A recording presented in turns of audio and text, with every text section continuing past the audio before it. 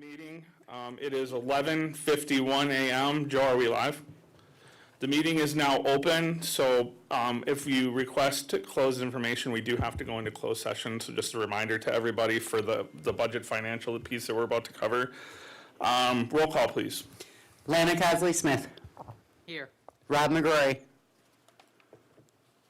Here. Michael McCurchie. Here. Larry Barbeau. Here. Sean Borowitz. Here. Kimberly Lee. Here. Bridget Sorensen. Here. Aaron Paymont.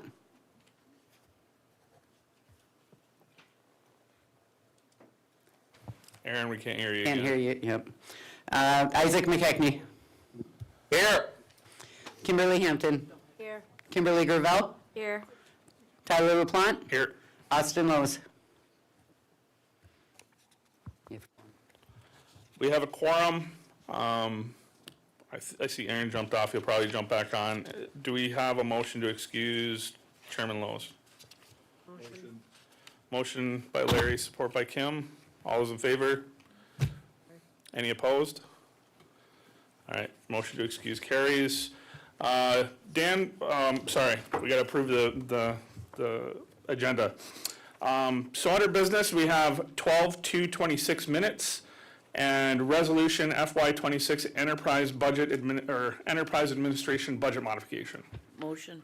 Motion by Bridget. Second. Second by Aaron. Any opposed? All right, agenda is adopted. Dan, carry it away. Okay, this resolution is seeking. Oh, sorry, 12/2/26 minutes. Do we have a motion to approve the minutes from 12/2? Motion. Motion by Sean, support by Mike. All those in favor? Any opposed? Any objections? Minutes are approved from 12/2. Dan, resolution.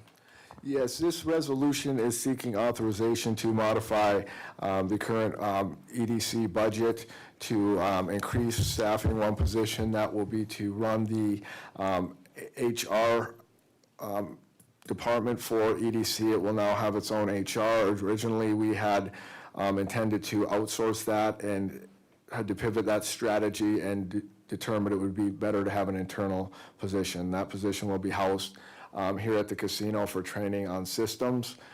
So that there's also a shift in revenue from another cost center as EDC is fully funded by enterprise revenue through reimbursements. So there's no tribal support in this, and it's a shift in enterprise revenue to bring on that position. It actually won't post and be staffed till sometime in March at the earliest. And the position titled HR generalist? HR generalist, correct. Okay. Any questions, comments, or concerns regarding this budget resolution? We need a motion and a second. Oh yeah, we need a motion and a second. So Kim Hampton is motioning. Motion by Kim Hampton, second by Kim Gravel. So any questions on that? Any questions, any further discussion on this beyond what was discussed in the closed workshop?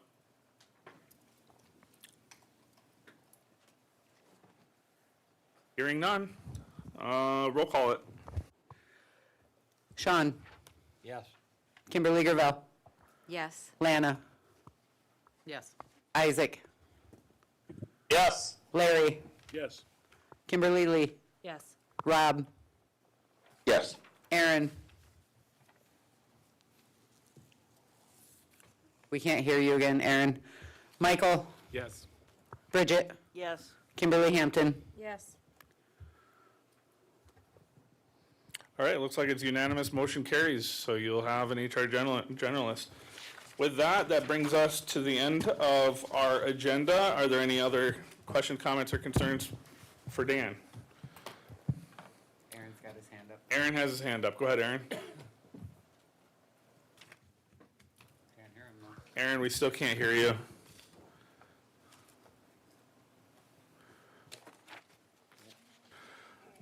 All right, without objection, meeting adjourned.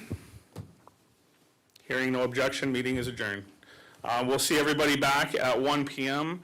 for a closed session on Sioux Tribe Inc. fourth quarter update. And then it will be open again at 2 p.m. with the Bodney Bay update.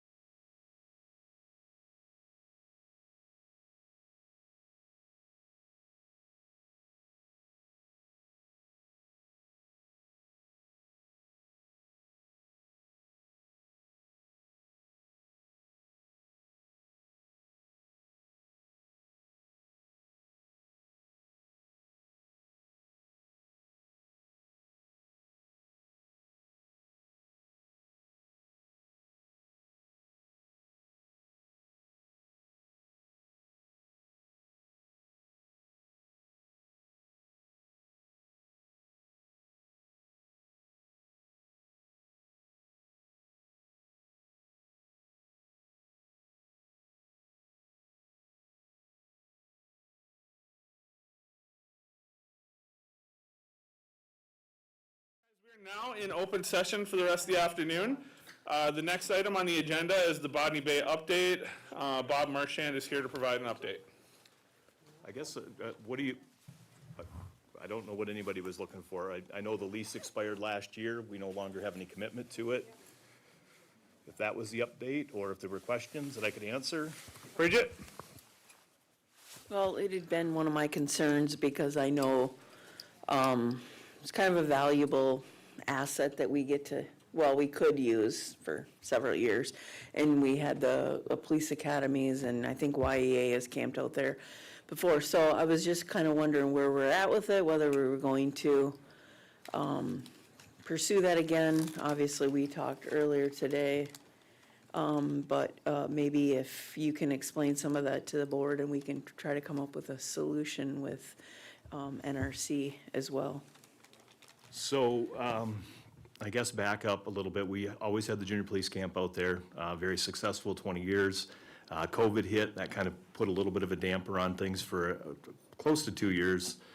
At which time, a lot of the facilities, like stuff needed to be replaced, the shower houses and stuff like that. So financially, it wasn't something that we had a whole lot of money to put into it, and we were leasing it, and the Forest Service didn't have, at the time, I guess, money to assist with that either. So it kind of just lay dormant a little bit. Prior to the lease expiring, I was talking with Eric Clark, because a camp like that would be beneficial to a program like his more so than ours.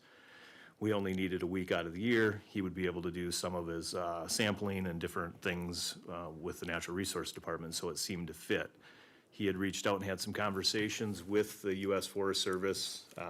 Looked like there was potentially money and stuff that we may be able to use, partnerships we might be able to form, but then at the government level, the U.S. government level, new administration came in, and some of those funds then were pulled back and disappeared. So we really didn't have much of a game plan after that, other than the lease was up. Forest Service, I don't think, has money to put into it. I think that they would be receptive if we decided to go back into it.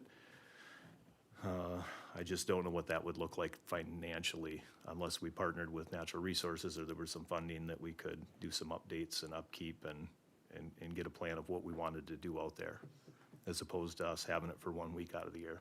Bridget, you still have the floor. When we talk about our lease, did we have to pay so much a year for it? No, I think originally, this predated me a little bit, but in 2005 it was signed, and I think it was for 20 years, and there might have been a monetary amount at the time, but it wasn't anything substantial. I think like a $20, $100 lease with the U.S. to the tribe. I think we were able to use it, we just kind of had to be responsible for the upkeep of the facility. Was that kind of the arrangement? Yeah, I mean, the Forest Service still maintained a little bit of a presence out there. They went out and cut a lot of trees and stuff, and did some of the fire control stuff to get the brush back and stuff throughout the years. They went, and I can't remember the exact time, but went and did a full assessment of it, and that's when we started knowing, like, it was probably built in, what, the 40s or 50s, so some of the electrical needed updated, some of the, like, the accessibility to the bunkhouses and shower house would need to be updated to be in compliance with some of the current standards, so there would have to be some upgrades for sure. So I'm just gonna say, I guess I didn't realize that our lease was up. I wish this would be something that we could keep going with, and maybe involve Natural Resources too, so that we do keep access to the land for whatever uses, and maybe with Eric being able to use it, or anyone in that department, as well as, like I said, YEA, or if you could come up with maybe in a couple years some sort of camps or something as well. I think it's a really good piece of, property to be able to have access to. But If you would like, I have no problem reaching back out to the Forest Service and getting some communication back open with them. I can pull in Natural Resources and maybe see if we can put a proposal together. I think, we need to have some kind of a game plan before we approach it and get back into it. But it's a beautiful piece of property. Personally, a lot of great memories out there with the kids and stuff. So Like I said, we used it 1 week out of the year, so it was hard for us to, and as, you know, we've noted over the last few years, like our staffing's down, we just, you know, some of those things weren't as easy to get up and going for us as they were in the past, so. I think a collaboration would be great, and I think that if we can come up with a good game plan, the Forest Service probably wouldn't be opposed to looking back at leasing it again. But understanding there's probably gonna be several upgrades, so maybe even bringing facilities, I don't know what or where some of those funding sources would be, or the expertise to upgrade the bunkhouses and the electrical and the shower house. Or maybe they'll just give us the property. Potentially. At one time, they were clear that they really didn't have the operational dollars to do much with it as well, so that might be a good government-to-government talk to see if that's property that they would potentially turn over. It's, I think, 25 acres. And it backs up to Brevoort Lake, Botany Bay area. Wait, next I have Aaron, then Mike. Yeah, can you hear me? Yep. Yeah, so the arrangement, the arrangement was that we would take over the maintenance and be able to use it through a lease that didn't cost us anything. And we did a fundraiser and created the bunkhouses. We actually built the bunkhouses because before what they had was these individual cabins that were probably nice at one point. They were canvas cabins. So the foundation was wood and then they had canvas. And several years ago, they became disillusioned with our lack of maintenance of it. They were concerned about that. And so I think going forward, I do think they probably would be willing to let us to continue to lease it, like a zero cost lease if we have a maintenance schedule to maintain it. I do think it's where it was originally placed under law enforcement primarily because we were doing the police academies. I think we did the police academies there before the long-term lease, and then we made the arrangement. The junior police academy came about after the ITC used to do Anishinaabe Future Leaders out there, and then they contracted to use it 1 or 2 years, and then the Forest Service offered it because they were trying to reduce cost, operational cost to their budget. They're in the same situation right now where they're trying to figure out how to reduce operational costs. We were offered a transfer of it to us in 2007. Danny Tadgerson brought that to the board of directors. It was at a St. Ignace meeting. Not only Botany Bay, but also a lot of Forest Service land. And we just told them no. There was no good reason why we said no, but we said no. So I would say that any of those conversations should include Chairman Lowe's, but also for stability and ongoing facilities should be involved in it because it just kind of got placed in law enforcement because we were doing the police academy. But if we do have a long-term lease, we're probably going to have to show them how we are going to maintain it and how we're going to keep the maintenance of it rather than allow it to fallow. It was about 4 or 5 years ago that they had concerns that we weren't maintaining it. So, but it is worth it. I think that the time is right for us to ask because if you see the federal government is trying to close a bunch of roads in the U.S. forest, and I think that we probably could get either it donated or at least leased again, long-term lease. That's it. Mike? Not counting on that, I don't want to say anything about those efforts. I think we should try to move forward with something to do with the Botany Bay.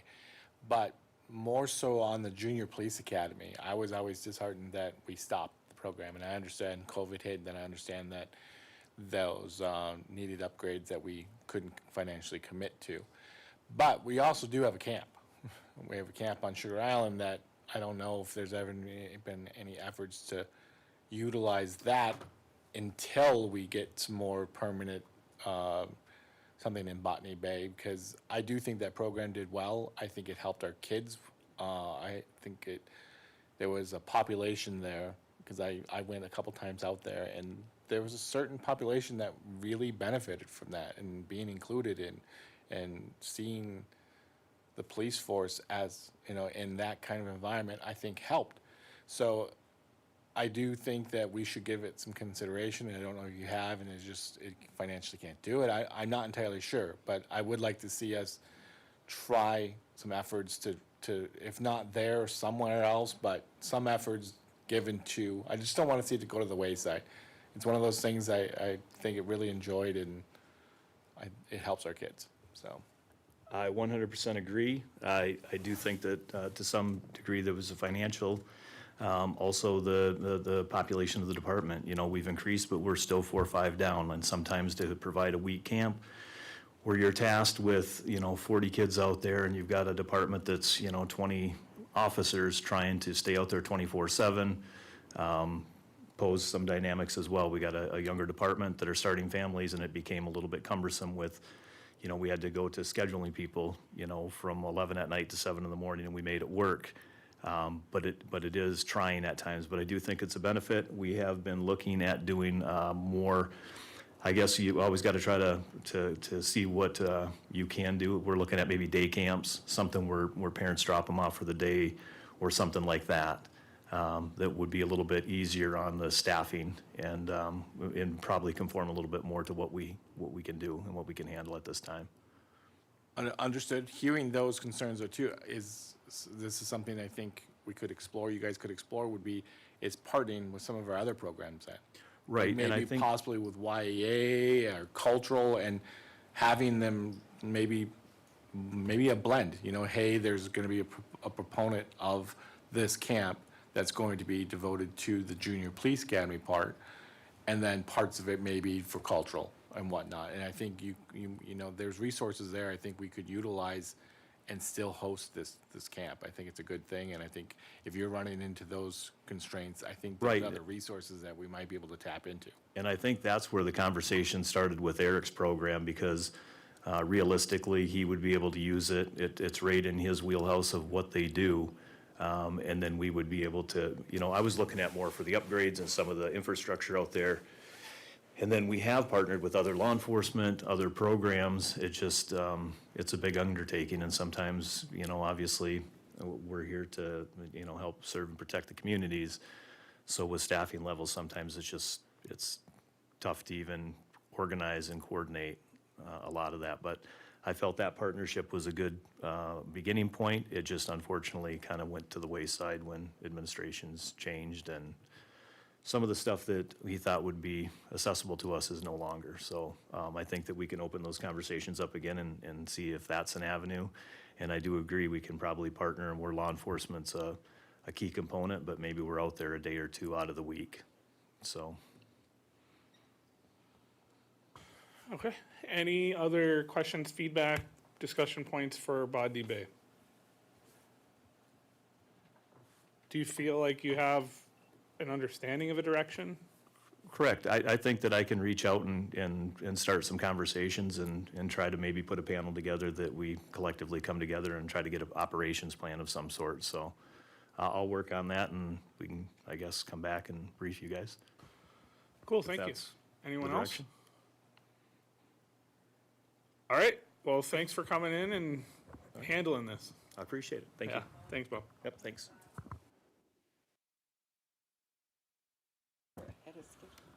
All right, let's take a quick breather because the next discussion will be pretty heavy. We want Ryan to get prepared with his specific talking points of what we're going to address today on the proposed Constitution Amendment review. So we'll take a break until 2:30. We'll start right on time, and we'll discuss whatever bullet points he wants to discuss today, and we're going to stay on target.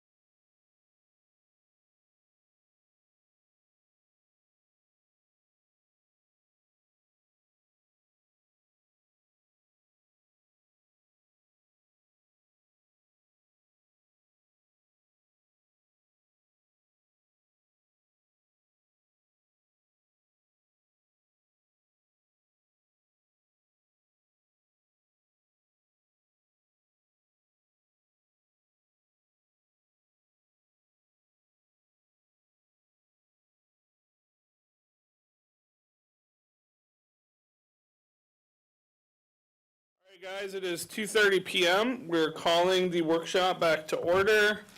The next item on the agenda is the proposed Constitution Amendment review. Ryan has a couple of questions that he would like to touch on today. So let's try to get through some of these to continue the progress moving forward.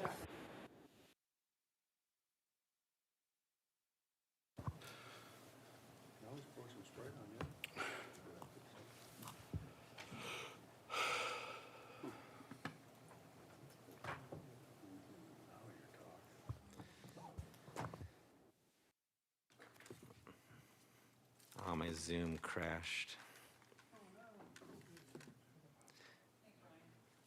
I'm gonna try and log back in the Zoom, but I just sent the board an email. Sent you guys the red lines again. As well as there's like 4 items. Come on Zoom. 4 items that we kind of left hanging that we wanted to finish up last time. We didn't get to it. They are duties of officers in the Constitution, the tribal records section. And then we talked about circling back on the recall language, and we have some suggestions to add there. And then we also talked about circling back to the jurisdiction of the courts section, which we did kind of talk about last time, but I can't remember where we landed. Because that conversation went long, and I don't know if we landed on a specific consensus on that one. So those are the 4 areas that I have listed that I want to make sure we hit today. And I'm trying to share this. It keeps crashing out. I might have to have Samuel share it.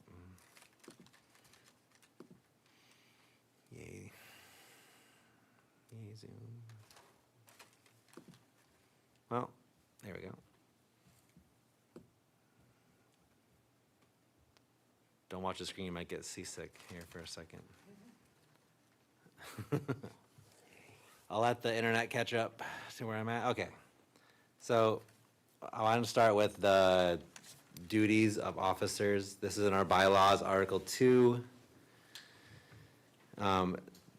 Section 3, treasurer. The language crossed out in red is language from our current Constitution. We discussed, I'll make this bigger for the screen. We discussed how a lot of these functions have been delegated out over the years to different staff. And the legal department was asked to bring back some language that would be maybe not so specific, but still designate some duties to the treasurer. So right now we have it pretty broad. Section 3, treasurer. The treasurer or their designee shall, under the direction of the tribal council, monitor all the fiscal affairs of the tribe and perform such duties as designated by the tribal council or as defined by tribal law. This language doesn't box in certain duties, but it leaves it broad, and the main duty being that the treasurer is tasked with monitoring the fiscal affairs of the tribe, not acting as CFO like our current Constitution kind of alludes to, but more just monitoring them, and then that could be fleshed out in tribal law as the legislature deems fit. So this is the language that we're proposing.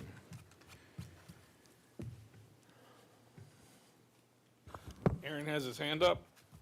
Yeah, so I would just say that I think that shouldn't be any issue because we have never authorized the treasurer to play those duties more directly anyway. The treasurer's never had any administrative authority. In the last 4 years, our treasurer has played a more hands-on role. A couple of our committees do designate the treasurer as either a member or the chair of certain subcommittees, like the audit committee, and there's the taxation committee, I believe, by virtue of being the treasurer. And then a number of resolutions that we have passed in the past have authorized the treasurer to be either the secondary signature or, so that's how we've done it in the past by legislation.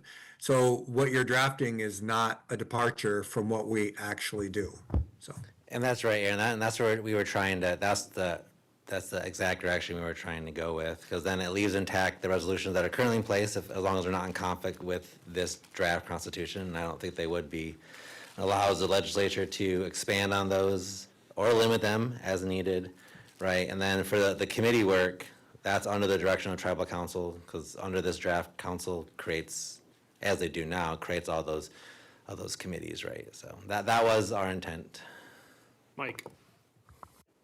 How does that work, though, with a separation, though?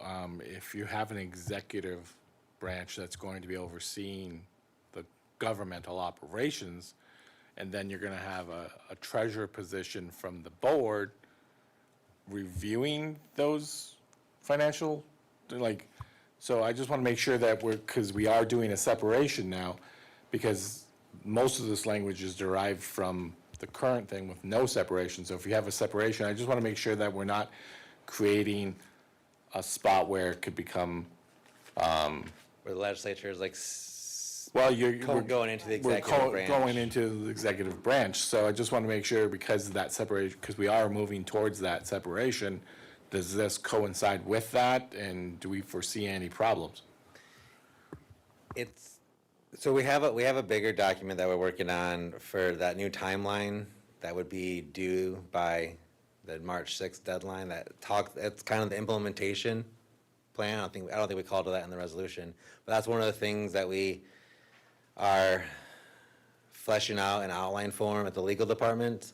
Is part of the implementation question is going to be, where do these various committees, if we still need them, where do they report to?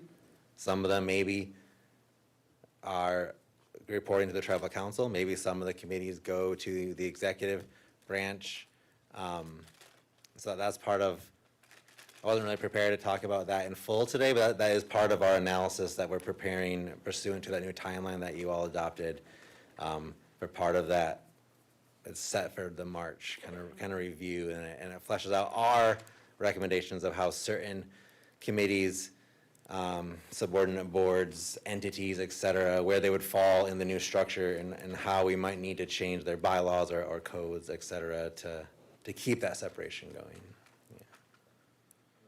Just to follow up then with that would be would it be appropriate to put in here then, I understanding that you guys are looking at how that's going to work, should there be the other aspect of like a treasurer's report to the board? Should that be something that should be spelled out in here, or is that something that's just, you would think that it's implied, but I want to make sure, because of that separation, you're going to have an executive branch financial update, and then you're probably going to be looking at a treasurer's financial update almost. In the separation, you would almost think that may occur in that way. And I guess I'll give you opportunity to flesh that all out, but since we're looking at that language right now, something just to consider, I guess. It's not, I don't know if it's strictly necessary, but I have no strong feelings whether it should or should not be in the Constitution. We have similar language in our current Constitution where the treasurer shall, when called upon by the board, give a status report on the financial condition of the tribe at any regular meeting. It's hard to read because it's crossed out here. It says tribal council because of the global change. But this is language from our current Constitution that does kind of mandate that the treasurer shall give reports, right, in so many words. So we can have something similar in the draft if the majority of you want. Okay, Aaron?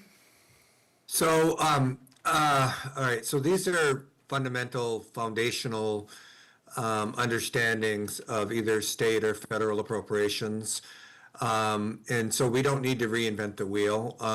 It's not a change from what we currently do. The board of directors does not manage any budgets. Currently the board of directors, the legislature, establishes the budgets, and that is the authority, that's the strongest authority actually that exists in our current constitution, and it'll be the strongest authority that will exist in any draft revisions we've looked at. While I was chairperson and while I did have administrative authority at one point, I created financial reviews. Actually, I drafted it up for a previous executive director and previous chairman, and then we created them, and then they stopped attending. So I conducted them, and then when I was chair, I conducted them, and then we invited council to sit in on those. So that's the management of the appropriations once they're made. But so what I foresee happening is a legitimate ongoing authority of the legislature to do oversight. And so oversight is once you enact laws or you appropriate money, all of that in the administration of it is subject to oversight review. That's legitimate.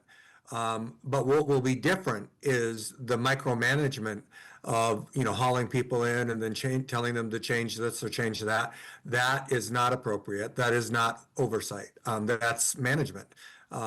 That's why we have a need for a separation, because we have a blurification of the legislature trying to be managers. We have managers, we have a CFO, we have people that are responsible for all that. So what I foresee happening in the future is the process begins with the legislature making available to the administration how much money is available to budget, and then asking or inviting the administration to project a budget. But also, the legislature should be projecting their own budget. So then the legislature budget and the executive budget have to be reconciled, and that's a process where then the legislative branch reviews both, and then they come to terms, and then they enact the budget. The primary authority in the tribe will rest with the legislature and the appropriations. As far as committees, that's also not reinventing the wheel. We do it kind of a little bit differently, but right now in the legislature establishes committees. And so you have appropriations, you have natural resources, you have all of these IHS under commerce. So you have all these committees, and those should continue because they provide advice to both the administration and also they are an arm of the legislative branch. So they will continue, but the committees right now are not a management structure. They don't direct the executive branch what to do. They provide oversight on behalf of the board of directors. So I don't see that being different going forward. I think you can look at, with the one exception of housing, we have delegated the housing as the TDHE, the commission, and then the staff. That probably can continue just like it is under the new structure. But the role of the legislature will move to oversight. So when we suggest that something's going to change or it's going to be different, it isn't going to be different, any different than what it is now, because currently the legislature does not manage any budgets at all. They appropriate funding, and then when there's a need to do a budget modification, which is either more money or less money, the legislature has to do that. That's how we do it now. That's how it will probably happen once we do whatever we're going to do. That's it. Any other discussion on the treasurer portion? Do you want us to pull that, Ryan, or? Yeah, if we can poll it, see if the majority is fine with this language as proposed. Before we poll, any other final feedback, thoughts, considerations? Okay, let's pull it.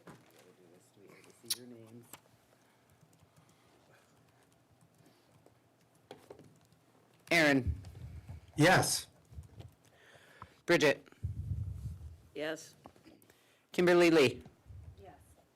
Sean. Yes. Larry, Yes. Tyler, Yes. Kimberly Hampton, Yes. Michael. Yes.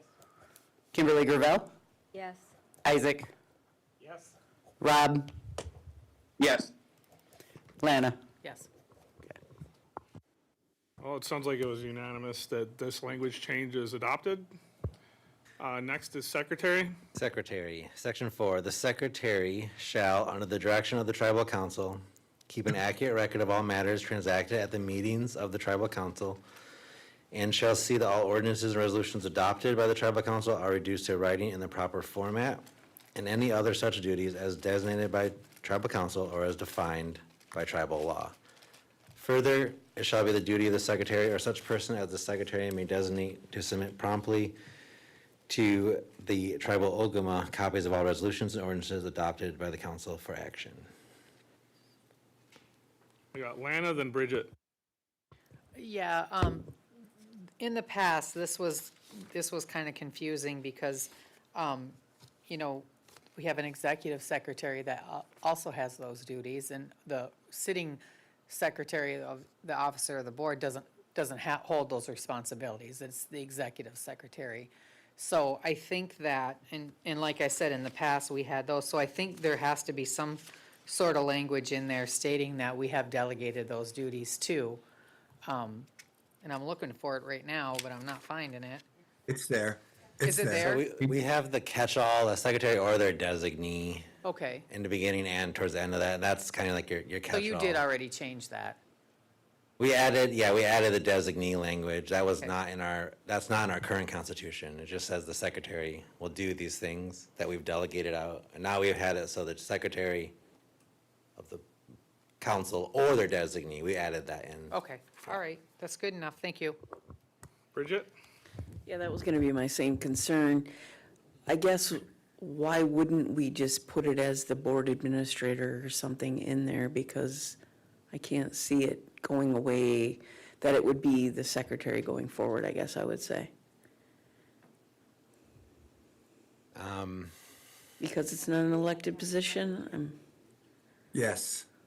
you know. Well, I never really contemplated whether we would put the board administrator as a constitutionally enumerated entity. The legislature, you could get rid of both, you could get rid of all these duties.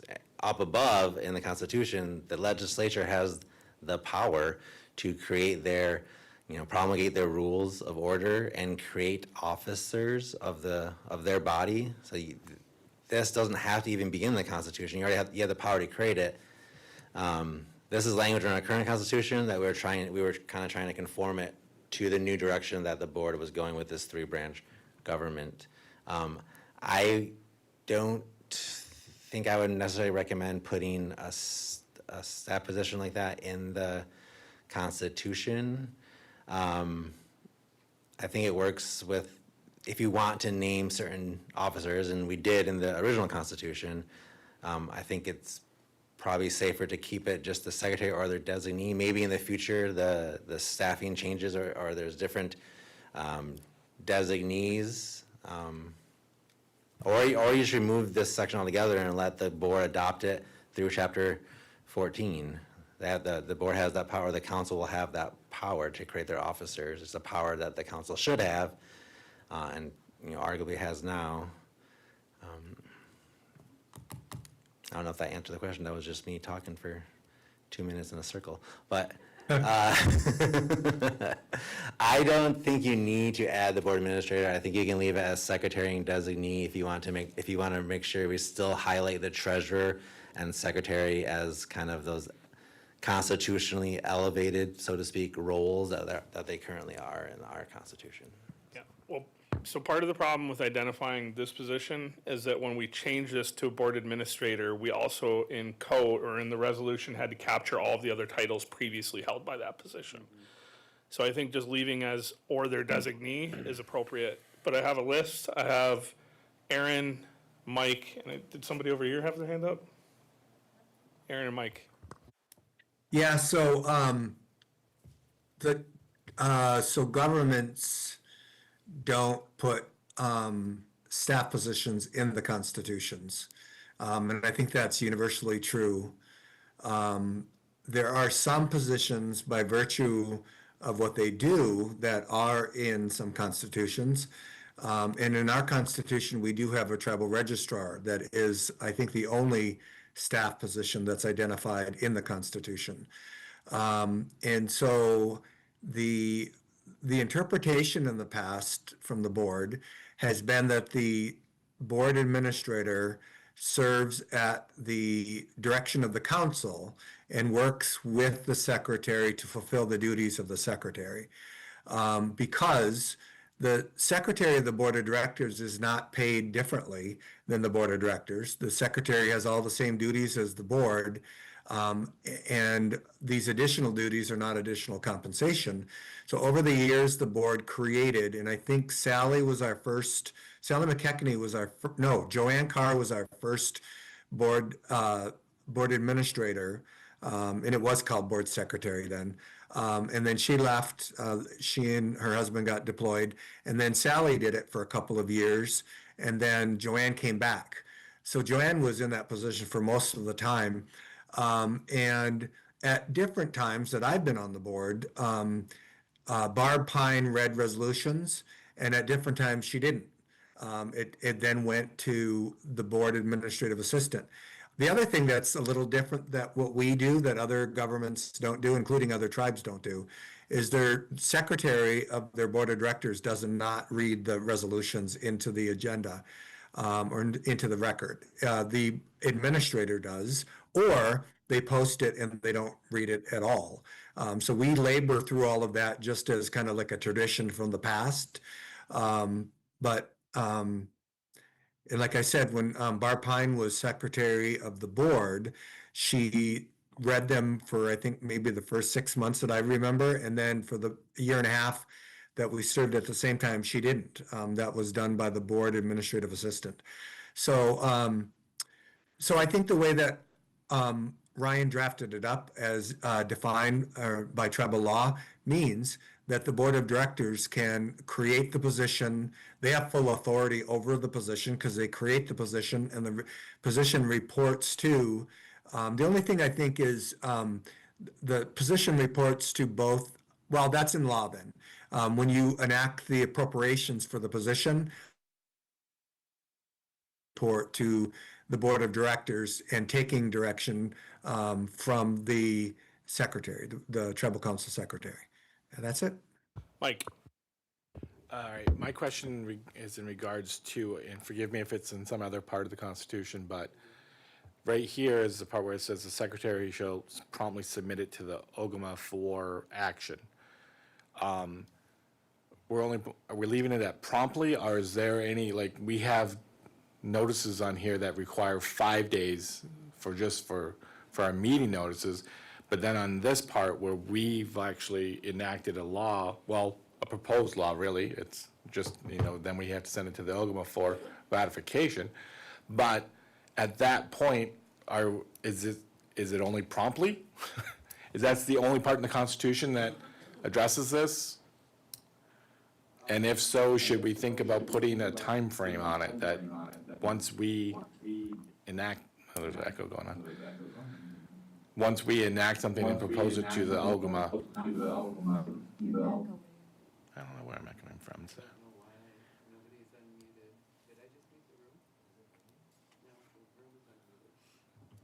Okay.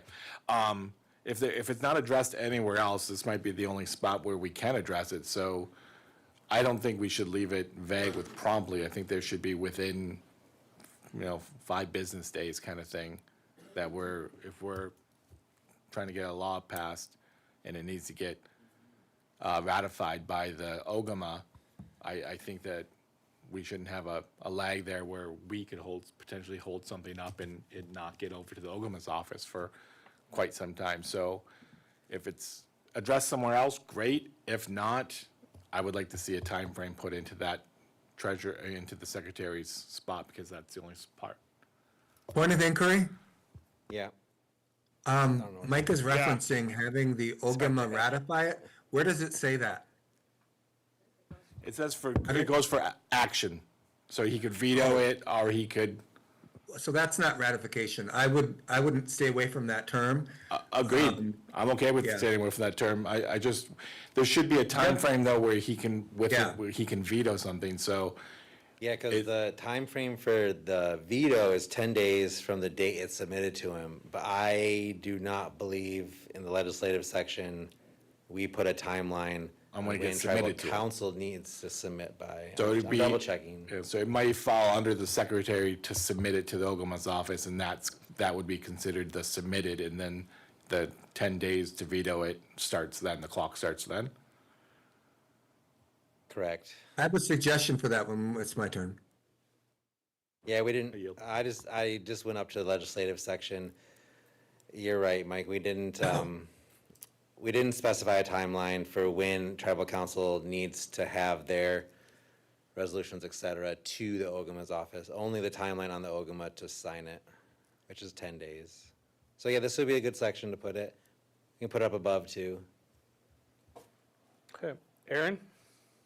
Oh, I was just gonna say, in order to make it look like the secretary's not reporting to the Ogama, can't we use language that says that within that time frame, the time frame has to be specific and it has to be in the Constitution? Because the role of the Ogama on not vetoing, because the Ogama doesn't have to do anything if it's enacted, right? The Ogama can veto, but otherwise the Ogama doesn't have to sign a piece of paper saying they acknowledge it. Is I would say that, I would define the time period, and I would say, has to be officially submitted for the record with an amount of time, and take out promptly to the Ogama, because that's not needed. We don't want to make it sound like the secretary reports to the Ogama in the Constitution, because they don't. Yeah, and that was not the intent. This was the intent to capture that under the legislative, we can put it in legislative section instead of here, that the council has the duty to submit their things to the Ogama, or else he doesn't have the ability to review and veto them. That's what this was intended to capture. I would say file it for the, officially file the legislation. Because once that's done officially, then it's up to the Ogama to look to the official record to decide whether or not they want to veto it. So there doesn't have to be reference to the Ogama at all here. That reference exists in the authority of the Ogama.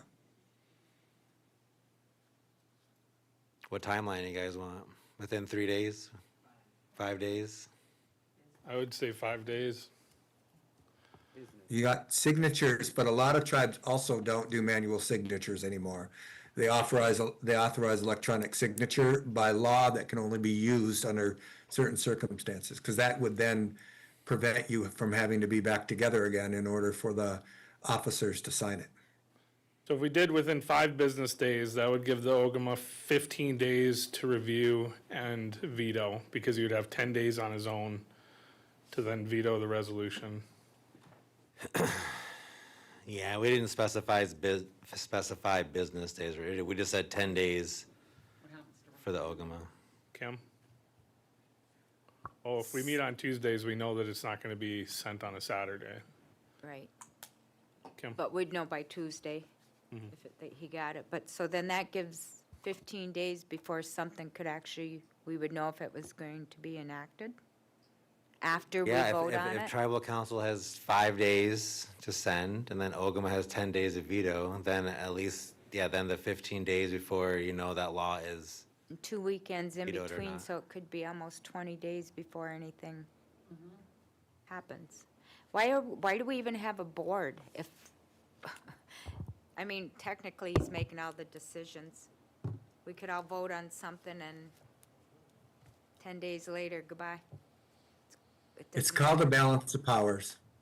I mean, that, One person has the power to counterbalance 12 people. but then the 12 have the power to override the veto too. Correct. And presumably, if you all pass it unanimously, in a separated government, say the whole board passes it, the chair, the Ogama vetoes it, the likelihood of a bunch of the council members changing their mind and saying, well, I don't want to override it, you already passed it unanimously, or by, maybe it's still not unanimous, but a large margin, you're probably going to get that override vote. It's part of the give and take of a separated government. The executive has to have some kind of power to check the legislature. The legislature should have some kind of power to override that check, but not make it too low of a bar, right? Right now, we're set at 3/4. If we're gonna go for a 3-branch, it had, like, they have to, you have to try and make them as equal as possible, right? And that's one of the ways you do it, so. You good, Kim?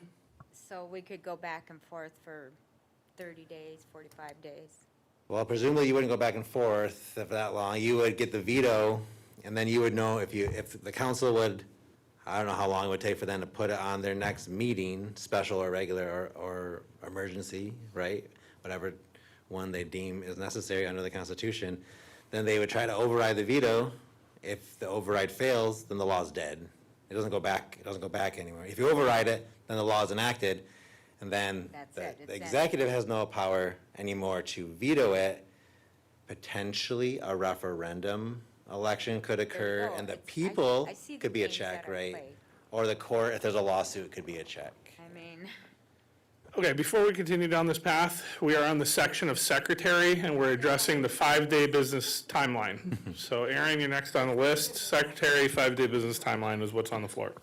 Yep, and I want to thank your general legal counsel for previously advising that it is not a separation of powers without the authority for a veto. That was very clearly stated previously.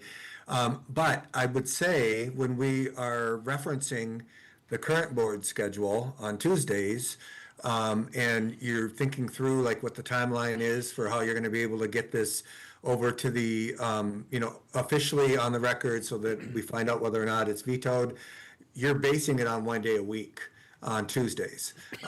Most tribes do not operate that way. Tribes that have separate legislatures meet more frequently. They usually meet very differently, actually, than what we do. They will meet for an entire week or 2 weeks straight, and then they have 2 weeks off. And they do legislation that way. And I'm not saying that's how we should do it, but I think that when we are making determinations and projecting what that timeline looks like, and you're basing it on what we currently do, it's conceivable that the future legislature will decide to do it differently. So you need to figure out a timeline that would fit whatever eventuality the legislature comes up with how frequently they meet. Not once a week.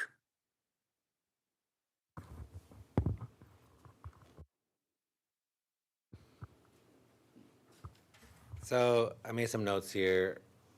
I think now that we're talking this out a little bit, I think what I would recommend is remove this power, or remove this sentence here, add the 5 days if that's the number that the majority agrees on. We add it to the executive branch as a power and a mandate that they have 5 days to submit their enacted resolutions, et cetera.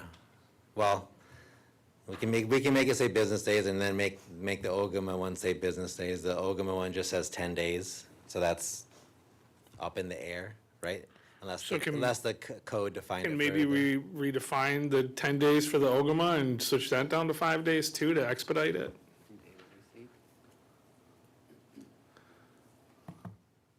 So you're talking Okay, about take a removing this point. duty entirely and moving the 5 days up to the legislative powers? Yeah, just add it to the legislative powers, give them the timeline, and then the Ogama has their timeline. Then both timelines are in code, but under their appropriate section. Okay. So with the current proposal, he's removing that duty, he's moving it up to the legislative powers and putting a 5-day timeline on this, potentially revisiting the Ogama to have a 5-day timeline to veto as well. Do you want a poll on the current language? Please. So before I move on to the poll, are there any final questions or concerns about the secretary language right now with that line removed? Mike? I would hope that we don't do business days actually on it, because that can get pretty hairy around vacation, not vacation, holidays and whatnot. And so if the deadline, I'm okay with 5 days. Okay. But throwing business day adds a layer of complexity to it. I think we don't need it. I think if we have 5 days there, because 5 days there and 5 on the other, that's 10 days. The Ogama and the executive branch they're gonna know what laws we're passing. So, they got 10 still. They're just waiting on for 5. So, and that's only That's the minimum is 5. They're probably gonna get it within 2 anyways. Realistically, they're probably gonna get it within 2. So, I'm okay with leaving it at the 5 days. I don't think we should put business. Okay, Aaron? I agree with that. The only thing I wouldn't say 5 days, I would say within 5 days. Because the future legislature might say, we don't have to give you anything until after 5 days. And then we just get into this stupid constitutional crisis that has to be mitigated in court. What we're really saying is within 5 days. And I agree with Mike, it doesn't have to be business days because you as the legislature will set your agenda, your schedule. And so unless you're going to play games with the Ogima, when you set your schedule, it'll probably be, when you enact something will be such that we're not purposely, like finishing it up on a Friday and then Martin Luther King Day so that you have Saturday, Sunday, Monday, miss those 3 days. But even then, you'd still have 2 more days. So within 5 days, I think you don't have to say business days. I think anybody who's going to exercise their constitutional duty to veto or not veto should be prepared to do that within the time frame of 5 days. Okay, so within 5 days, I don't see any head shaking no. So is there any other comments or feedback in this portion with the secretarial language? All right, hearing none and knowing that the 5 days is going to get moved up to the legislation portion, Lana, will you poll, please? Yes. Rob, Yes. Kimberly Lee, Yes. Aaron, Yes. Isaac, Yes. Kimberly Gravel, Yes. Kimberly Hampton, Yes. Michael, Yes. Sean, Yes. Lana, Yes. Tyler, Yes. Larry, Yes. and Bridget. Yes. All right, that poll passed unanimously, Ryan. Next. Thank you. Section 3, protection of records. This is new language. We talked about adding something to this effect last workshop. All records are as enumerated in section 1 and 3 of this article are property of the tribe. Failure of current or former tribal officers or employees of the tribe to properly safeguard this property consistent with this constitution shall be a violation of law and will be prosecuted pursuant to duly enacted tribal law.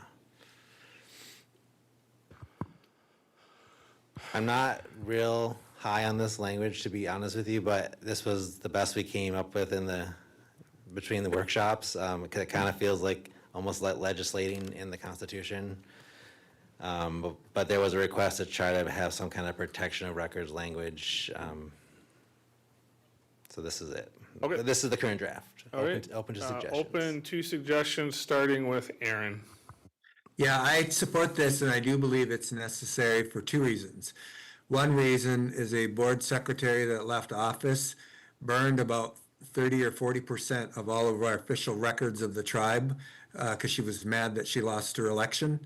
And the other reason is because you all know that there's a document circulating right now that that somebody who solely somebody who had the authority and access to those records are circulating right now.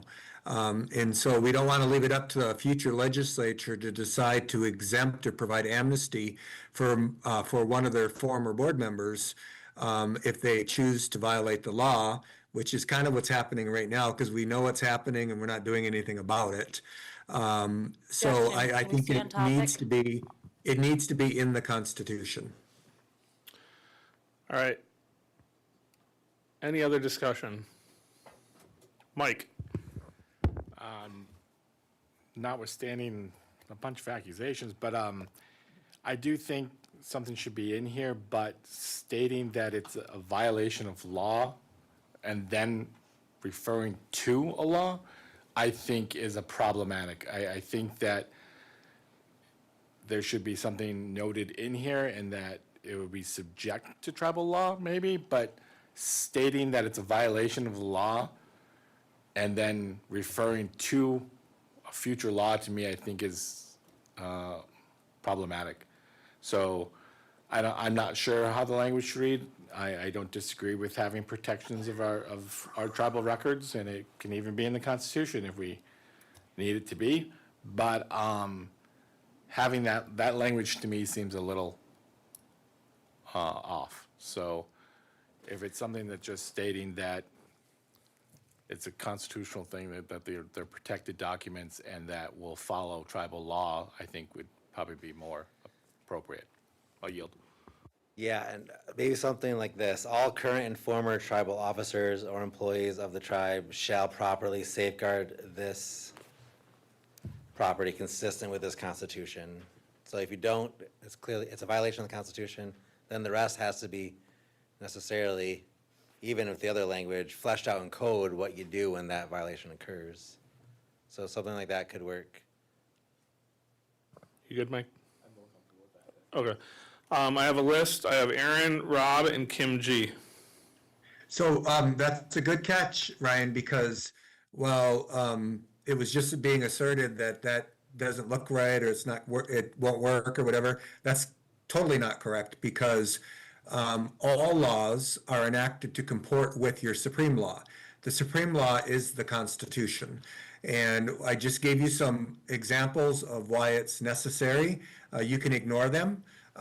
That's exactly the reason why it needs to be in law, because the legislature should not be able to decide when one of their own can be held accountable or not. The two examples I gave you, without naming any names, are former members of the board of directors who had access to tribal property and records by virtue of being board members.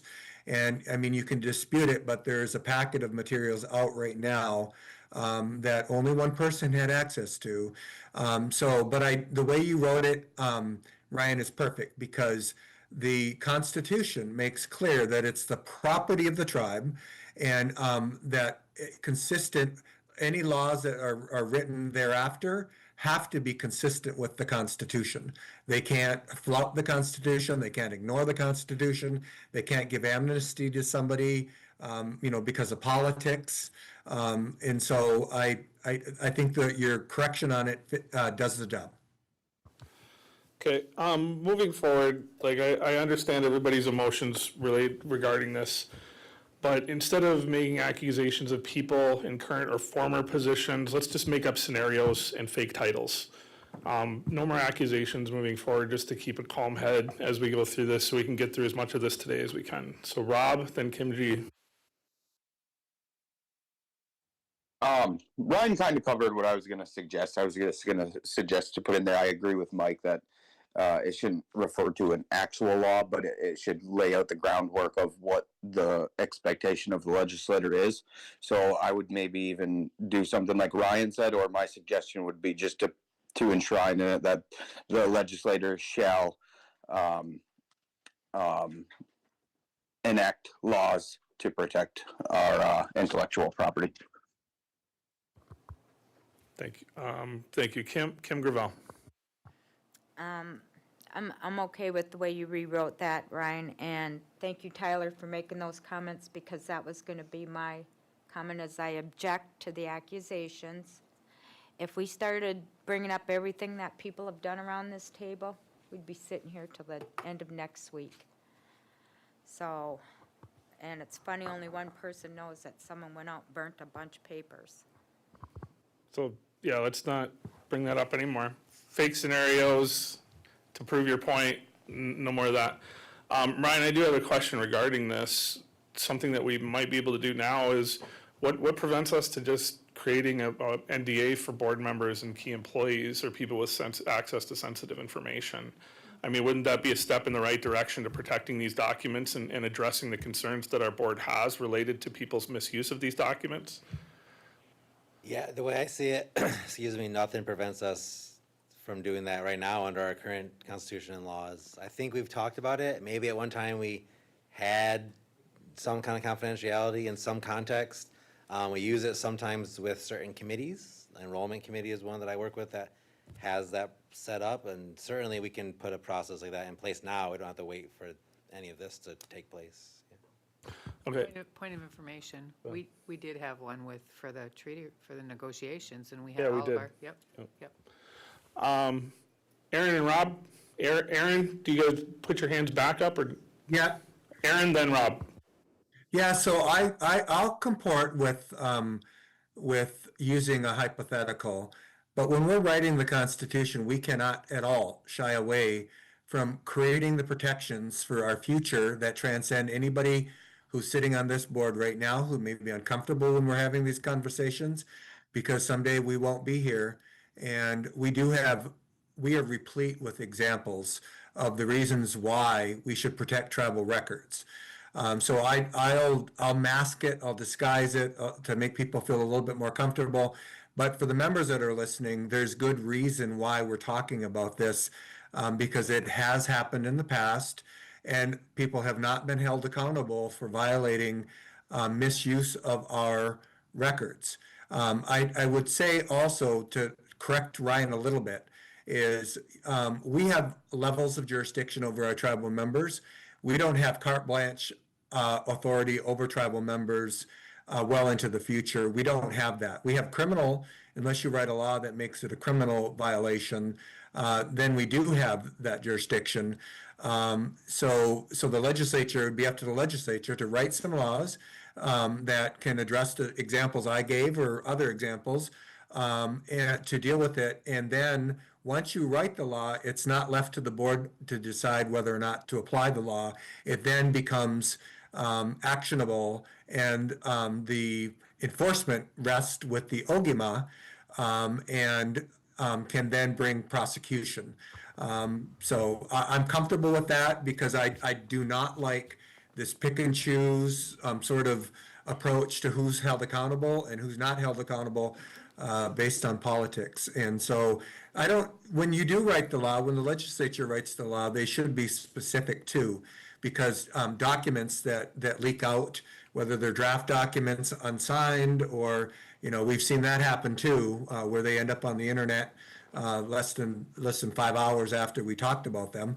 And it's been frustrating because it's happened many, many times, and we don't have any, we have not had any effective ability to try to hold people accountable when they're breaching the confidentiality of the tribe. Now, and I want to make the distinction between keeping secrets from people, from the citizens of the tribe, who have a right to know everything that we do, versus violating somebody's HIPAA rights or somebody's personnel matters, which is not public fodder.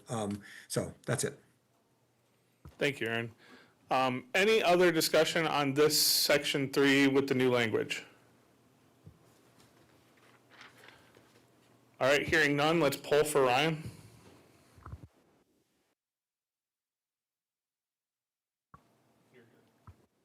All right, so this one is just on the protection of records section, right?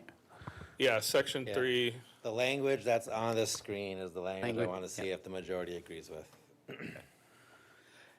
Lana? Yes. Rob? Yes. Michael? Yes. Larry? Yes. Sean? Yes. Kimberly Lee? Yes. Bridget? Yes. Aaron? Yes. Isaac? Yes. Kimberly Hampton? Yes. Kimberly Gravel? Yes, I'm glad everyone's in agreement after all that. Tyler? Yes. Just yes or no? All right, unanimous. That poll passed as well, Ryan. What do you have for us next? I'm gonna scroll up to jurisdiction of the courts. It's something we put a pin in, and I want to make sure we're all on the same page, so give me a second here. Okay.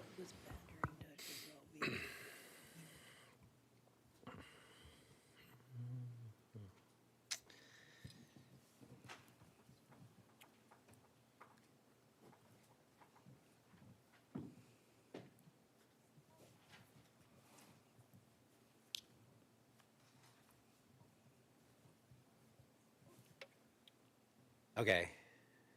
What number is this? 5C here, jurisdiction of the courts. Ryan, you have 5A and C. There's no B. Formatting, hey? Did, I'll fix that later. Yeah, there was a B. We must have deleted it at some Okay. point in our workshop, and it just, I'll fix all the formatting. What page Alright. are you on? 5? Page 5 on my Word document.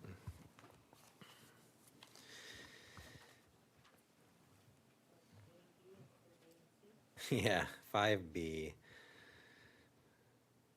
Supreme Court shall have appellate jurisdiction over any case on appeal from the trial court. Only the Supreme Court shall have original and exclusive jurisdiction over any final determination of an election dispute by the Election Commission or, oops, that's deleted. And such jurisdiction shall include the power to make findings of facts and conclusions of law and to issue all remedies in law and equity. We put a pin in this because there were some questions on that very first sentence, jurisdiction over any case on appeal from the trial court. And there were some questions from the board on, does that mean that every single case gets to go to the Supreme Court? But I think we have maybe some clarification. So they have jurisdiction over anything that's in the lower court, but it doesn't mean that automatically everything in the lower court has a right to appeal. So if we scroll down to section 6C, if that's the correct section, yay, that one formatted right. So any party to a civil action or defendant in a criminal action who is dissatisfied with the judgment or verdict of a trial court has the right to file an appeal, but the Supreme Court has the right to accept or deny any appeal from a trial court. So this, as worded, is our version of the certiorari. I can't say that word today. The Supreme Court review, right? They will review the petition like the United States Supreme Court does, and they can decide whether to take it or not. And so they have the ability, anything under their jurisdiction, they can hear it, but it's not automatic that they're going to hear it. I think, in my recollection, that was some of our discussion points several workshops ago now, 2 or 3 ago. And so I guess I need a poll on if the majority wants the Supreme Court to have that discretionary review power. And if not, then I'm going to have to redraft this to figure out how we make it an absolute right. yeah, prior to a poll, we got to see if there's any discussion. I have Alana, Mike, Kim G. So, in this Supreme Court, that language for A, is that the language of the committee, or is that language that we came up with? I don't have the 2008 one in front of me.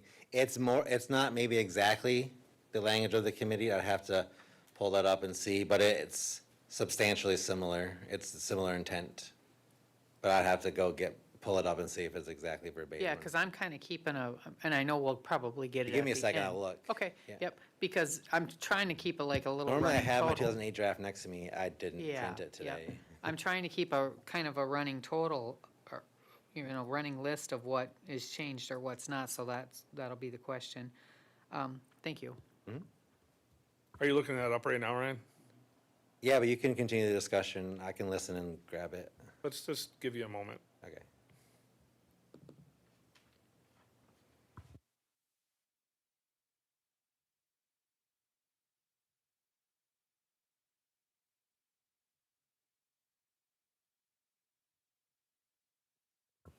Yeah, because if I may, in this, can I talk? Yeah, you still have the floor. Okay, and in this, you usually have that red line on the side where we can see what's taken out or what's added in, and that's not on this document, so I can't follow along like that, Ryan, and Yeah, You were- so it's you were probably, good at it's that. probably mostly our legal department language that was modifying the intent. But let me look up exactly. Yeah, so I can share this screen maybe if I can switch it for a second.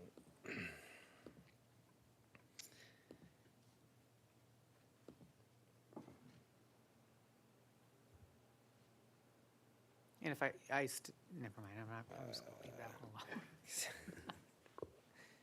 It's hard, this has gone through so many different drafts, and so Yeah. this language, if if it switches, here's the language. Is it blurry up there, or is it just my eyes? This is the 2008 draft. So the Supreme Court has the power to interpret the Constitution, treaties, and laws of the tribe, make conclusions of law, and make findings of facts in election disputes, issue all remedies in law and equity. That sounds familiar? It's because we have similar language in what I just read you, but it's not verbatim and in the same form. The Supreme Court has the power to declare the laws and executive actions of the tribe void if not consistent with this Constitution. We have that. I'll switch back in a second. We have that in our current draft, slightly reworded, but the same principle and intent is there. So And then the why, right to appeal, sorry, Alana, the right to appeal is not, our language is not fully the 2008 language. It's substantially similar until you get to, if you look at G here on the screen, that last sentence, the 2008 language was all appeals are automatically accepted by the Supreme Court and shall be heard by the full Supreme Court. It has full Supreme Court because we had a much larger Supreme Court in this draft. We whittled it down, so. we they had whittled it like down to 3. Yeah. So no, it's not the exact language. It's changed. So from what you just said, the only reason that we changed because the intent's still all there from the 2008. You just said that, right? Am I, Correct, yes. okay. Yep. So we whittled it down a little bit. Well, we Yeah, whittled we it tried to down. reword it and capture all the same things in a little less wording. The 2008 draft was very big, and we were trying to keep the core and but condense it so it wasn't like a 25, 30-page document. And then Lana, to your point, from the original one, this gives the Supreme Court the right to accept or deny and not hear all. The biggest change from the intent of 2008 is what I've just highlighted on the screen. This draft, the Supreme Court has review power, basically. They can choose to accept the review or not. In 2008, if I lost a civil or criminal matter and I appealed it, the Supreme Court was bound to hear it. They had no discretion. Shall hear it. That's the They biggest change. shall hear it. Yeah, it's a shall. Okay. So now it's not a shall, it's they can Right now, review in it. this draft, it is not a shall, but it's one of the things we put a pin in to circle back. All right, thank you, I'm done. Okay, Mike, Kim G, Aaron. All right, well, what you had up on the screen, the 2008, it had both sentences, so I think that's kind of confusing. It has your sentence that you have right here, and then the sentence that you just read saying all. If I'm not mistaken, I think it had both sentences, the one right before. It said the Oh, same you're right, thing. it does. So to me, it was contradicting itself already. It has a right to, It does have both in that, Okay. yeah. So I guess I won't speak to what the intent was. It does have both. yeah, it fits both, so it seems Yeah. to me. Yeah. But notwithstanding that, my question was going to be on, I don't think there's a problem having them to accept or deny any appeals. I was hoping that there'd be language that they'd have to say why though, but some kind of, because my concern is that if they're dealing with stuff that they've already dealt with, obviously you deny that, we already have established law, we don't have to reinvent the wheel and everything. But if they're dealing with stuff that we haven't addressed and they just aren't gonna deal with it and punt it, I have a little concern on that punting issue, that if it's something that we haven't addressed, they technically don't have to address it then, and they can just not address it. So, maybe that's the whole balance of power situation, and if they want to, they can, and if they don't want to, they won't. But I was hoping it would say something to the effect of, like, a justification of why they either accept it or why they deny it. They Well, have to more, issue- more they have to so issue- why they deny it. Issue some kind of opinion either way and explaining, like, we're not accepting for these reasons. That, I mean, I was hoping for something like that, but it's not in the 2008. I don't think we have the time to hash all that out here. So I guess it's gonna be one of those things that we just either accept or don't accept, but, It could be something the legislature wants to tackle in code, as long as, having the Supreme Court by code in our Code of Appeals, issue a reason. having to give a reason wouldn't be contrary to this language, because you're not changing their ability to accept or deny, you're just asking them to create, so it could be done through legislation if the legislature wanted to. Okay, that gives us opportunity to find out what other tribes are doing and how they handle it. Supreme Court could also decide to do it through when they have the power to adopt their rules and court procedures. They could impose it on themselves. There are ways it could still happen even if it's not enshrined. But that's a big if the court wants to do it or the legislature wants to do it, right? Understood, thank you. Yield. Kim Gravel, then Aaron. Okay, back to, section 5B, the one we changed C to B. Yes, let me scroll up. Okay. You have commission, like you go down and you have or and in there. Are we scratching the and? Yeah, the or was part of or on any approved plan to redistrict or reapportion voting units. So the or was supposed to also be deleted because we pulled in one of our very early, I think it was one of the first ones that Director LaPlante chaired, that we were not going to deal with the reapportionment language. So the and is coming out. All Yeah, right. so the or is coming out. The or is staying or? The or, right after commission, the or is coming out. So it'll read, Election commission. any final determination of an election dispute by election commission and such jurisdiction shall include the power to make findings of facts and conclusions of law and to Right. issue all remedies in law and equity. Because those are two big differences there. Yeah, thank you. Yep. Okay. Are you good, Kim? Yeah, and then Okay. like to Mike's comment about on the right to appeal, couldn't you just add after any appeal from a tribal court with justification?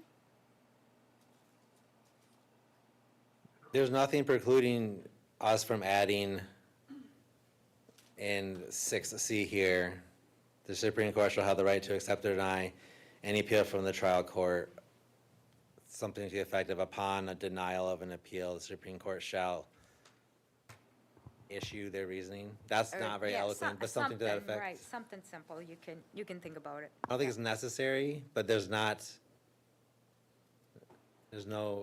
preclusion to it if the majority wants some language like that in there. Are you good, Kim? We got Aaron, then Lana. Yeah, so this section is so critically important, and it's what we currently don't have, and it's what's currently deficient in our government, because we currently do not have due process rights that are constitutionally protected, and we also currently don't have standing. And embedding this as your supreme right in your constitution is what people have been asking for generations. So I appreciate this. So I do think while you have the right, the Supreme Court is going to be able to deny cert. And so that's where the legislature, that's a balancing act between the legislature writing the laws and the court interpreting those laws. The other thing I wanted a real just crystallized point, and it might piss people off, but is the other reason why a three-branch separation of powers is more suited to ensuring your rights are protected is if we had a two-branch separation of powers with a legislature and the chairperson not being separate as the executive, then the staff of the tribe are then responsible for enforcing the laws, okay? But the staff report to the board of directors.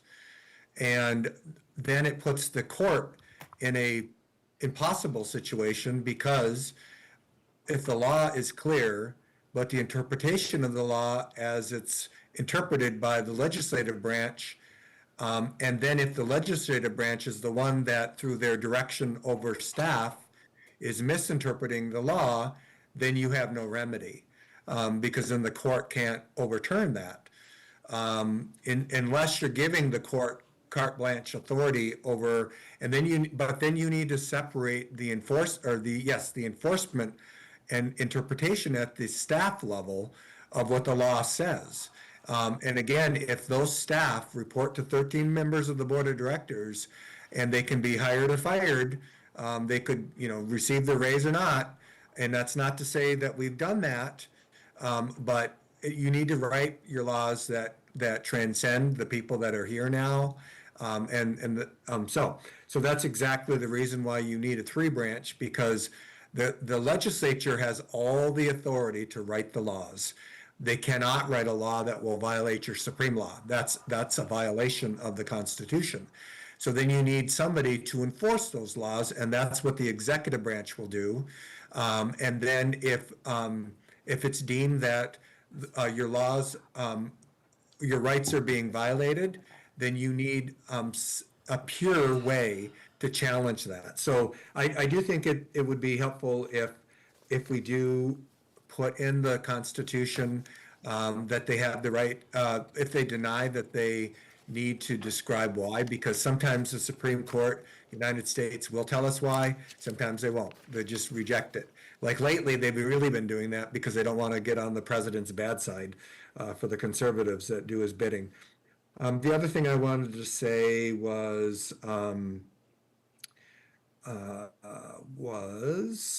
it's pretty important. I'll come back to it. Okay, Lana, you're next on the list. Okay, so I'll make it simple. If we do change the language, I would agree with Kim that the word justification needs to be embodied in there so that they do have to give a reason back, but, with all due respect, Ryan, what they had in there was good enough, and you said we didn't change much of the intent of that. It was just wording, and because it was so many pages. So I think that this is a big one, and that we should possibly keep the language the same. So I'll continue to listen, but if we do change it, I would support Kim in putting the word justification in there if they did deny it, if they're able to review it and deny anything. So. All right, so I disagree with that one sentence. I agree with the section, but the U.S. Supreme Court doesn't require written justification of why they accept or deny anything. Sometimes they'll issue briefings, but say the court gets 1,000 requests for appeals or petitions in a month. They're going to be spending majority of their time writing briefs of why they were denied an appeal. So that's my primary concern, is the limitation of the court itself and requiring them to have a written denial or written justification of any denial of an appeal. So they aren't even allowed to administratively remove them from the docket. So that would be my one concern, and I would like to address that sentence before addressing the entire section, because I think the rest of the section is well done. Aaron, did you put your hand back up? Yeah, I remember, and but Tyler, you just convinced me of why that shouldn't be there, because so I mean, it might seem like a really simple thing is to say, well, we denied you because we already dealt with that. Some simple explanation, but that is not what the court does. What the Supreme Court does, and also currently what the appellate court does, is they have to go back and review like both sides of the argument, if it gets that far, usually it's a plaintiff and a defendant, and then they're making their arguments and they're bringing case law. They're not just bringing an opinion, right? So they're bringing case law. So the court, in their responsibility, and this is why Supreme Court justices have clerks, is they have to go back and research all applicable law, where for us right now, that might be pretty easy because we don't follow jurisprudence. We don't have, to the extent that we do, I think it's kind of happenstance. But the Supreme Court, when they deny cert, if they give an explanation, they give you this big lengthy explanation citing case law. And so that is going to burden our Supreme Court with having to write legal opinions and do legal research on former laws. And if it's like, to me, if it's like a frivolous case, and we're probably going to have that for a couple of years, probably several years, people thinking they know what their rights are and filing complaints. And the court should be able to deny those if they don't make a prima facie case, the lower court. And then the Supreme Court should be able to reaffirm if somebody just come in and says, they violated my rights. It's more sophisticated than that. So you convinced me, Tyler. But the other thing I was going to say earlier is our current Constitution references the U.S. Constitution. And while I know some people in the past on our board have imagined that they're not responsible to the United States government or the federal law or the Supreme Court, but we are.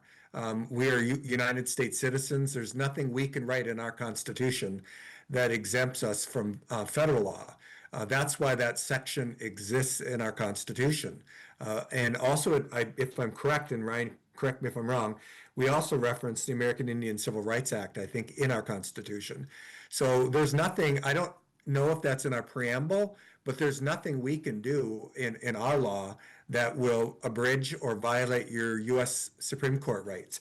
And this is important because, and I won't be specific, in the past, there have been proposals to violate people's due process rights, including specific language for bill or retainer and ex post facto, where we were asked to make something somebody did yesterday illegal. You can't do that. That's a violation of your U.S. Citizen rights. And bill or retainer, you can't write laws that are specific to individual people to make something that somebody like me, that I did, illegal. So my broader question is that in a preamble? Is that said somewhere? The other thing I wanted to know is, in the language that you had up earlier, I think it might have been the 2008 language, but I don't see it here unless you just rephrased it, is if the Supreme Court deems that a law is a violation of your Supreme Court rights, how do we make sure that the legislature has a responsibility to change that law? We have had in the past where referenda have been enacted by the board, or by the people, and they've been upheld, but the laws have not changed.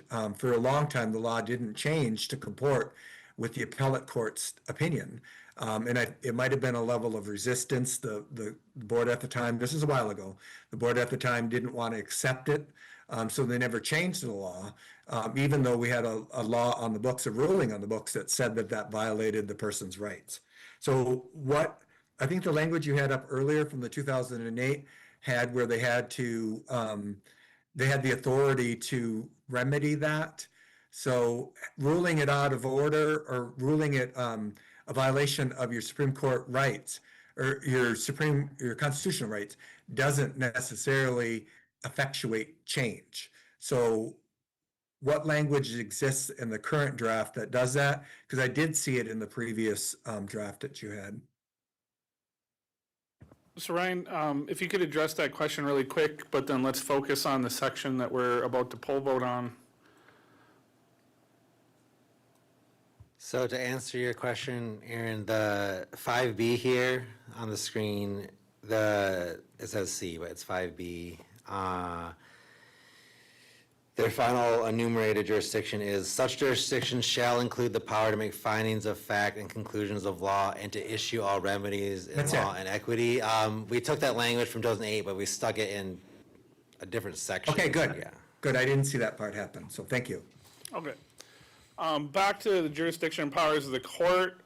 With these changes, are there any last discussions? First, I would like to poll vote on Kim's addition of shall provide written justification to any deny. I'm good if it's taken out, unless there's others that don't. Yeah, I was supportive of it initially, but I don't think it's practicable.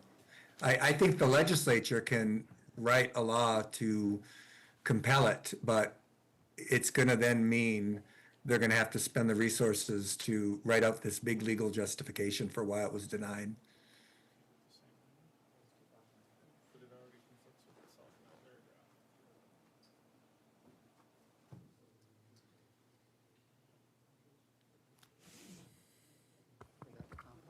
No, Unless everyone wants to pull on it, that's good too. does anybody oppose removing that sentence? So there's nobody opposing removing Kim's addition. Do you, Except me, but you don't have, except me, I would like the jurisdiction or the justification in there, but, I mean, obviously, I might be the only one, but so move on. so Lana wants to move on. She does say that she wants to keep the language in there, but she said we're clearly free to move on. Rob? I just have a quick question. So I just need a little bit of clarification on what Kim was asking, would that be every, would that be justification on every decision they make on whether they hear it or not? Or could we move into that we expect a written justification only on the ones that they hear based on whether it's supported or not? Could we do that? Well, that, Would that make sense? I was thinking on why they were being denied. yeah, she wanted, the language was shall provide written justification for all denials. And that would, I believe, I would think that'd be overload the Supreme extremely Court. cumbersome. Yeah. Okay. Well, I didn't realize it until I started listening to the explanations, and they gotta cite all their past Okay. decisions. and- Okay, I'm fine. Yeah, and if they hear something, they have to give us written justification of why they approved or denied it. All right, any other concerns on that? And then Lana wants to go back to the 2000, she wants to poll first whether or not any changes need to be made at all, and then we can just poll on approving this version. Nope, take No. that off there again. Take it off. Yeah, just take it off. All right, never mind. So we're gonna poll on this. If there are no other comments, questions, or concerns on the judicial jurisdiction here, we will poll on this section as presented by Ryan in the discussion we had here today. All right, I don't see any other hands up, so we go ahead and poll on this section. Yes to approve this language, no for further discussion. Okay. Michael? Yes. Kimberly Gravel? Yes. Sean? Yes. Aaron? Yes. Tyler? Yes. Bridget? Yes. Isaac? Yeah. Lana? No. Rob? Yes. Kimberly Lee? Yes. Kimberly Hampton? Yes. Larry? Yes. Almost unanimous. All right, this poll passes almost unanimous. I think that's all we're gonna get through today, Ryan, because Lana needs a few minutes to go over our next scheduled workshops. So Okay, are you if I- satisfied that we made some Yeah, progress? If I can just ask, not today, but if I can just ask you all to read, there's new language in the recall section. It's on the screen. It's in what I sent you. I realized we didn't have any language that triggered a recall election. So just look at this, so if you have comments for next time we meet, just look at it at your leisure. Okay, will you actually do us a favor and send all of the sections you need us to review for the next meeting?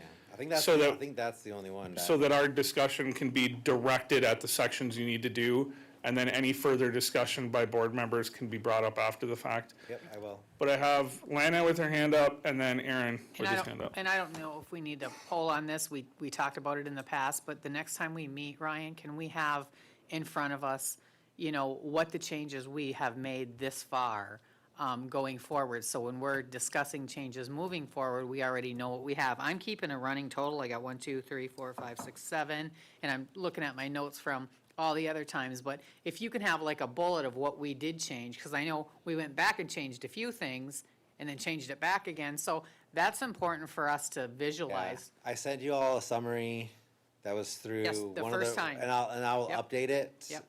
Per our new discussions, and Okay. I'll add anything that maybe that I Perfect. might have overlooked. For the next workshop. Yep. Okay, thanks, Ryan. Aaron?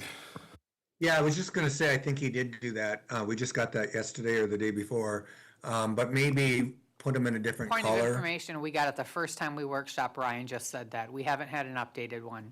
I sent it. Ryan, didn't I you just send us something yesterday?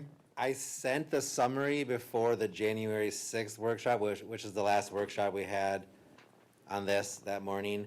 And then today I sent, again, the current red lines. So I will update the summary per our discussion today, because that will have some new things on it that wasn't in that executive summary that I sent for the January 6th meeting. And I'll make sure, Yeah. if I miss Yeah, I anything, I'll recall add that. that too. Yep. Yeah, I recall that. So you did send us the updates for the review we did on the 6th that we did not have on the 6th that evening, so thank you. What I would like to request is, if it's appropriate, in order to expedite this process, if board members have questions in advance of the next time we come together, is it appropriate for them to submit them to Ryan, and then Ryan can take a stab at it ahead of time? Because otherwise, we're just kind of picking stuff up, while we're sitting here. And it seems like it would be more productive and professional if we give Ryan an opportunity to take a look at that in advance of us when we sit down at the table. Thank you. What do you think, Ryan? Well, I think something. Lana? Let me say, Lana thinks something. Yeah, let me I'm say what just I repeating think your first, words. Ryan. Okay, Yeah, you this is first. our forum. I mean, we're doing this in open session for transparency to the membership. I'm not going to feel comfortable. What I have to say here is representative to the people that are listening and the people that I represent.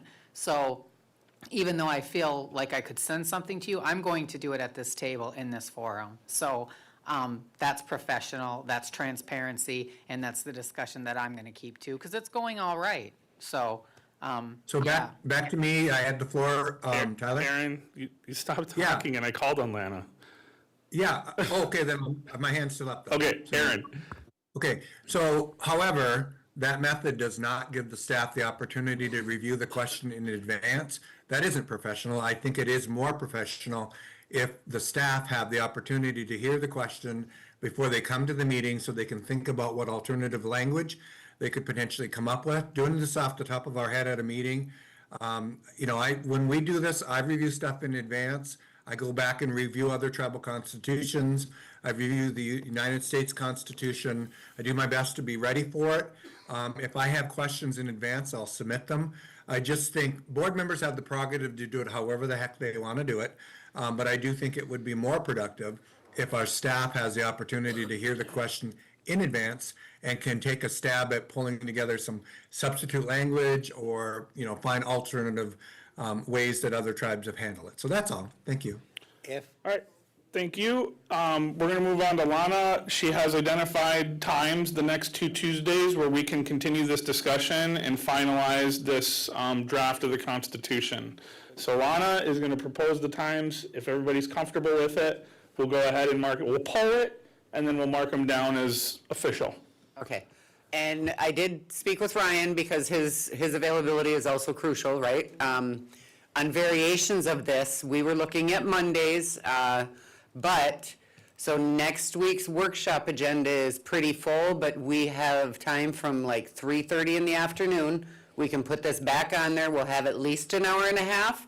And I've assured Tyler, and I've already advised Samuel, we're both salary employees. If it goes beyond 5 o'clock, we're good with that. We kind of expect that on a Tuesday. So we are going to put it on next Tuesday, Ryan, if you are good with that. Yeah. It'll start at 3:30 or whenever we get done with the health division budgets, and then go to whenever you guys finish.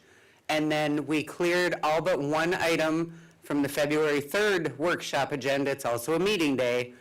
So you have one item at 10 o'clock in the morning, and then we'll do agenda review again at 4 o'clock. You'll have the rest of that day. We have to do this because the first deadline is February 6th. The deadline for the clean and redlined Constitution amendments are due February 6th. So without adding We got to be additional done by days. February 3rd or call a special meeting. So we don't have much more to go through, and there might be a couple of final discussion points towards the end. So if we can agree to committing at least 2.5 hours next Tuesday, maybe even 3, that way everybody will know we're getting out of here at 6:30 PM. I think that would be fine, or we can just leave it 3:30 to question mark, like a birthday invitation or something. But we do need to focus on this, and the time that's all, we're already knowing we're coming together, and we've already previously agreed that we would do it in workshops. It's the time that people are expecting it. So 3:30 to question mark next Tuesday, and then, what did you say, 11 to 4? Yes. February 3rd. Yep. Which is also a Tuesday. Yep. Do you guys want to poll on those separately, or are you good on polling on them together? The only way I'm going to stipulate to a question mark is if you bring birthday cake. All right, we'll bring birthday cake, and Or does it is a anybody- celebration because we'll be through this, hopefully. Just ask if anybody objects to that. Okay, so Aaron, you have your hand up. Do you have an objection? Nope. Okay. Do you have, okay, you put it down. All right, are there any objections to the 2 times that were proposed for the final constitutional reform revisions prior to the first deadline on February 6th? Knowing that Ryan has to have a clean red line version to us by February 6th, so we have to be done February 3rd. All right, there are no objections. Those are our next 2 proposed times to finalize this review. Please, again, update your briefing to us and what you need us to focus on, and then send us current red line document that you've been working on here today, and then any other pertinent information that we have, that we're gonna need. So with that, we will give everybody a few minutes here for a break, come back at 4 PM. We have staff starting to trickle in for our agenda review. We will review the agenda for tonight's meeting. 5-minute break, 4 PM.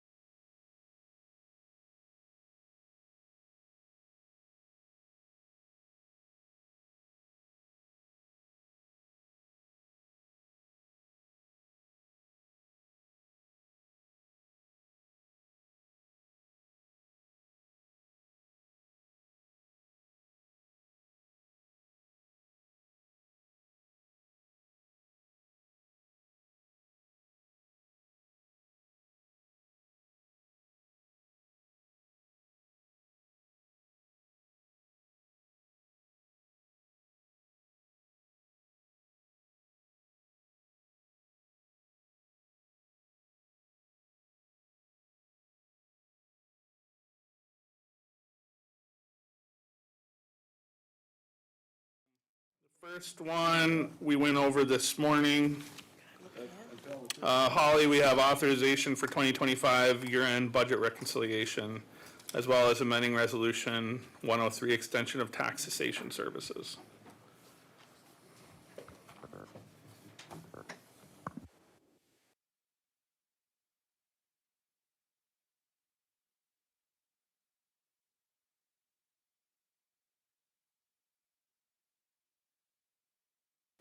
Sorry, the room was muted. We're starting with, we already did natural resources this morning. We workshopped it in open.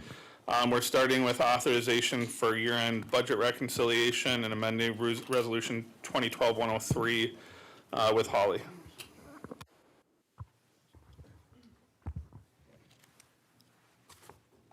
You can go ahead whenever, year-end budget reconciliations first. So this resolution is designed to allow myself, in conjunction with the governmental CEO, legal and budgets, to review the 2025 budgets for year-end reconciliations. And what I'm hoping to accomplish is for the months of October, November, and December, where we can identify cost centers that would be able to utilize third-party revenue, we would replace corporate tax with third-party revenue. Thank you. So this is a follow-up from my previous resolution. Correct. Appreciated. Any questions, comments, or discussion on this one? Bridget? So are we still looking at possibly for this, maybe a few $1 million, or do we have kind of an idea? We have an idea so far, and again, accountants and programs have until January 30th to submit DVs that will then be backdated to close out the 2025 calendar year. And with that, there are some numbers for December that are not in yet, obviously. So the projection that I have right now includes October, November, and some rough estimates of December, which I anticipate will be a little higher. But to be conservative, I would estimate it to be about $300,000. And I will come back to the board with final numbers. So do we have a number of, that we have used for third-party revenue throughout the year, I guess? We have, and maybe you're referring to a number that I had brought forth previously for 2026 budgets for third-party revenue. We've identified quite a bit that can be allocated from third-party and replacing corporate tax. So that was over $3 million that we've identified there. Thank you. Any other, Mike? I appreciate that the fact that you said you're gonna come back with the numbers at the end, but you're asking also to approve a reconciliation without numbers, and that's one of the things that I preach in here a lot, is that we don't have a number, and I understand what you're trying to get at here, because you're trying to reconcile it, and you're trying to identify them, and you don't have them all right now identified, but at the same token, and you're saying it's looking around like 300,000. Yeah. But I guess I would hope that we would like up to 500,000 or something like that. I'm not sure if that would help. I also don't want to hinder the process, and if you find stuff that third party can cover, by all means, I think that we should be covering it. I just have reservations whenever we have something in front of us without an actual number to it, so. Yeah, and that's understandable. The report would be more of an informational as well. So that was, I guess, the intent.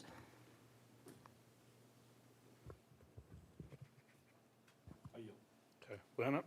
Yeah, same line as Mike, because, you know, in the past, and whether it's right or wrong, in the past, you know, it always came forward to us for reconciliation, and sometimes it was a sticker shock, sometimes it wasn't, because at the end of the year, to reconcile, we had to vote on it, you know, but by the end of the year, it's what was spent, so there wasn't much say.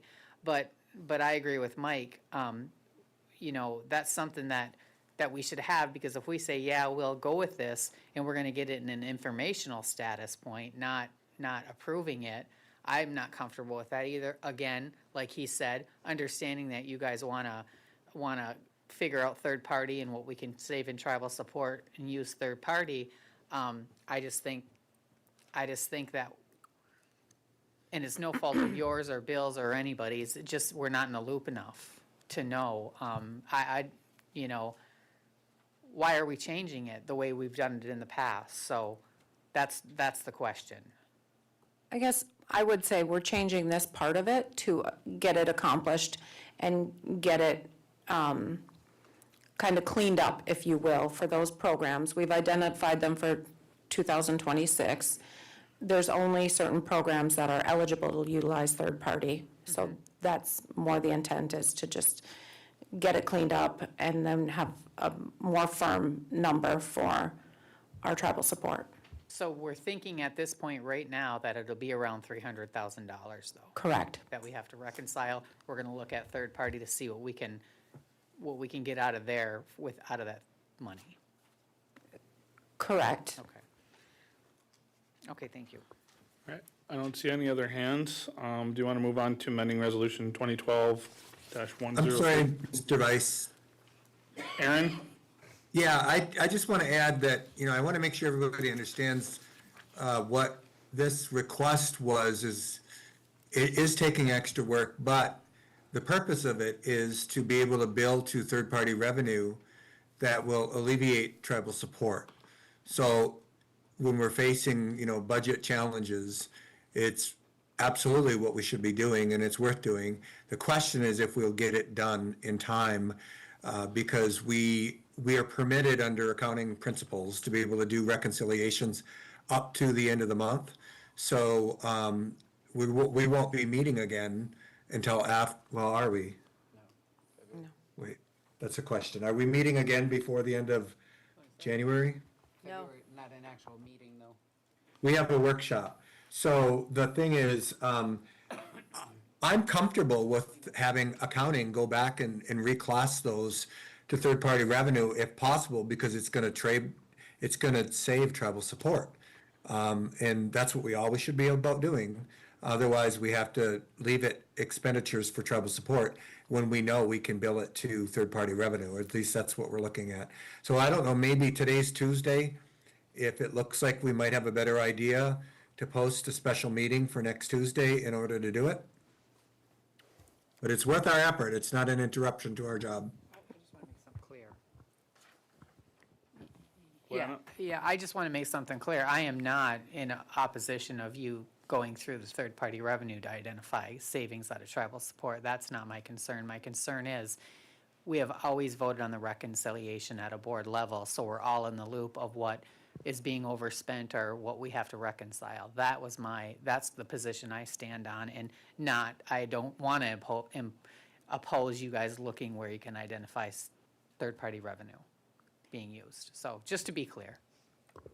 The other point that is important to be made here is that programs do have until January 30th to get their information in to close out their year end. So we won't have a firm number for December until December is fully processed.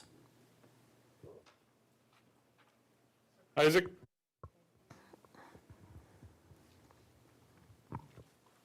So Holly, after you get that firm number, you'll come back to us to reconcile the report? The budget? Yes, I can, yes, absolutely. So I don't see any issue. All right, guys, no back and forth. This can be discussed during the meeting tonight. If we're not asking any questions and we're debating whether or not something's going to pass, that's not the point of the workshop. So no back and forth. So you can have at that at the meeting. We're going to move on to resolution 2012-103. Okay, this resolution is to use the tobacco tax funds that are currently being accounted for in cost center 4374, which is a health division cost center, and it is for smoking cessation. This resolution will put those funds back to cost center 1253, which is tobacco tax cost center. So, and then the funding for the smoking cessation program would come from IHS or third-party revenue. Thank you. Any questions, comments, or feedback on this resolution?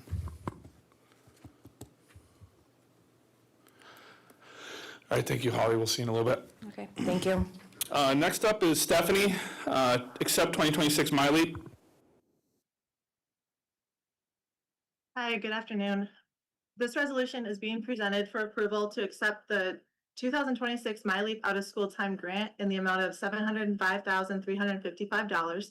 This grant was submitted as approved in October as a joint application between Lake Superior Academy and our Sioux Tribe Education Youth Education Activities Program. This grant will help fund our after-school program and our summer programs within YEA and at Lake Superior Academy, supporting, improving, and expanding the quality of education and personal development of our Sioux Tribe students. We will be returning also at a later date to establish the budget as we work through the plan and the budget to MyLeap by the end of this month. Bridget? So Steph, we are essentially tonight just accepting the grant money. Yeah, tonight is to accept the grant money because once we submit the required documents to MyLeap, we need to be able to accept those dollars, and then we'll come back after we get approval from MyLeap on the budget with the allowable expenses with the established budget establishments. Thanks. Any other questions? Go ahead. No. Kim. Kim Lee? Okay.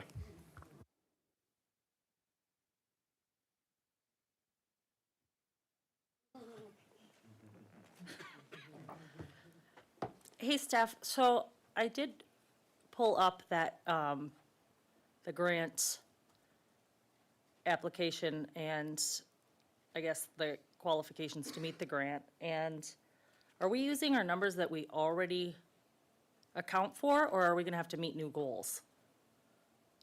So we are using numbers from previous counts that what was provided by YEA, but the goal of this grant is we have to have the funding, we have to continue, we have to meet a certain number, and we have to grow the program as well. That's the whole goal of this grant. So we are looking to possibly standardize some programs, using support from MyLeap on improving quality of services and expanding in some areas to standardize some after-school programming as well. So is this, a yearly grant? What is the? So this is, this is a yearly, so this goes through end of September 2026. And then knock on wood, I don't want to say, because we don't know if we'll get it, but typically there are a lot of returning, and this is typically a renewal grant that we could get into the next year as well. Okay, obviously the concern with that is setting up a program that for not even, would it be 8 months, and then not being able to sustain that program. So I want to make sure that we're careful to not go, I guess, too wild with that, in the fact that we're not going to then be able to sustain that. Because I imagine with the numbers I looked at that we're going to need more staffing, we're going to need more transportation, we're going to need different hours. And you can tell me if I'm wrong here, but there's a lot of variables here, and until we get that budget, of course, we won't see that. So I don't know what you've looked into with that. So, so the numbers for each site is only between 15 and 30. And right now, like in the Sioux, for example, we're at 30. So I don't have concerns about meeting the numbers. The focus of the first year through YEA is to really focus on fixing what we have and improving, and not expanding too much. So that is part of the plan, and I'm actually meeting all day Thursday with Lisa to really deep dive into the budget and the plan. If we get into the renewal the next year, we might have more options then to expand a little bit more. Right now, we're looking at improving and possibly standardizing where we can, to make sure we continue meeting those numbers and we don't fall behind, because then we won't be able to get that grant the second year, so. Right. Have you met with your coordinators at all, just to, I guess, see? I would recommend doing a little of that as well, to see what is going to be sustainable and what's going to work with that program. And if they can help you set that up, that would be amazing, to put some ownership behind something that we're going to work towards goals for. So that's all.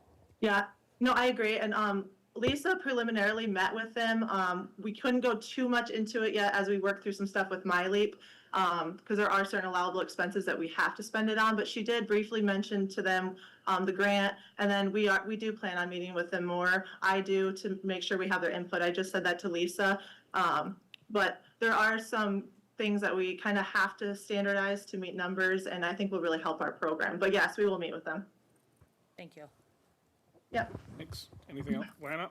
So, yeah, just along those lines, so do we get the whole 705,000, or do we split that in half with, okay, nope, you're shaking No, your, so- okay, perfect. Yeah, sorry, I didn't mean to cut you off. That's So all right. The way it works is, we got 705,000 as a total pool of money, and LSA as the partner gets, I believe it's almost 200,000. So we get about 500,000, and that's split between each site, and those, the dollar amounts we receive per site are given to us through MyLeap.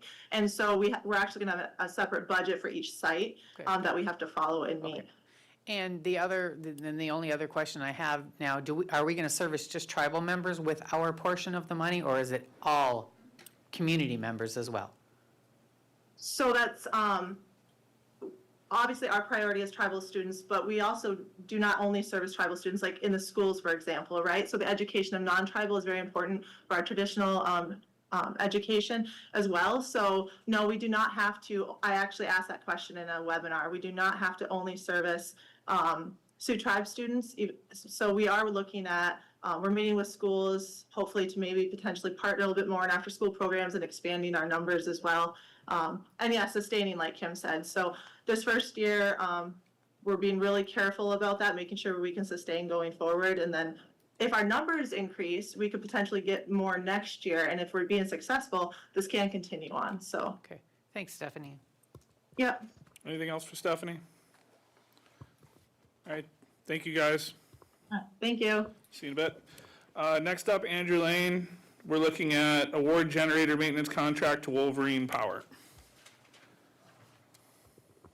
Hello, everyone. So this is a pretty straightforward resolution. We RFP'd the general maintenance for our generators. These generators power everything from community centers, health centers, law enforcement. So it covers 2 services a year and biannual load bank tests. So that's it. Questions?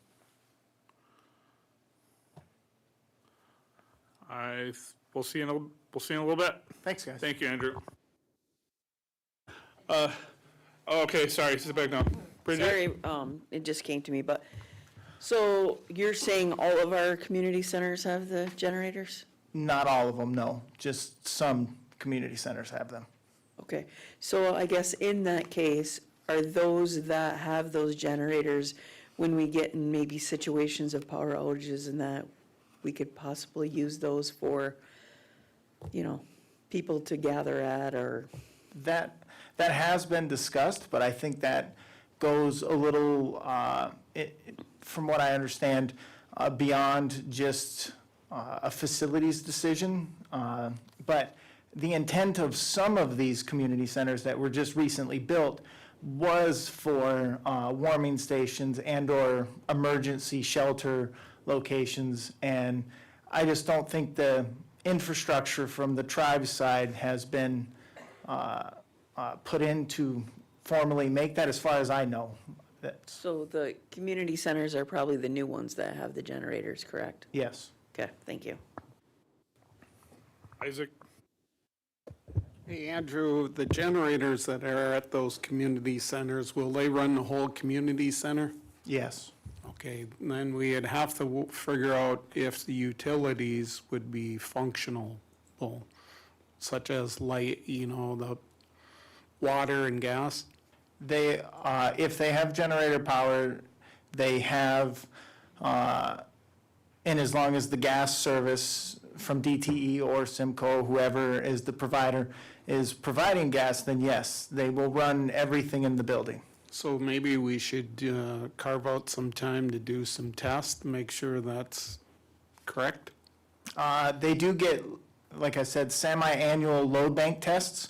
But I'm talking about the people that, somebody like maybe your staff or the emergency team come in and make sure that everything is functionable when the power goes out. They do that when the load bank test goes. So a load bank is. Do they check the water? Do they check Yes. the gas, the heat? And Yep. how long is the test for? Half hour? 2 hours. 2 hours. Yep. So the building has to fully load for 2 hours on that generator to pass. And during that time, the building operates as normal. We don't shut the building down when all of this happens. So if it happens to be the health center, for example, the health center operates as usual for the entire full 2 hours, and it's transferred over to it. Awesome. Thank you. Yep. All right, thank you, Andrew. See you tonight. Next up, we have Maria. We have Michigan State Housing Development Authority, application and signature authority. Trust land lease to Sioux Tribe Housing Authority, waiver of sovereign immunity, and consent to waiver of tribal jurisdiction. That's it. So Michigan State Housing Development Authority. Okay, this resolution is seeking approval to submit a low-income housing tax credit to the Michigan State Housing Development Authority. This will allow us to build a 36-unit permanent supportive housing building here in Sault Ste. Marie at the Odinung housing site. We see this as the next step to the homeless shelter. It's for individuals with disabilities, chronic homelessness histories, housing barriers, those types of things. Questions? Bridget? Just a comment. A few of us went down last year and looked at the one that they had down at Sag Chips. I think that they were just before they opened, so we weren't there when they had residents, but it was a very nice facility, and I think that this would be very helpful to our people. You can move on to the next resolution, trust land lease. So we've been working through the infrastructure project from ARPA Unit 3 funds. And so we're at the last little step here in order to get the infrastructure in at the Savard property. So we had to go through the BIA to see about getting right-of-ways for the land and roads, for the utilities and roads. And they suggested that the quickest way to do this is if we were to receive a land lease, the Sioux Tribe Housing Authority was to receive a land lease from Sioux Tribe for the Savard property. And in that land lease, we would include roads and utilities. And that would get us moving to get this infrastructure done and within the timeline. Questions on this resolution? Planning, your mic's unmuted. It won't turn off. Yeah, it won't turn off. Okay. I just have a lot to say. It just stays on. Okay, no questions there. I thought Lana had a question because her mic was on, so I wasn't sure. The next, the next resolution is waiver of sovereign immunity and consent to waiver of tribal court jurisdiction BSNA software. So this is another project we're working on, the ARPA Utility Authority. This is a piece of that. We had replaced septic systems and water hydrants and all this. This is actually the billing software system for the authority. So we did a RFP for billing software, and we only received one response, and it's probably because we're a small system, very small. And so we've reached out to other municipalities in the area that had used this billing system, and they're completely happy with it. One of them was Sault Ste. Marie. The bid was about under $18,000. However, they would like sovereign immunity and then a waiver of tribal court jurisdiction. Now, I worked with legal on this, and this was actually, this resolution was actually composed by Josh Elliott. So I don't know if legal wants to comment at all. Ryan's keeping Josh away from us right now. Election season, baby. Yes, the legal department has, we have attempted to work with BSNA on trying not to have this jurisdictional language. Josh had a lot of back and forth with them. At the end of the day, this is something that we agree that is important to get up and running. And so legal has reviewed the jurisdictional waiver, and after attempts to negotiate it out, we are recommending that we do have you vote to execute the waiver, and we can move forward with getting this software. Isaac.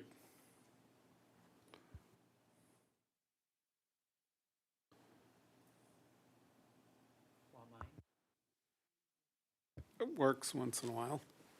Hey, has this been vetted with IT? Yeah, so we've been in contact, they know about our Okay, in the billing future, system. if we have anything that involves software or anything technology related, it should be listed in, somewhere in this resolution process. Yeah, we can talk about updating our RISs. I can talk with Jess on whether we want to discuss how we could bring IT into this process when it involves IT-related stuff. Okay, that's a different time and topic, but we should have that on the RIS. Was the CIO involved? Yeah, that's what I mean. We can, for these types of things, Jess and I can work on looking at the RIS and just make sure we've conferred with the CIO and have their sign off. Okay, Kim Gravel?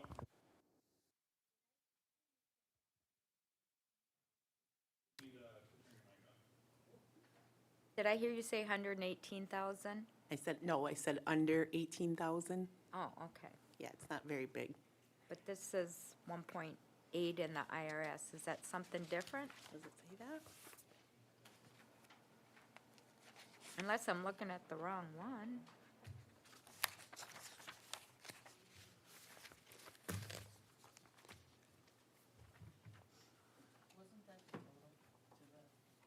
Oh, the total of the ARPA project was 1.8 million. Okay. Sorry. Yep. That's confusing. We had to work with IT, actually. I just want to make a comment on that. Our current billing system is sitting on an old, outdated server, and we have to get it off the server as well. So that's one of the reasons that we need to update the meters. Well, the meters are really old, but we also have to update the billing system as well.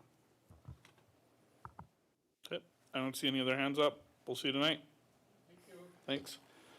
The next two were covered this morning in closed session with our EDC director. Those are the waiver of sovereign immunity for Central Savings Bank and USDA request to transition.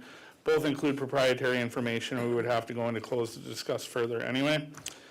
The next couple are board member-driven. Chairman Lowe's is not here to discuss the border security and U.S. immigration. Isaac, do you want to talk about approving JKL High School expansion? And then the approving review of long-term 2%. So this is a resolution that derived from the JKL Fiduciary Committee, which is going to take some 2% funds to help us form a high school for the 9th grade. Also to continue funding Malcolm High School. Are you on the approving JKL High School expansion plan? Yeah, that's the one I'm on. 2% long-term. There's two different resolutions. The first one, JKL High School expansion plan. Are they not in the right order? No, mine's border security and then the. Yeah, which one do you want me to talk about? Expansion 2%? plan. Okay, the expansion plan is to expand the school from 8th grade, K through 8, to 9th grade starting next year. They'll be housed in the old tribal police enrollment facilities, and it was approved by the fiduciary committee, so it's coming to the big board. Questions, comments for Isaac? I gotta do a point of order on that. Mike? The motion didn't say approving the expansion plan. It just said that it approved going to 9th grade and supporting the expansion of the thing, but it didn't actually say approve the plan. The motion was pretty specific, so I just want to make sure that clarification is made. This is very specific. This says expansion plan, so I just wanted to make that clarification. Thank you. Aaron? Well, so I think what we're being asked to do is because it was suggested at the fiduciary level, all the fiduciary is also the board, that the board of directors has to make the approval. So I think what Isaac did was brought forward the unanimous the unanimous approval of the fiduciary to bring to the travel board. So whatever the language has to say to approve it, and so we can move forward. And it incorporated approval of ninth grade, and it included beginning the building to plan for expansion up through 12th grade, and that included facilities. So however we have to phrase it, it was unanimous, so I don't imagine there will be any opposition tonight. So if we can just pin down that language, that would be great. Okay. Any other, Lana? Well, yeah, and I was in support of, like we had mentioned, of ninth grade and bringing it up to a vote of the big board. We're here, the resolution is here. And, you know, Isaac had just stated to take 2% funds and use them. That's the next resolution to say that we're going to do that. But with this, when we say, is there a plan of what it's gonna cost and where all the identifying funds with it? Or are we just gonna take all the 2%? How's the funding gonna? So we're on the Okay, high yep. school expansion. Okay, the high school expansion, how much is it gonna cost? We've already reviewed all those costs with the high school at the last fiduciary committee meeting. And we identified the funds? Absolutely. So what's the next resolution that we haven't even passed the next resolution in order This to, is just for the planned expansion. We'll Okay. approve a budget, I'm assuming, somewhere down the road. okay, good enough. Yeah, it's just ISEP dollars for the students, so. Okay. Anybody else? All right, the next one is approving review of long-term 2% agreements. So at the fiduciary committee meeting, we had discussed that we currently allocate $200,000 of ISEP funds over to the operation of Malcolm schools. We also have determined that's probably not the best use of those funds. So this would allow us to keep the Malcolm school currently operating for our kids that go there. Any discussion? Aaron, and then Kim Yeah. Gravel. Yeah, so I guess I'll clarify for the previous, because my hand was up, but you missed it, resolution, and then this one is, I guess I'm a little surprised that the question was asked about whether we've identified the funds for ninth grade. We asked point blank the director of the BIE, and he said, yes, the funds are there. You have approval to expand to your ninth grade. You have approval to do 10th, 11th, and 12th when the time is right. So that should be unambiguous. We have the funds to do it. But Isaac is bringing forward the 2% request because the other side of the coin of what the BIE director advised us of is that we, because of the current president's executive order, we can no longer use BIE funding to support Malcolm.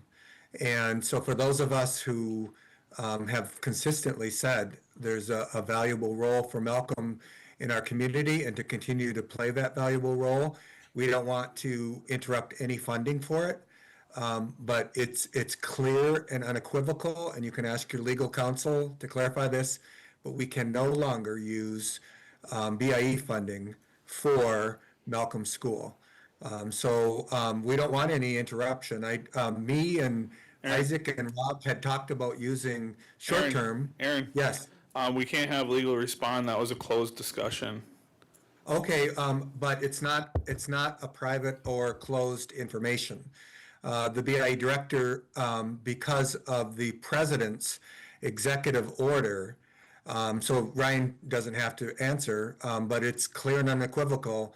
We were told that per that executive order, we can no longer use, the way it was phrased is schools, recipients of BIE fundings cannot contract externally for operations for high school. And so Rob, I, and Isaac wanted not to interrupt any funding to Malcolm and to move it to 2% instead. So. Okay. Kim Gravel, Kim Hampton, Mike. Okay, do we need a resolution to direct legal to look into this? I mean, this is something they should do if we ask them to look into it. Once everything is done and we discuss it, then a resolution should come forward. Do we need a resolution for this? That's what I'm asking. For the 2%? Yeah, I don't, yeah, I don't think we do to discuss it, because then he can do You don't, his yeah, homework. you don't need a resolution to direct us to do that review. It was requested to do it in resolution form, which is why it is in resolution form. Well, I know, yeah, I know if you ask to have it done, But then it is, but I'm You just can still, asking. yeah, we can, Yeah. you can still direct us to Okay, do that. thank The you, chair of Isaac. the JKL fiduciary is requesting to pull it. Does anybody oppose the 2% resolution being pulled? I don't see anybody opposing the 2% resolution being pulled. I oppose it. Here's the thing, I don't understand what we're requesting legal to do. We know we can give money to local governments, and the Sioux Area Public Schools is a local government. We can give 2% to the local government. I don't know what the delay would be, what the purpose of the delay would be, but I will tell you this, we should not be forwarding any more of our BIE fundings now that we have clarification that the president's executive order has stipulated we cannot contract with Malcolm using BIE funds any further. So I don't want to interrupt Malcolm's funding. I had the floor. I understand that you can only not do that if you have another high school. That was what I understood out of that. But I'm just asking, and I'm not trying to stop it. I think Ryan knows that he's going to look into the 2% agreements. I'm just saying, I don't think we need a resolution to direct him to do that. When he comes back after he's done doing his research, then we would do a resolution on what we decide to do with it. And I want to thank Isaac for pulling it, because I think it's just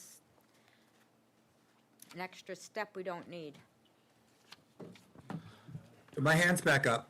Okay, well, we got many people on the list here. We got Kim H., Mike, Kim L., Rob, Aaron, but the sponsor of the resolution is requesting to pull the resolution.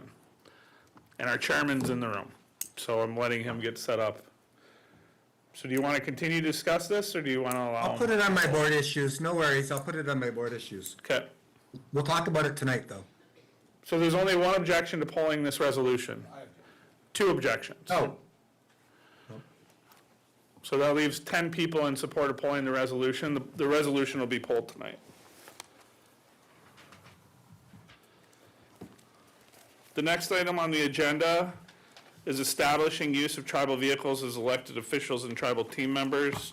Chairman Lowe's is, actually, Chairman Lowe's, if you want to jump back to border security and U.S. immigration, that one needs to be started. So I apologize for being late, guys. I was out west picking up bison for the elder program, and a windstorm delayed our return back a day. We drove through the night to get here, and we are here. So one of the resolutions that we want to cover is border security and U.S. immigration and customs enforcement on tribal lands. So that's in regard to the official position that the Sioux tribe took in regards to the ICE raids. So I had approval from the board of directors to make a statement on the tribe's behalf, but I think they want to basically solidify our position in the form of a resolution. So does anyone have any questions or comments on that? Aaron, then Lana? Well, my hand is not up still. Okay. Sorry. Lana? There we go, got it. Yeah, and you already you had discussed with us, Chair, about making the comment. You made the comment, put it out there. We did get a copy of that. But in the, so the border security wants this from us. The board of director authorizes chairman. What is, I guess, in the resolved, it states that the intent of this resolution, including employing advocacy efforts, and issuing public statements on behalf of the tribe consistent with this resolution. That's done, and you put that statement out. What does employing advocacy efforts mean in this resolution? So you'd have to ask Ryan, he's Yep. the one that drafted it, but Okay. I would take it as maybe doing interviews regarding this topic to advocate for the population that's affected. Yeah, this was drafted similar to how we did the line 5 resos and the future market prediction advocacy resos. This just is explicitly affirming from the board level that the chairman can work with the staff to issue press releases, interviews. Maybe we want to do flyers. And this just allows the chairman to help kind of lead those efforts with board sanction approval, that we can postings to our Facebook in line with the resolution. We can put flyers up maybe at our housing facility or whatever I to got show it. what So, their rights yeah, are, stuff like that. Our position This is. is kind of our catch-all that we've used in the other ones to make it clear that the board wants the chair to take the lead on this in line with the official overall government stance. Okay, thank you. Okay, anyone else? Going once, going twice. Okay, so we'll move on from this resolution then, and we will move on to establishing use of tribal vehicles for elected officials and tribal team members. So I was one of the ones that sponsored this. So basically, this would create a requirement for the administration to make vehicles available to board members in the outer line areas. So they would take those vehicles instead of personal vehicles, which are currently being reimbursed at 72 cents a mile. So that's the policy of all 1,636 team members that are currently employed by the Sioux Tribe. If there's a motor pool vehicle available, it's policy that you take that, just because it saves the tribe money. If you want to use your personal vehicle, you can still do so, but you have to do so under a reduced rate of, I believe, 20 cents a mile. So it's just in the tribe's best interest and it saves money. Since we've been publishing travel, I've been traveling exclusively in motor pool vehicles, and I can say that they're very well taken care of. I hit a deer a couple weeks ago in one of them. It didn't crunch up, it didn't kill me. It took very good care of me. I drove to Escanaba through a snowstorm. I drove through, let's see here, Green Bay through one as well, and just took a motor pool truck to South Dakota to pick up that bison. So they're good vehicles, and it's in the best interest of the tribe financially. So questions, comments? Aaron? Yeah, I just want to say that I can support this as long as it includes making sure that board members have priority access to a motor pool vehicle. That isn't currently the case, but that easily can be the case because the cost of a board member reimbursement for their personal vehicle is greater than the cost of paying down the debt on a leased vehicle that can be exclusively for that board member's use. The downside is, we have to publish this, post this properly so people don't start attacking those board members for having their own vehicle, because they don't, and they won't. They will only have it for the use to travel to board meetings.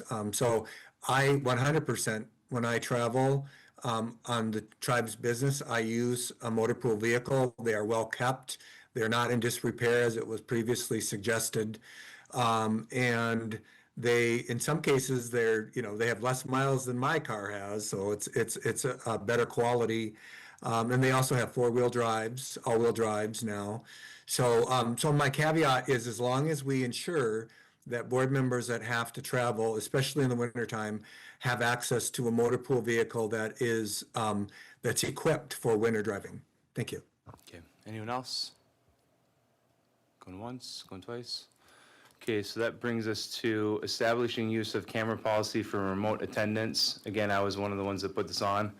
So prior to COVID, the board of directors wasn't allowed to vote via Zoom, via phone voting, anything like that, but we implemented Zoom just due to social distancing, so sick people wouldn't have to come in the building and get other people sick. Since then, we've continued to use COVID, even though we're no longer in a state of emergency, and even though COVID is fairly well handled.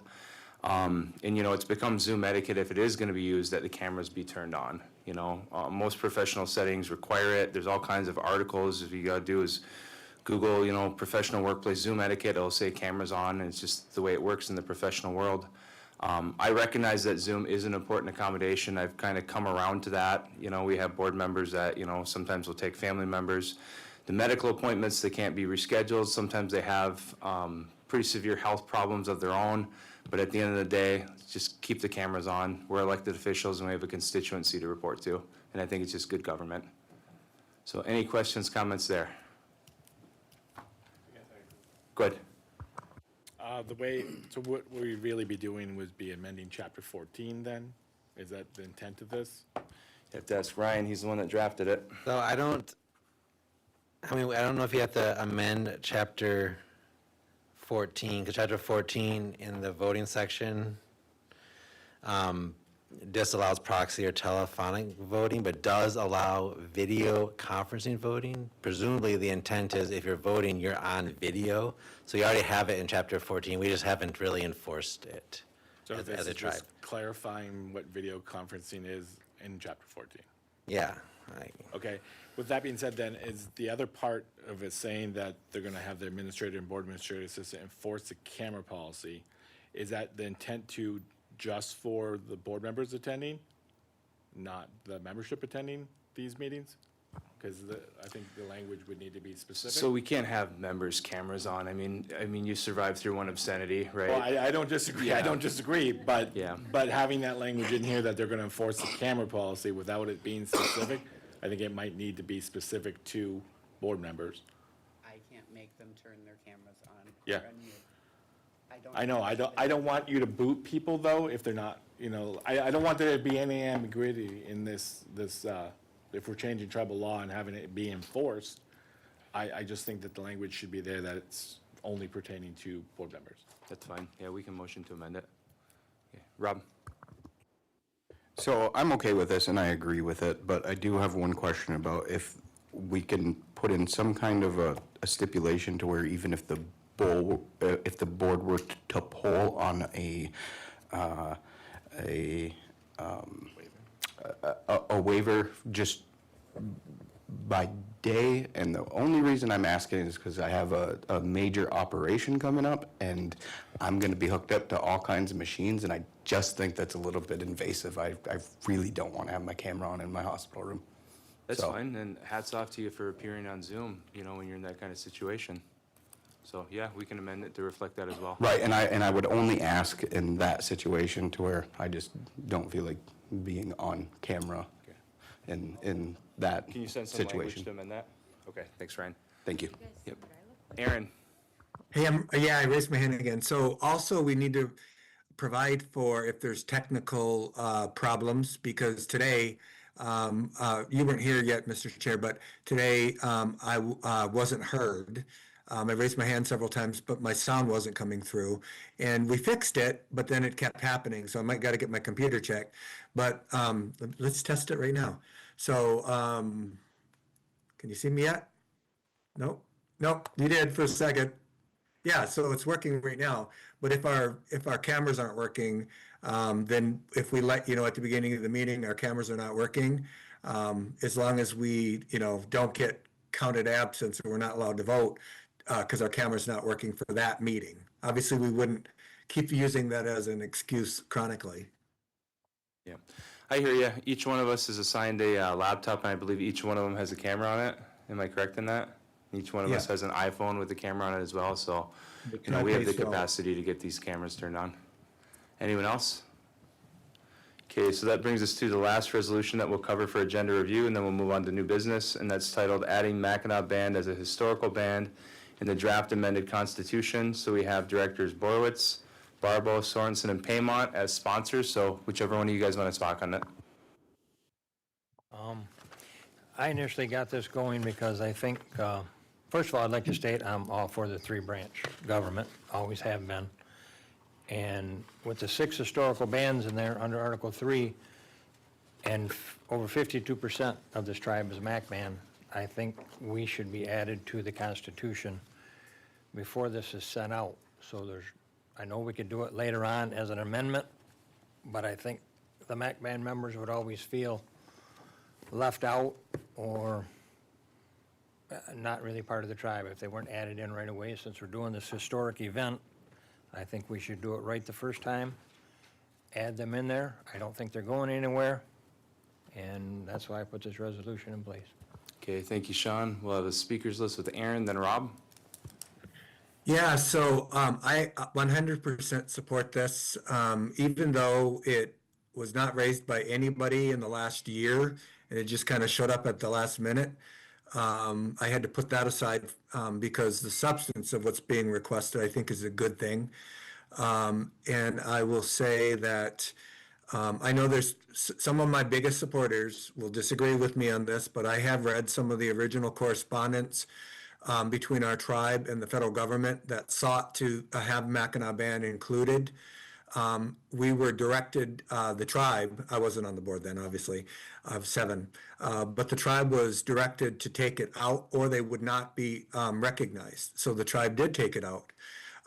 But the original bands was included, and the original bands does include members of Mackinac Band and descendants thereof. And there was an effort in 2004, I think, to brought to this table to separate the Mackinac Band from the Sioux tribe. I held a meeting in St. Ignace. I did a letter out to, back when I had that authority, to all of the Mackinac Band descendants within a 100-mile radius. About 250 people showed up at Little Bear. They said these pickup groups of Mackinac Band are fake. They don't represent us. We are Sioux tribe, and we're Sioux tribe proud. And so later I hear that the number is 52%. And in 1984, our resolutions, if you read the membership code, go back and read the legislative history, you'll see where the board of directors at the time added the Mackinac Band. It wasn't done properly. It wasn't amended. So Rob has been 100% correct on that all along. But the way to correct it is to put them in the Constitution. That is what the 2008 committee recommended. And I would have supported that a year ago, but several board members at the table insisted they would not consider a review unless we did just a separation of powers and individual amendments. And the Mackinac Band was not one of those that anybody brought up then, but it is the right thing to do. And if we want an amendment to pass, and 52% of the people that are going to vote on it are Mackinac Band, and just again to clarify the way that that process happens, the Secretary of Interior conducts a voter registration. They will mail it to all members of our tribe, all adult members of our tribe. They all have an equal opportunity to register to vote, and that includes all the Mackinac Band members. And unfortunately, I won't say any names, but some members of that committee that was established to help with the secretarial election brought to the table to try to deny any Mackinac Band descendants, and they failed. They did a review, and they were not permitted to deny those votes. So they will vote on this. And so it makes sense for us, if we want something to pass, that we not alienate 52% of the voters. I think it's a way for us to heal once and for all. And for those Mackinac Band descendants, of which I am, but I'm also Sugar Island Band, I think there's a couple members of our board right now that are only Mackinac Band, so they wouldn't be eligible to be on the board. So I do think it's a good idea for us to heal that and not make people fearful that after we amend the Constitution that someone's going to bring a case of action to try to remove them legally. We've never talked about that, and I've been consistent putting that out, that there's no plan at this board table to try to remove people through the judicial branch. Thank you. Okay, Rob.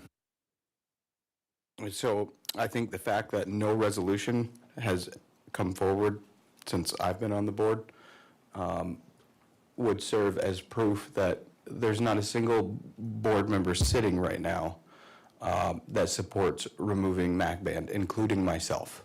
And I know that some members have tried to portray my stance as being quote unquote anti-Mac Band. I'm not. I have friends and family who are Mac Band. But I do think that when it comes to constitutionality, there's 6 historical bands within our Constitution. And in order for that to change, it would have to be by way of vote of the membership, which has never happened. So I do support allowing the membership to vote on it, but I absolutely do not support including it in a separation of powers amendment. To me, that is holding the separation of powers hostage. It is saying that in order for you, the members who have been rallying for 20 years and asking for a separation of powers, you have to vote on a separate issue to get it. And that is wrong. That is 100% wrong. They need to be done separately and individually, because I know members who will 100% support a three-branch separation of powers. They will not do so if the Mackinac Band is included. On the flip side, I know people who 100% support Mackinac Band being within the tribe. They do not support a separation of powers. But we know that's evident by our last survey. There was, a very small margin, but there was over 1,000 people who didn't want no change at all. But being 52% of our tribe is Mackinac Band, I'm sure that there's a good chunk of those members who voted not to support a separation of powers who would love to vote for the Mackinac Band. So what you're doing is you're creating a system of cross-referencing to where you are asking, you are imposing on members with this that you accept both or you get none. And that is absolutely wrong, and mark my words right now. If you guys go forward with this, it's gonna cost people elections, I promise it. You deny the members the separation of powers based on another issue, and you might not be sitting here after the next election. That's a promise. Okay, so we don't need to go down that road. So that concludes the agenda review. My hand's back up, I'm Okay, sorry. Aaron, we have 2 minutes. The meeting's supposed to start at 5, and we have to transfer to the new Zoom link. So if you guys wouldn't mind holding this conversation until the meeting, I think it'd be a better use of our time. Okay. All right, so let's jump over to the meeting side of things, and agenda review has concluded. We have about a 1.5 minute break, and then we'll get started with the meeting. The recording has stopped.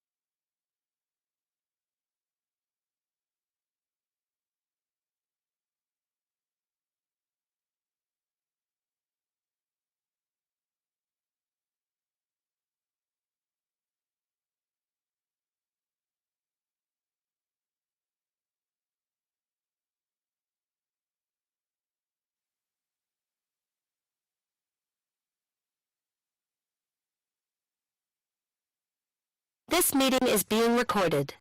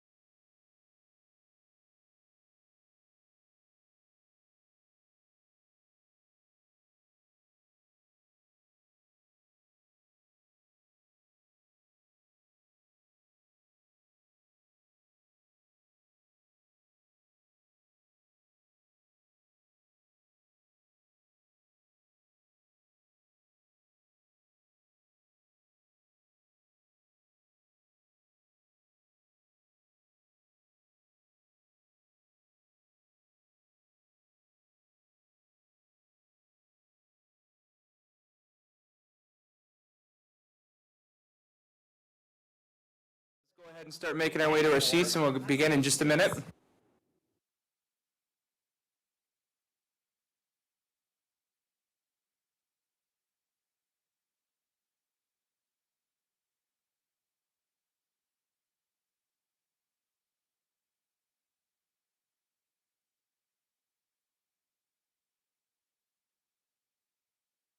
All right, everyone, it is 5:02, so I'm going to go ahead and call this meeting to order. We shall start with roll call, please.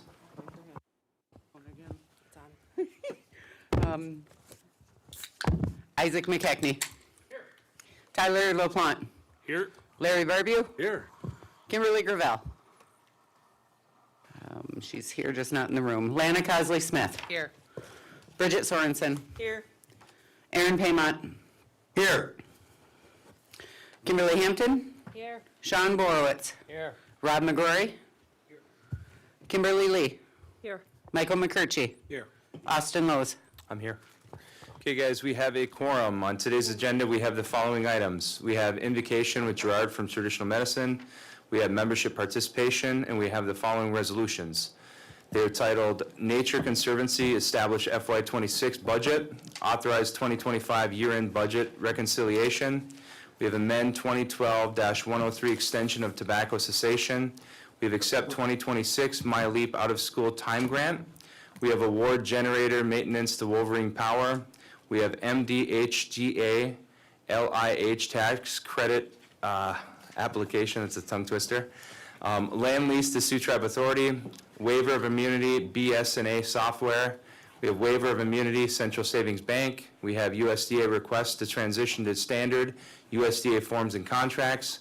We have DHS and ICE enforcement on tribal lands. We have approving JKL High School expansion plan.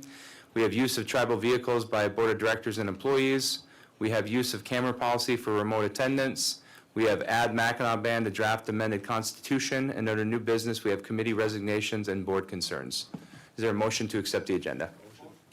Motion by Larry and supported by Isaac. Any discussion on the agenda? Hearing none, those in support signify by saying aye. Aye. Those opposed? Those abstaining? Motion carries, which brings us to our first item, which is invocation with Traditional Medicine.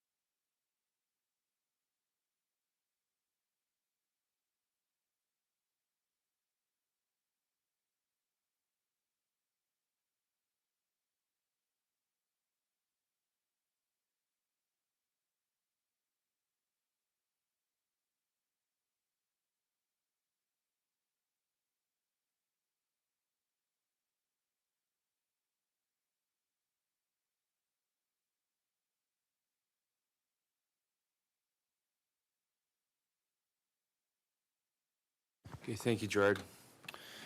So the next item that we're on is membership participation. So as Sioux Tribe citizens, you have the right to address your elected officials, and we reserve this time for you to do so. So if anyone is interested in speaking to me, the board of directors at this time, we have Michelle Moore. She's a tribal employee. She has some membership forms you have to fill out, and then when it's your turn, you can come on up front and address the board. So a couple rules, you know, we don't allow people to target individual board members, no obscenities, no yelling, no vulgarities, and each member is limited to 5 minutes. If you guys need more than 5 minutes, I'd be happy to have a conversation with you tomorrow. When you're approaching 5 minutes, I'll motion at my watch that you have to wrap it up because we're at the 5-minute mark.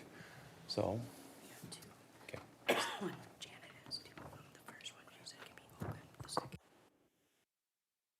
Okay, so the first individual up would be Melissa Perrin.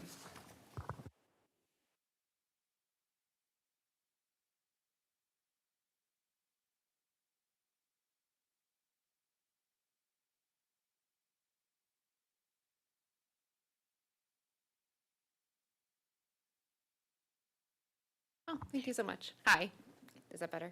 My name's Melissa Perrin. My husband is a corrections officer for the MDOC. I had talked a little bit with Austin in the summer about the staffing crisis that's happening there. That's actually affecting all of the facilities in the UP, which a few are in the service area for Sioux Tribe, as well as Bay Mills too. And I just wanted to kind of ask again if there was any way for the board or like the Lansing lobbyists to talk to the governor and the legislators about bringing more support to the officers, or just like pushing for even the pension bills to get pushed through, or some sort of support for like bringing more officers into the facilities, because right now they're working 16-hour shifts, 5 to 6 days in a row, which leaves no time for families, let alone to take care of themselves. So they're missing out on a large portion of their kids' lives, my husband included.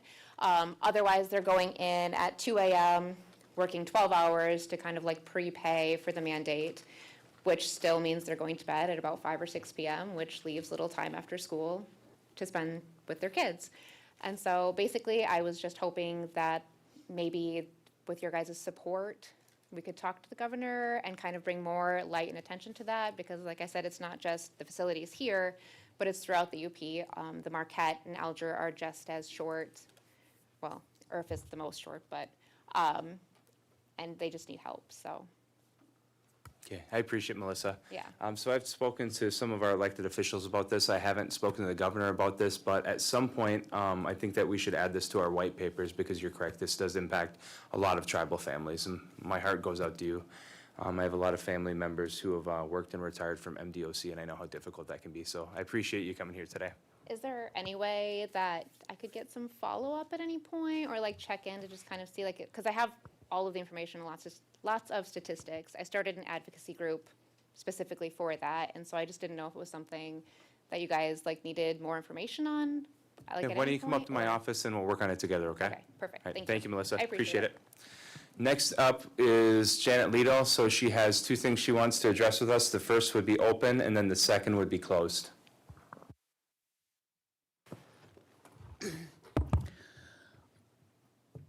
I want to address Mackinac Band. I think before you add anything to the Constitution, you owe the 6 historical bands the right to choose, because no one has asked them. And I think it's imperative that you do that first. So in light of that, that's going to take time. So that's also going to hinder your separation. But do the diligence and ask the 6 historical bands first. You owe them that. I don't see you putting other tribes in our Constitution. I don't see why you want to put Mackinac Band in ours. Mackinac Band has a lands claim waiting for them, and they need to get their federal recognition. I support that. I want them to get that. But don't hinder my tribe. Let me quit you on that one. Next one's closed. Okay, so at this point, we shall be in closed, and I paused your time, Janet. So if you can let me know when we have a closed room, we'll go ahead and begin.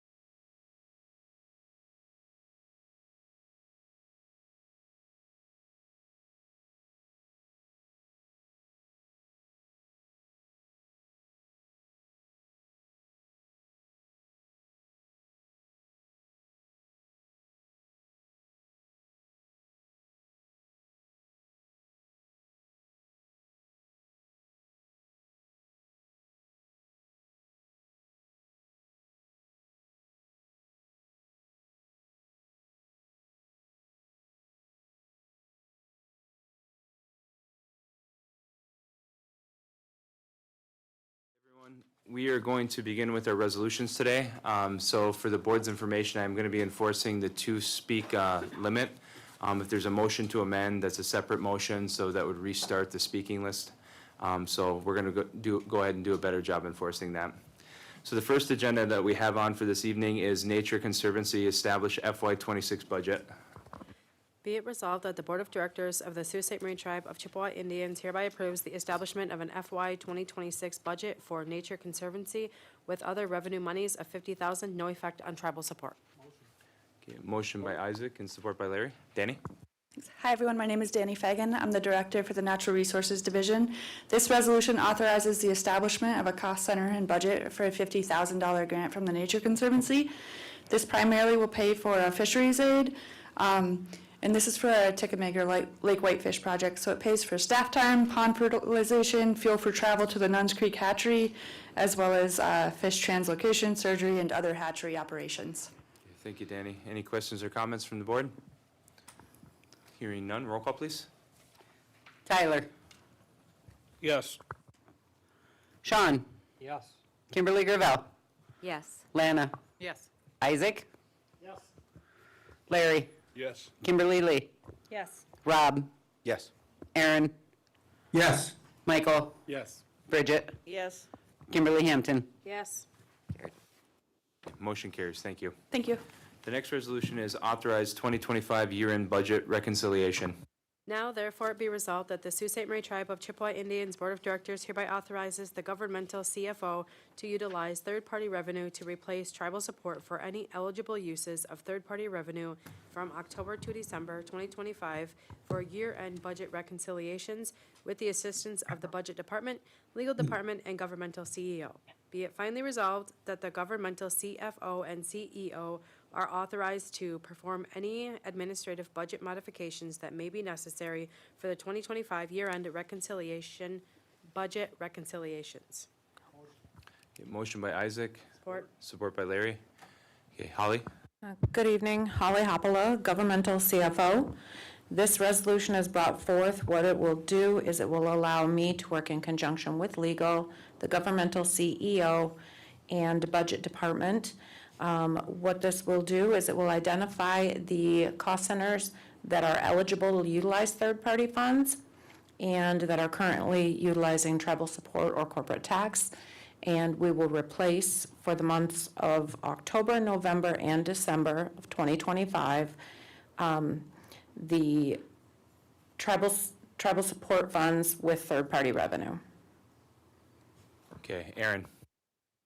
Yeah, so I understand some people are, may vote no because they want a figure, an actual number. I don't think that that's necessary. And the reason is because Tyler brought this to the table as a suggestion and had been working on with the chair and legal and the health division to get clarity on what we can bill to third-party revenue. And anytime we can bill tribal support to third-party revenue rather than tribal support, it just, that's a no-brainer. And because we're closing out last year's budget, general accounting principles allow for us to be able to reconcile and recost and expenditures through January 31st. It's typically, I don't know what that date lands on, but that's not out of the ordinary. We've done these before. We do have another Tuesday that we could come back together, or we could come back together on January 31st if that's on a weekday. I know that there's people bristle at, oh no, it's a Saturday, that's why.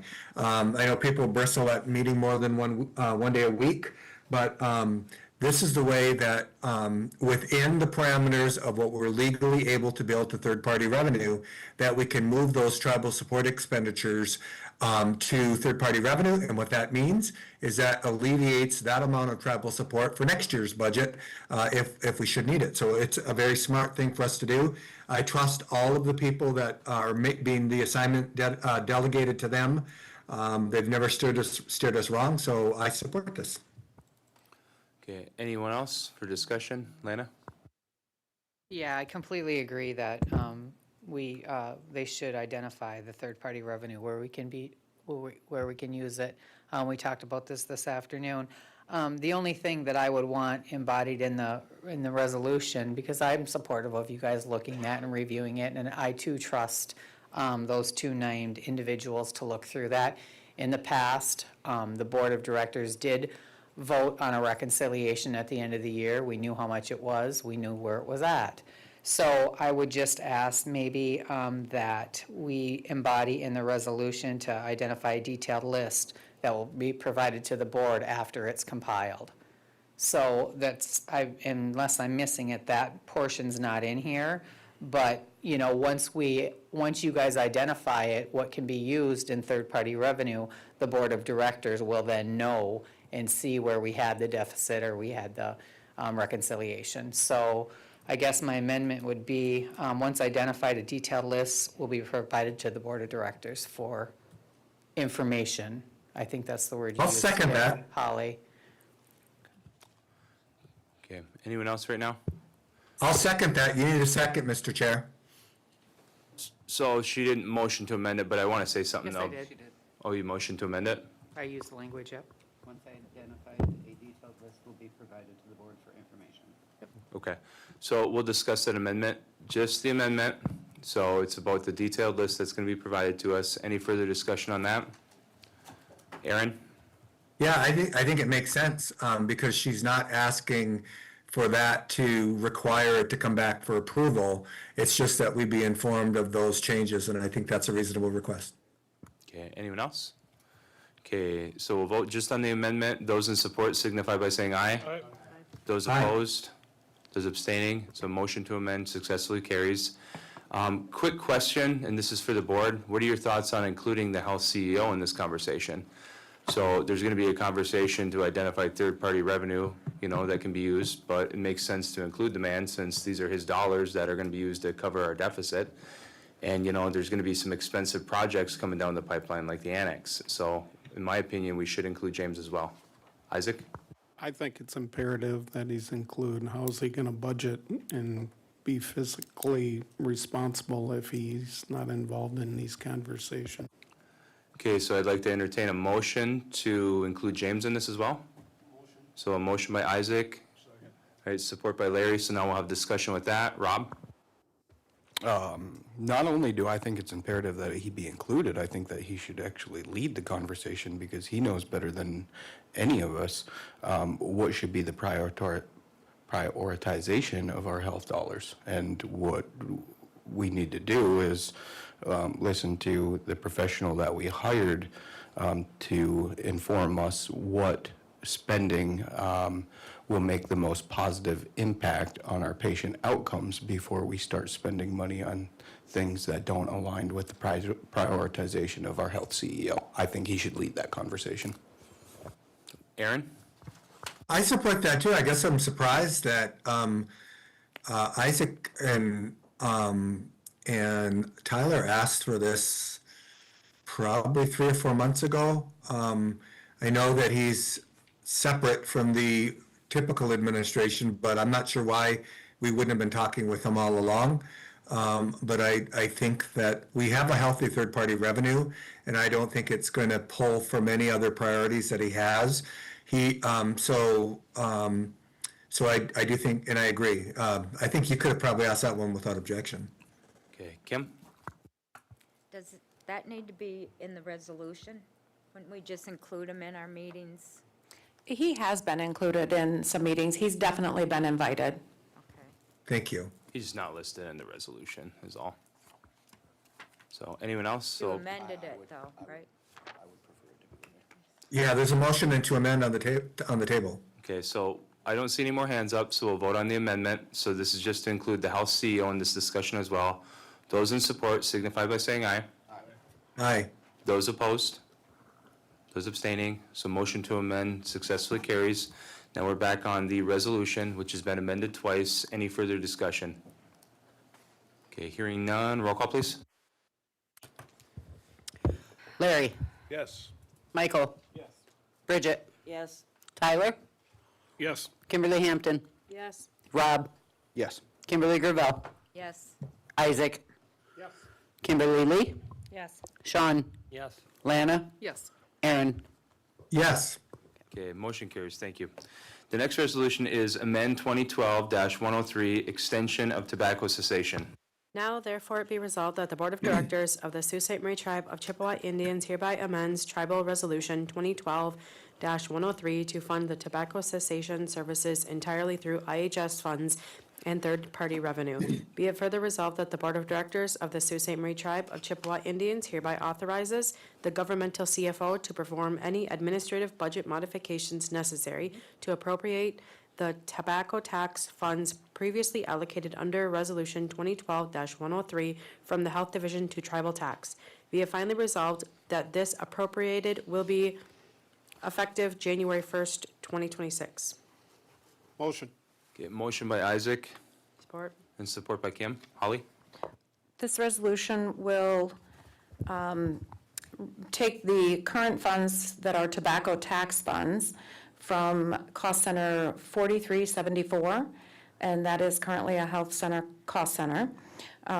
That cost center will then be funded by IHS and third party, and these funds will be placed in the tribal support cost center of 1253, which is the tobacco tax cost center. So the effect of this is approximately $100,000 a year. Okay, so we have a speaking list that's going to start with Rob, then Isaac. I guess my question was how much per year was that, was going to be my main question, and then I would like to entertain a motion to direct those funds to go to the lands claim. If anyone would support that. I'll support that. Second.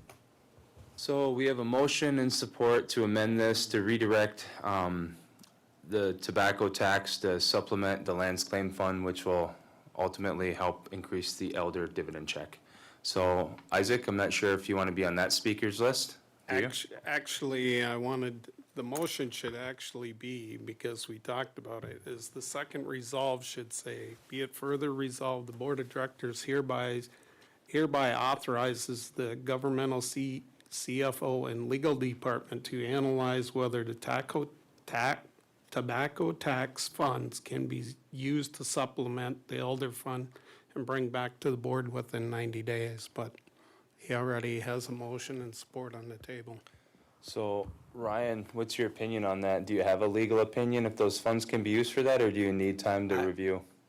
I would like some time to review because I haven't looked at that specifically. I know it's come up in other conversations. I know certain board of director members probably have talked about this, but I would like to just do my own due diligence so I feel comfortable advising you because I haven't looked at that specifically. And I emailed Isaac about it that I would just like a little bit of time to make sure that, and there might be some other funds too that Holly and I have discussed that we would like to bring to the board potentially. So just a little bit of time to look at that is what I would prefer, but. Is 30 days fine, Ryan? I think so. I will change my motion to reflect. You can't do that once it's on the floor. You can make a motion I to will, amend. I will pull my motion. Stop. Make Just an amendment. Stop. Amend the amendment. Stop, you guys. Call of order, you can't do that either. So you can make a motion to amend the amendment. So Yes. you can't Okay. have more than 2 amendments on the floor. You have one. This would be the second one. Hold on a second, Isaac. He's got the floor. So sounds like Rob is making a motion to give legal 30 days to come up with a recommendation, right? Yes. Okay. Second. And there's a second from Aaron. So any discussion on the motion to amend the amendment? My hand's up. Aaron? Yeah, so I support that. I don't know what law we're looking to see whether we can do it or not. The funding, smoking cessation funding is 100% travel tax. It's not dictated by the state. It's not dictated by the state tax agreement. The money exists because of the state tax agreement, but there's no strings attached on that. Board law directed it to be utilized for smoking cessation. But if we have to wait 90 days to effectuate it, we'll lose 90 days in interest generation, but if we have to wait 90 days, I don't have a problem with that. So it's just 30 days, Aaron? Oh, I'm sorry. Yeah. So Isaac? So the very first resolution that I submitted was a while back, and I don't believe we ever acted on that resolution. And that was the Jewel settlement to put into the lands claim. We never rescinded that resolution, so I'd also like you to look into that within the 30 days. Yeah, we will. Holly and I were just emailing about that resolution that never appeared to get fully implemented, so we will look at that as well. It's on our radar. Thank you. Okay, before we get down too many rabbit holes, let's start taking care of some of these motions to amend. So right now, we have a motion to amend the amendment to add 30 days to have Ryan come up with the legal opinion. So let's vote on that first. All those in support signify by saying aye. Aye. Those opposed? Those abstaining? Motion carries. So that amendment to amend the amendment passes. So now we're on the motion to amend. Any further discussion on that?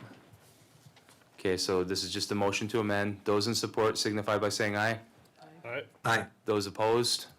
Those abstaining? Motion carries. So now we're back on that main resolution. Rob spoke once. Anyone else want to speak?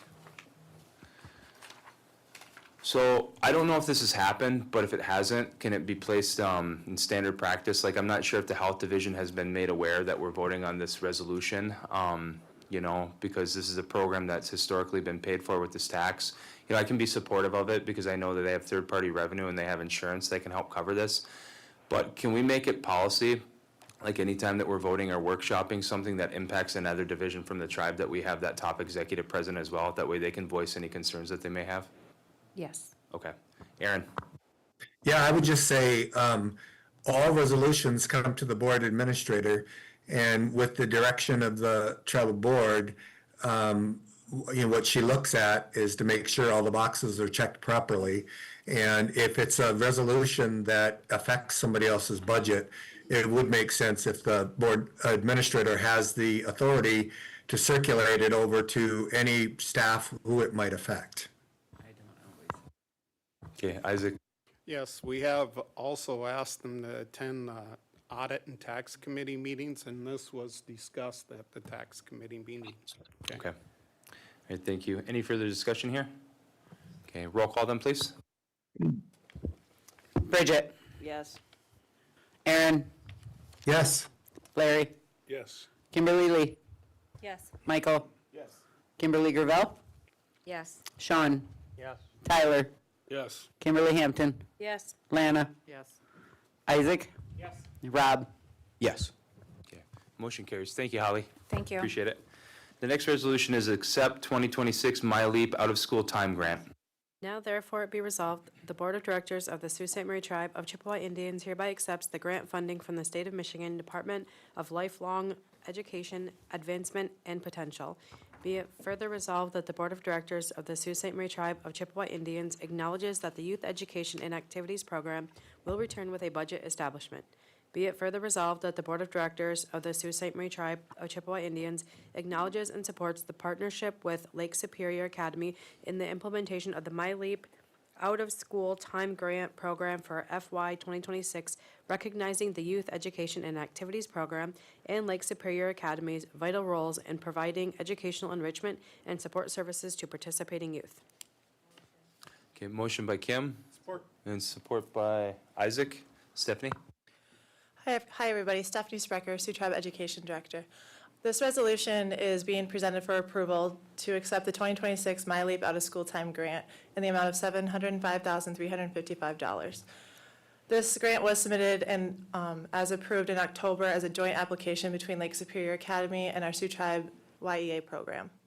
It will fund our after-school and our summer programs within YEA across all 7 sites, as well as our students at Lake Superior Academy, supporting, improving, and enhancing the quality of education and personal development for our students. And as mentioned, we will return at a later date to establish the budget as we're working through the detailed plan through MyLeap. And once that's done, we will come back with the budget establishments. Okay, thank you. Aaron? I just want to thank our team.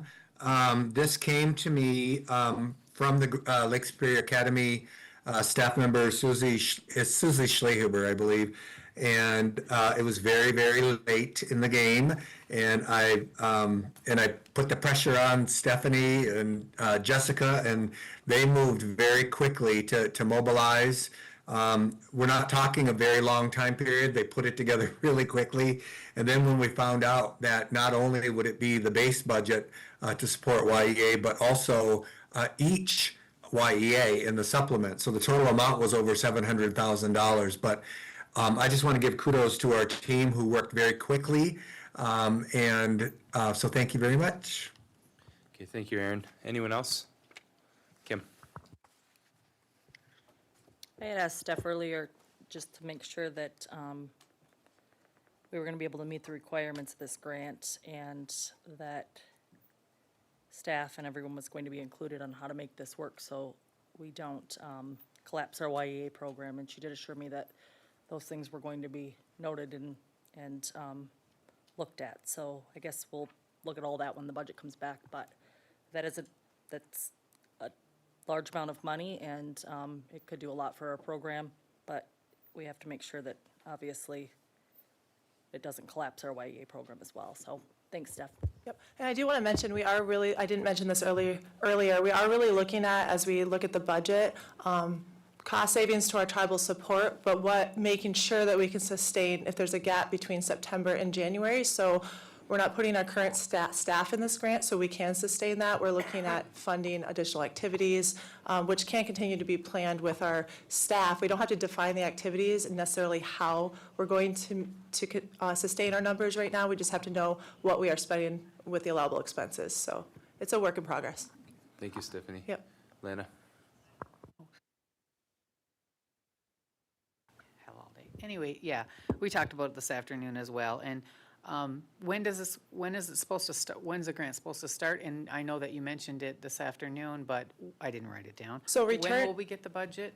So returned recipients can already start right now in January. Because we're a new recipient, we will be starting in February. Our deadline to MyLeap with the detailed plan and budget is January 30th. We have to get that approval for MyLeap in case they have any edits or anything, and then come back to all of you. So we just want to accept the award now, or be able to accept the award, and then come back probably in February with those detailed site budgets. Okay, thank you. Yep. Anyone else? Okay, roll call, please. Kimberly Gravel. Yes. Kimberly Hampton. Yes. Lana. Yes. Bridget. Yes. Rob. Yes. Sean. Yes. Larry. Yes. Kimberly Lee. Yes. Tyler. Yes. Aaron. Yes. Michael. Yes. Isaac. Motion carries. Thank you. Thank you. The next resolution is award generator maintenance to Wolverine Power. Now therefore it be resolved that the Sault Ste. Marie Tribe of Chippewa Indians Board of Directors hereby approves the contract with Wolverine Power for $63,380 from cost center 860 for a generator maintenance contract. Be it finally resolved that the Board of Directors hereby authorizes the tribal chairman or his designee to execute any and all documents to carry out the intent of this resolution. Motion. Motion by Kim Hampton and support by Larry. Andrew? Andrew Lane, Facilities Management. And Facilities is looking to request the approval of this contract.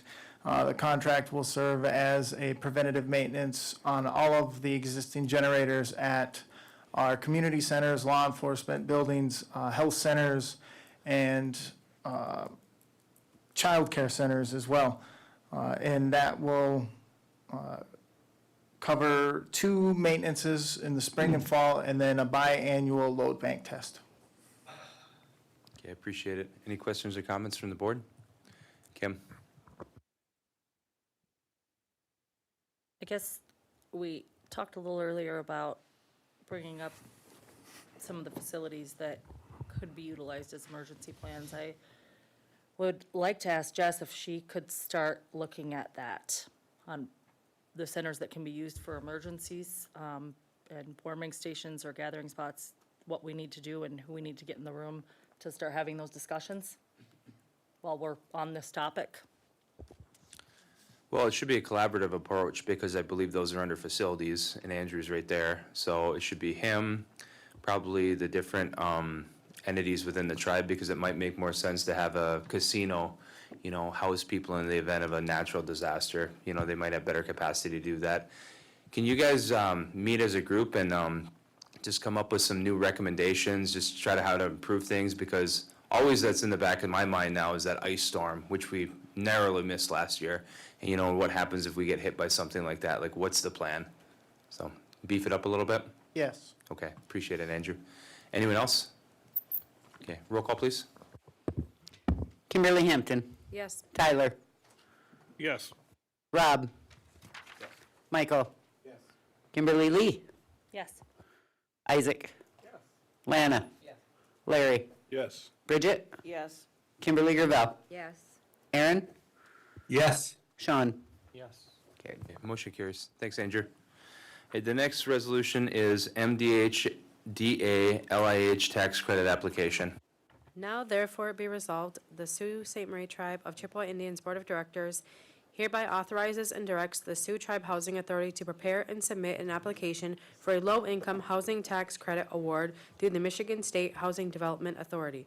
Be it further resolved that the interim housing director and/or housing director or their duly authorized representative is hereby granted authority to sign, execute, and submit any and all documents required to complete the LIHTC application and any associated pre-development or post-award requirements. Okay, motion by Isaac, Support. support by Kim. Good? Good evening, Maria Mangine. I'm the interim housing director. This resolution seeks approval to submit a low-income housing tax credit application through the Michigan State Housing and Development Authority, and it also allows signature authority as well.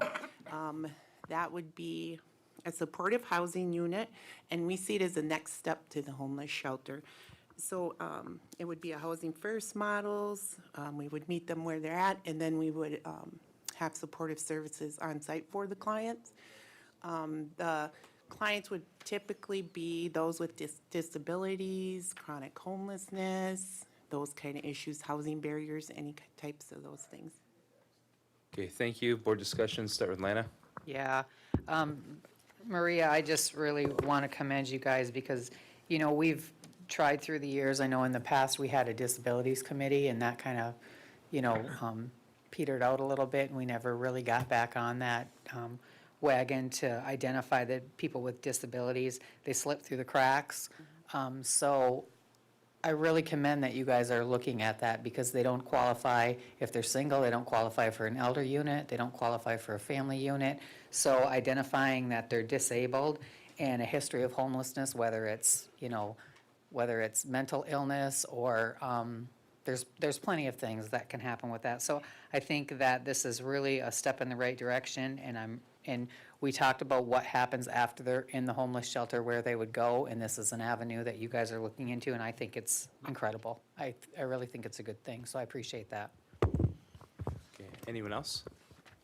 And for your information, I've been working with our state senator and our state rep, and both of them are going to be making an appropriation request for $2 million to contribute to this project. I'm not sure if we're going to end up being awarded these tax credits, but it'll be a huge deal if we get the $2 million that will help offset those costs. So I just wanted to make you aware of that.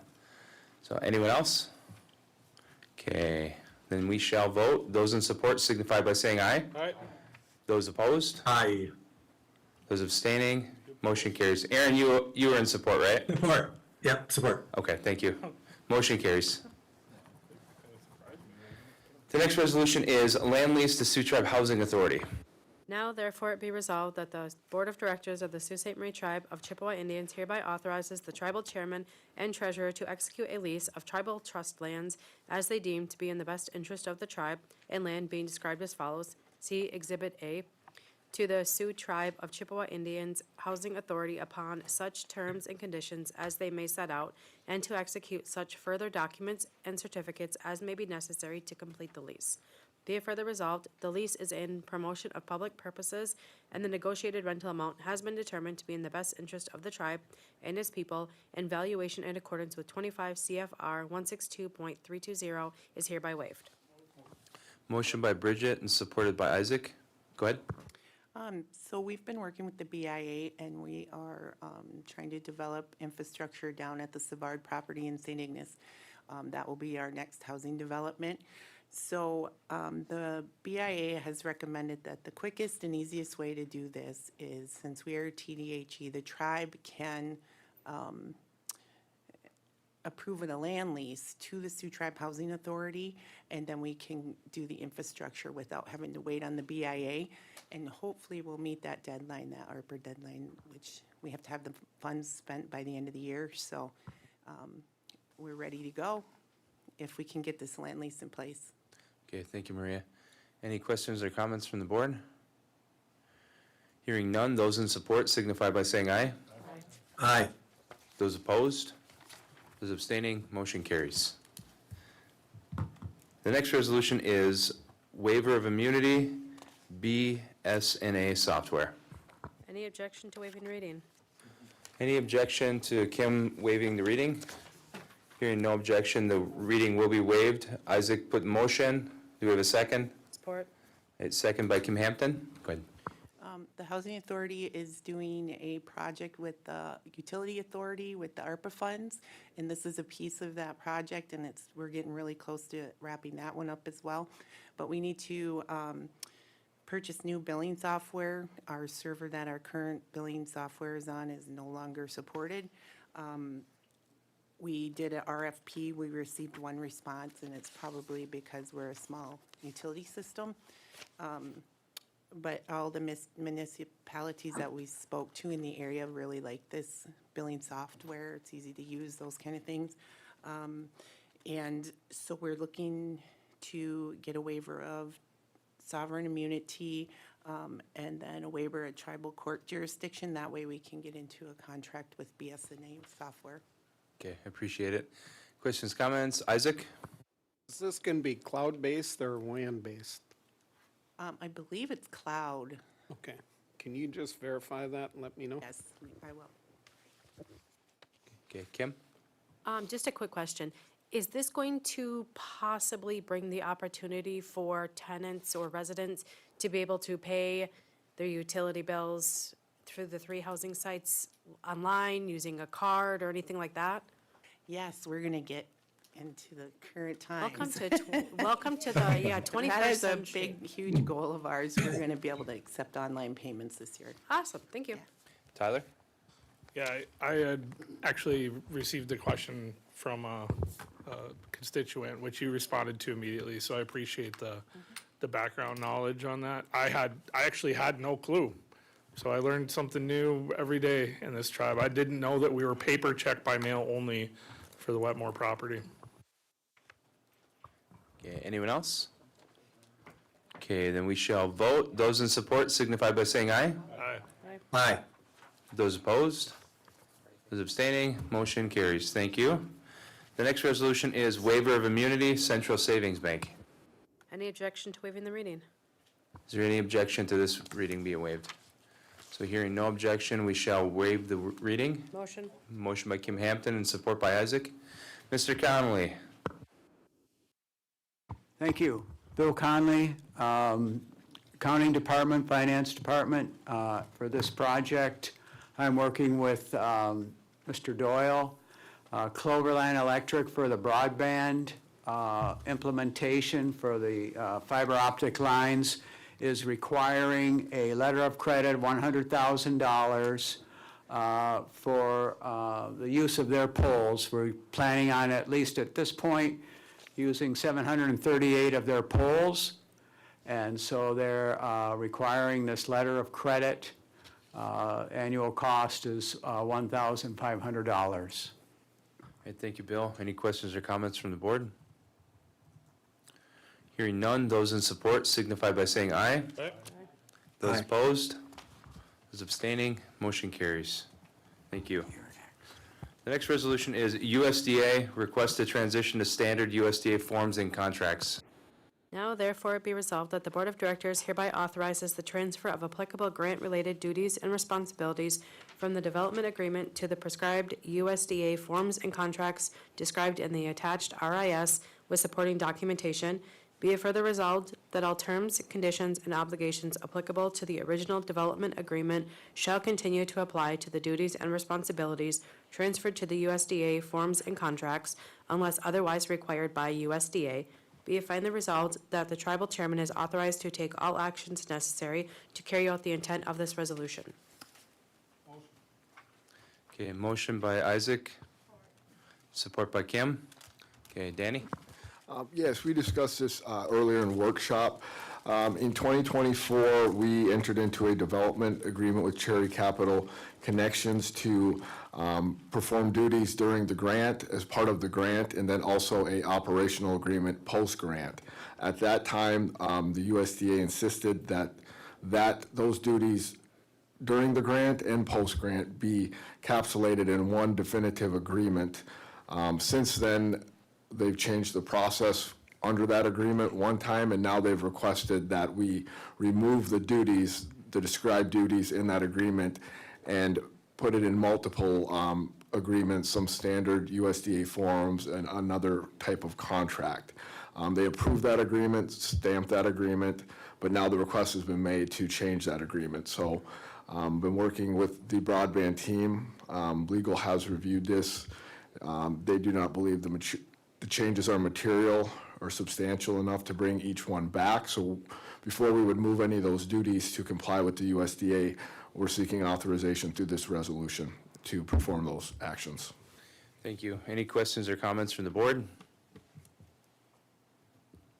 Hearing none, those in support signify by saying aye. Aye. Aye. Those opposed? Those abstaining? Motion carries. Thank you. Thank you. The next resolution is DHS and ICE enforcement on tribal lands. Now therefore it be resolved that the Board of Directors of the Sault Ste. Marie Tribe of Chippewa Indians hereby condemns any unlawful action by ICE or any other federal law enforcement agents in their pursuant of enforcement of federal law.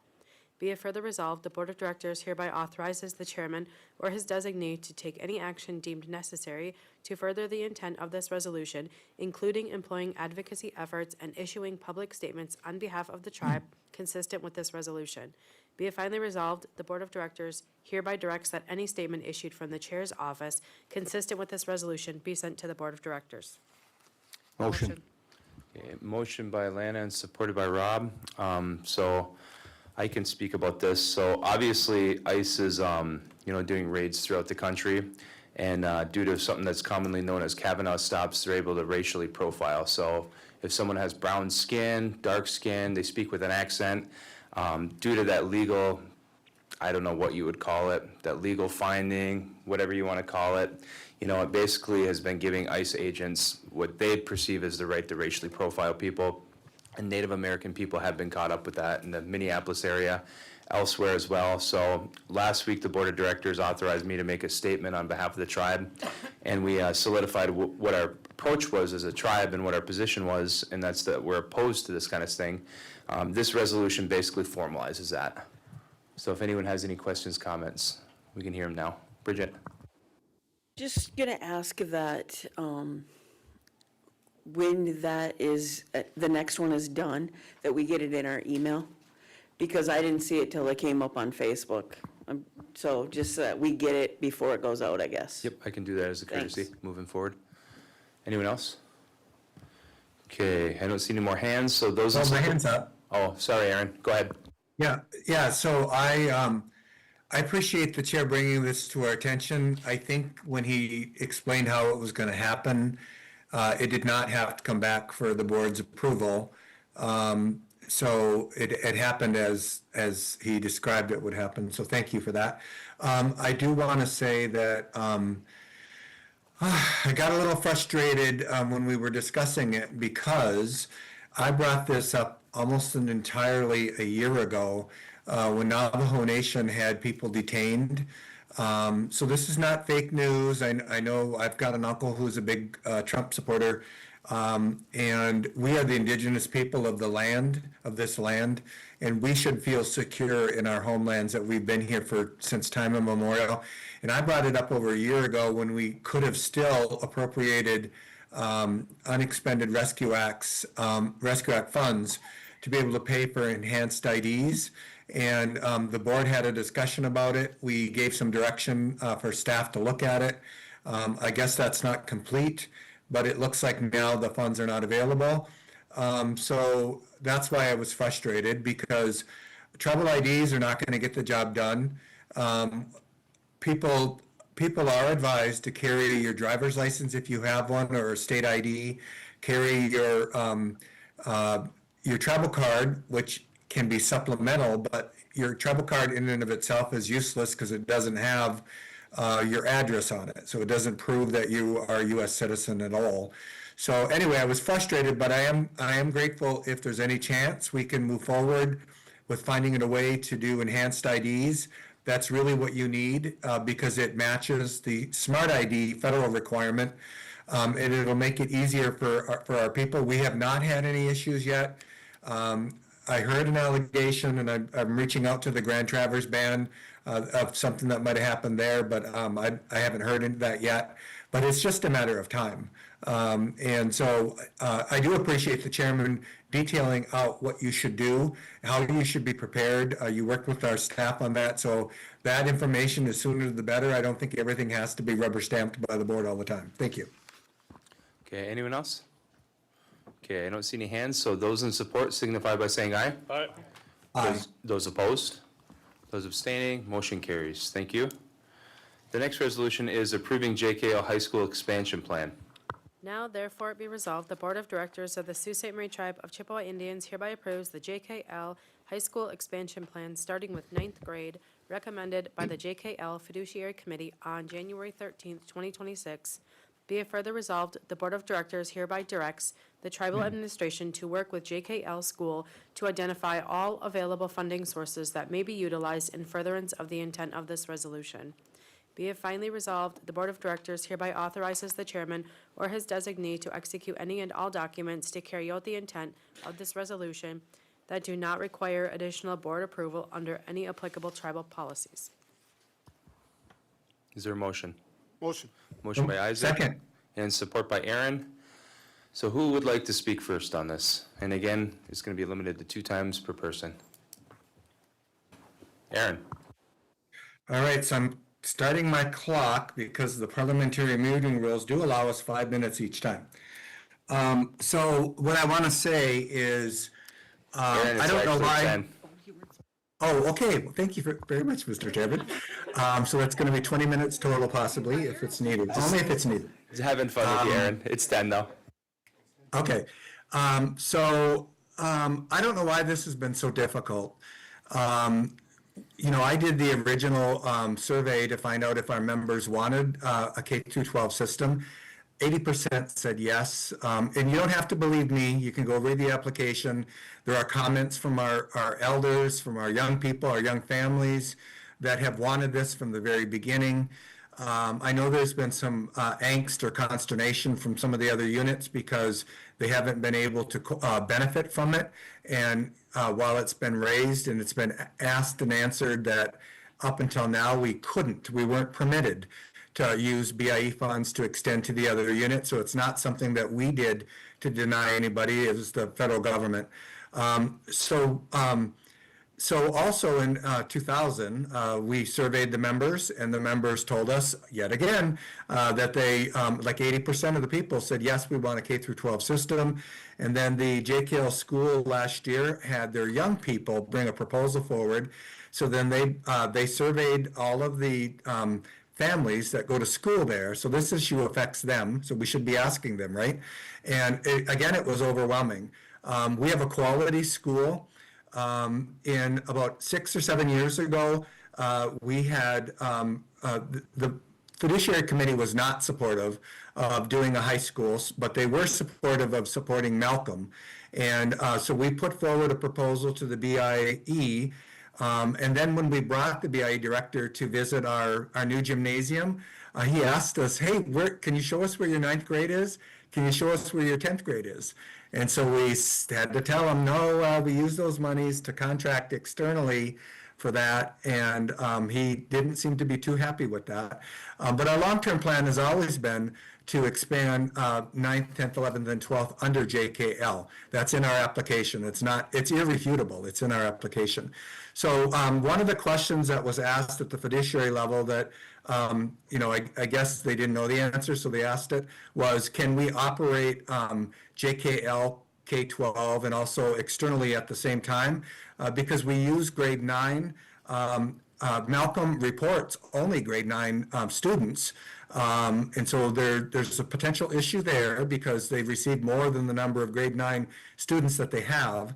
And when we had our meeting with the BIA director, he was clear and unequivocal that we have the authority right now to expand K-12 under the JKL BIE arrangement. And he was critical of and said that he did not believe that we had any further authority to continue to contract externally. And the reason for that, and legal understood it, was because the president issued an executive order that reformed BIE education. And then there was a series of consultation sessions happening across the country, of which I don't know if Stephanie's still there, but Stephanie Sprecher, our education director, Austin collaborated with Mary Pavel, our federal lobbyist, and tribes across the country said that we do not want our BIE funds diverted to external education systems. As a result of that, the president's executive order is currently being interpreted by the BIE to not qualify for external relationships with public schools. And so it's clear now that we do have the authority to do K-12 under JKL. We do not have any authority to spend another penny with any arrangement externally. Objection. This was discussed and closed, was it not? No, actually, that's not. And if that's a point of order, that's not correct because this is public information posted on the BIE website. So the way I described it, I talked generally, that the federal So Aaron, government. I don't have an issue with it. Like, if we're not doing something proper, I think our members should know that. We're not talking about like privileged information. We're talking about how we're spending federal dollars. So. Correct. In the way I described it, Mr. Chair. So we was all know that we talking can't spend ISF generalities. dollars like that moving forward. We were all sitting with the director of the BIE. He told us that. Yeah, and that's not a secret, nor should anybody on this board want to move that to a secret session of the board to talk about it, because it's unequivocal, it's irrefutable, it's not something that we have the authority to change. The federal government interpreted under the president's executive order that no school, so let me say it very generally, no tribes can contract externally to have their high school or their K-12 operate by an external education system. So that's clear and unequivocal. There's no way else to look at that. We did not ask them, they did not tell us that you can't operate a tribal school and an external school at the same time. They told us you cannot operate and use those funds externally. And so thank you, Mr. Chairman, for clarifying that, because sometimes it's just me saying things and people refuting it and disagreeing with it. We all have a right to our opinion, but the law is the law, and we can no longer, schools can no longer use to contract externally for their education of their BIE funds. So with that, it's something that we voted unanimously to move forward on ninth grade. And we also voted unanimously at the fiduciary to bring it to the board of directors along with and Director Ravel requested this, along with a long-term plan to expand and then to potentially construct our own high school. So that's it. Thank you. Isaac, then Kimley. Hey, so I think we're in a unique position as the BIA and the BIE is not allowing any expansion. So I think it's something that we should really consider.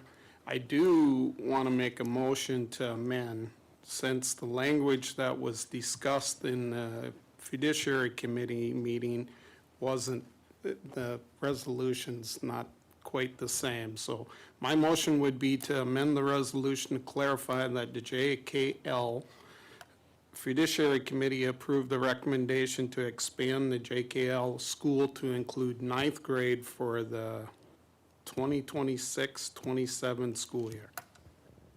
Okay, so is there a second on that motion to amend? Yes, second. Okay, so discussion on the motion to amend? Anyone? So this would just be a technical correction to verify that JKL fiduciary approved for this to move forward.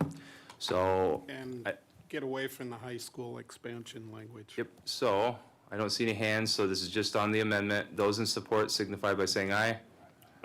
Aye. Those opposed, those abstaining, motion to amend carries. That brings us back to the original motion. Isaac, are you done? I'm done. Okay, Kim? Okay, Mike?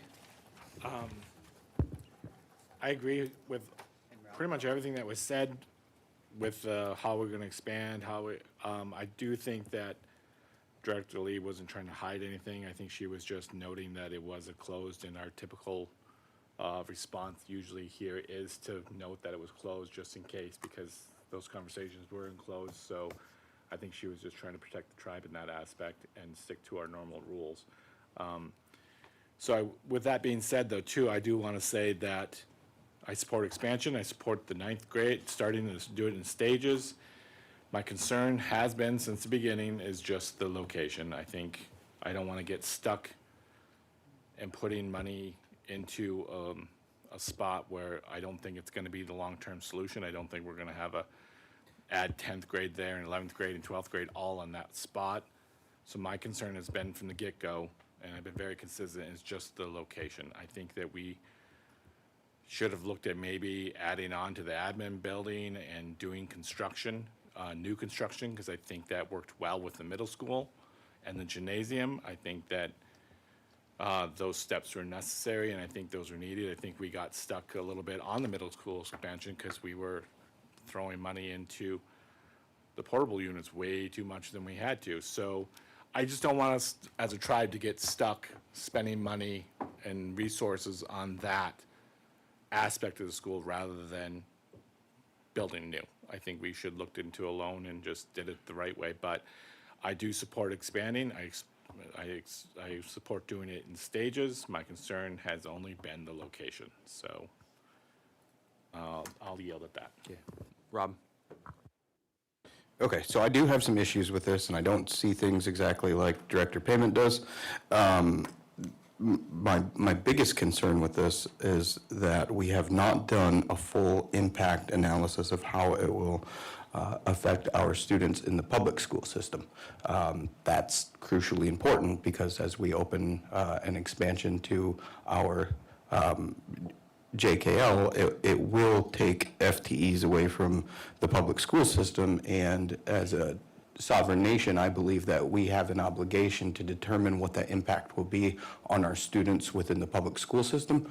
I also believe that we have an obligation to determine what the effect of services that will have on our students in the public school system.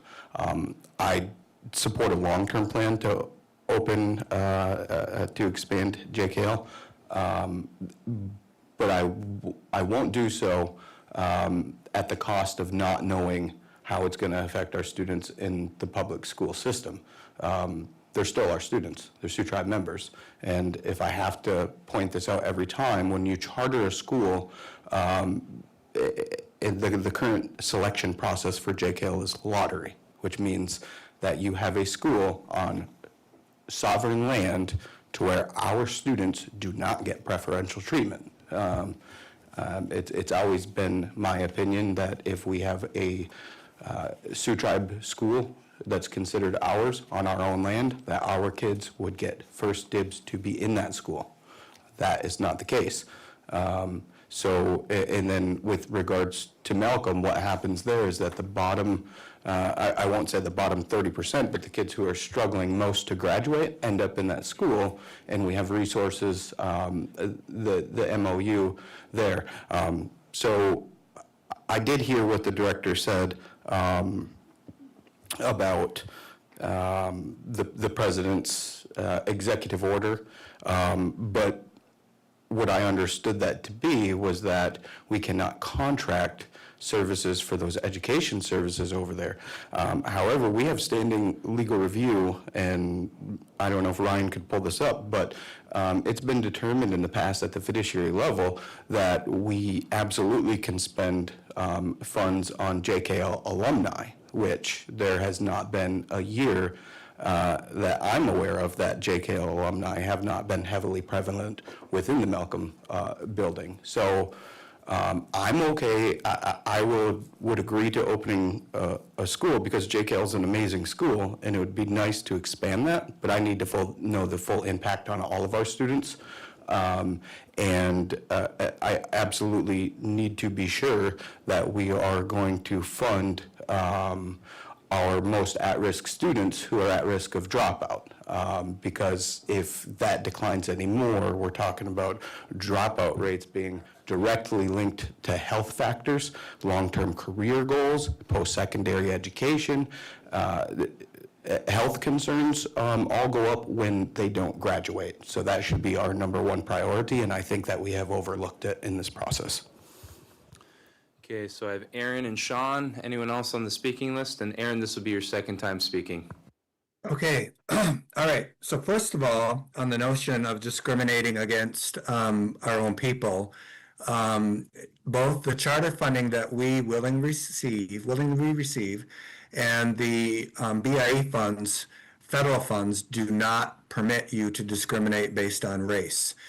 We don't put a penny in the operations. This is our tribal school, but we don't fund it at all.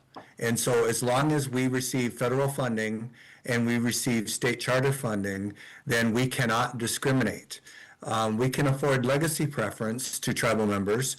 Also, the one thing that I want to correct is when I look at their website, I do have a doctorate in education. I know how to understand what the BIE says we can and cannot do. We cannot use any more BIE funds to contract externally for an education. It doesn't matter if they're JKL alumni or not. We can't. And so whether Ryan can do a request to the BIE to get that clarity, Or if I need to do a request to get that clarity, we'll get that clarity. We can no longer use BIE funds further for Malcolm. So And time out, that's Aaron. why, So is anyone opposed to Ryan doing a legal review on that? So Ryan, you were in attendance with the meeting with Tony Dearman, and that was a recorded meeting as well, so you can reference that recording to review anything. Is anyone opposed to Ryan doing a legal review on that? And we've already discussed this, that way it's spelled out to everybody. And this would be in regards to continuing using ISEP funding for Malcolm students based on the red flags that were risen during that meeting with Tony. So I don't see any objection to that, so if you could work on that, we'd appreciate it. And keep going, Aaron. thank you, Mr. Chair, I appreciate that. I because do have a point there that I'd like to make, though, is that I would like also to be included in that, any previous legal reviews that have been determined where we could spend funds concerning JKL alumni. Okay, so I have the floor, so maybe that's a reconciliation against the most current, which invalidates everything that was done before. We once had approval to do a contractual services with an external education system, but we now know the current state is the BIA will not allow that. And so any legal opinion that we did or any clarification we got previously is null and void now because the President's executive order and the BIE's interpretation is that we cannot use those funds for that purpose. So, all right, so I don't want to spin our wheels on false hope that we can continue to fund an external education system if the law says that we can't. All right, so moving on past that. At the time that we began to try in earnest to look to expand to a high school, the reason is because in 2000, we contracted with Michigan State, we used 2%, to have them do a study of the Sioux area public schools and their statistics with graduation. There's an annual meeting, an impact meeting on the reservation, and they had it at the JKL school that year. They used to brag about their increasing number of graduates, but when I asked them the basic statistics question relative to what, you've got this number and it's increasing led by a couple of Indians per year, but how many are entering the system and not coming out the other end? And so they would not answer that question. So we contracted with Michigan State. Dr. Cornell, the Native Institute, did the study. They looked at actual records, Sioux area public school records, and they tracked the graduation from entry in ninth grade to graduation, either 4 years, 5 years, 6 years, or 7 years, down the other end. And what they concluded, and you can see a copy of this report, is that Sioux area public schools in 2000 were tracking our students to non-college prep at a rate of 3 times that of non-Native students. That is a racial discrimination issue, a civil rights issue, number one. Number two, their graduation rate was 47%. Those are unequivocal. That was proven by Michigan State, by both the director of the Native Institute and also Dr. Schweitzer, who was an economist at Michigan State. It's a bona fide report. And that led to the Native American Retention Task Force, that led to a whole bunch of reforms. So our charter school, our tribal school, forced the public schools to get their act together, to stop tracking our students to non-college prep, to work on their graduation rate, and they've gotten better. But our choice for education for our own people should not be the alternative education system. It should not be the last dropout, the last step to dropping out. If we have our own high school, we will have a quality high school, and we will educate our tribal members. And if there's non-tribal people that sign up too, we do language and culture. So it's not like we're ever going to attract a whole bunch of non-tribal people to want to come to our school. And with the current law, we do maintain 65 to 70% enrollment at our school are tribal members. So the problem is not that we're denying tribal members enrollment. The problem is we're not big enough. And every time that we've expanded our school, we've had a waiting list of about 40% to get in. So I don't understand how it's possible that we retread or retrack or rescind or go back on our promise. We promised in that original application we would do a high school. The fiduciary just voted unanimously So I hope that we're not working to try to undermine that. We have the funding to do it. It's funding we cannot use externally. And so I'll stop there because there were also some questions about the way Malcolm is using the fund in counting ninth graders when they do not have 41 ninth graders. 2 years ago, I asked for that report. They had one Sioux Tribe ninth grader, one. And they're receiving 41 appropriations from ISEP for 41 freshmen. So there's a problem there too. So, and maybe we need to be audited. Okay, so this is speaking list I have. I have Sean, Kim Gravel, Rob, and then Rob, that would be your second time, so go ahead, Sean. I guess I'm trying to get a full understanding of this. I was at the workshop, but we're gonna start with the ninth grade school. I don't know if we have a plan, and I hate to see a failed venture like this tribe has had in the past. I'm all for the high school expansion, but we don't have teachers yet. I agree with Mike. It should be at the school or on our land, not down at the old cop shop. If I was going to the Sioux school and they told me I had to go to the one-room schoolhouse, we got away from them in the 1900s. We have high schools. So Sean, this is just a question. Would you like me to take a recess and I can reach out to Dr. Dale to appear on Zoom to maybe answer some of those questions regarding what that plan looks like, regarding Well, staffing? No, that's not necessary, Austin. I listen, I mean, if we get a high school, then we gotta have teachers. Assume our K through 8th grade teachers aren't certified to be high school teachers, so we'd have to hire new teachers. Are we gonna have after-school activities, sports programs, a high school nurse? Has all that been figured in the fiduciary committee? And we just gave a huge raise and then to some teachers, which is probably well-deserved. And then next year, it's gonna be more money on top of that raise we gave them. And then cost of living the next year, on top of that raise, that COLA and another COLA.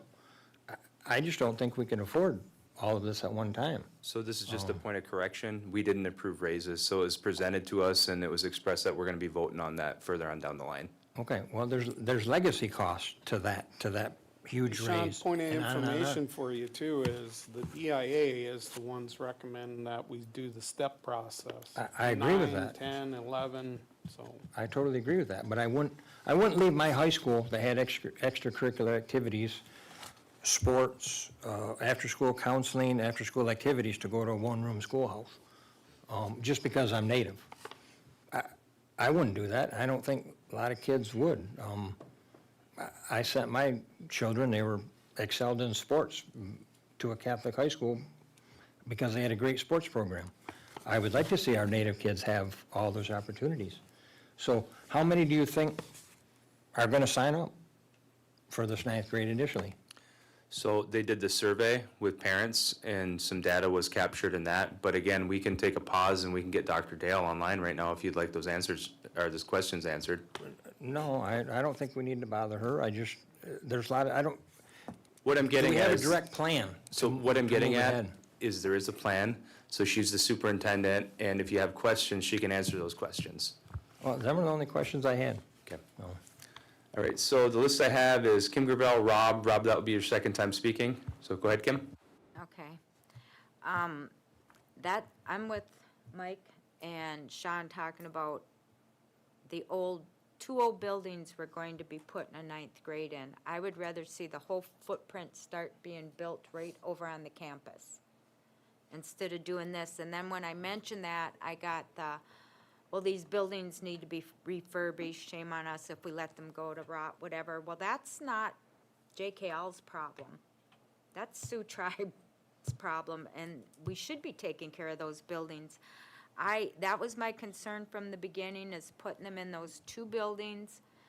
I think administration's gonna be in the old enrollment building, and the high school's gonna be in the two-story old conservation building or the old cop shop. I would rather see us start fresh, build a high school right on campus over there, and when they open it, you're gonna have 9th, 10th, 11th, and 12th grade to have them right in there. So it's not that I'm against a high school for JKL. I just want to see it done right. And like Aaron said, that's why we tried to put it in here.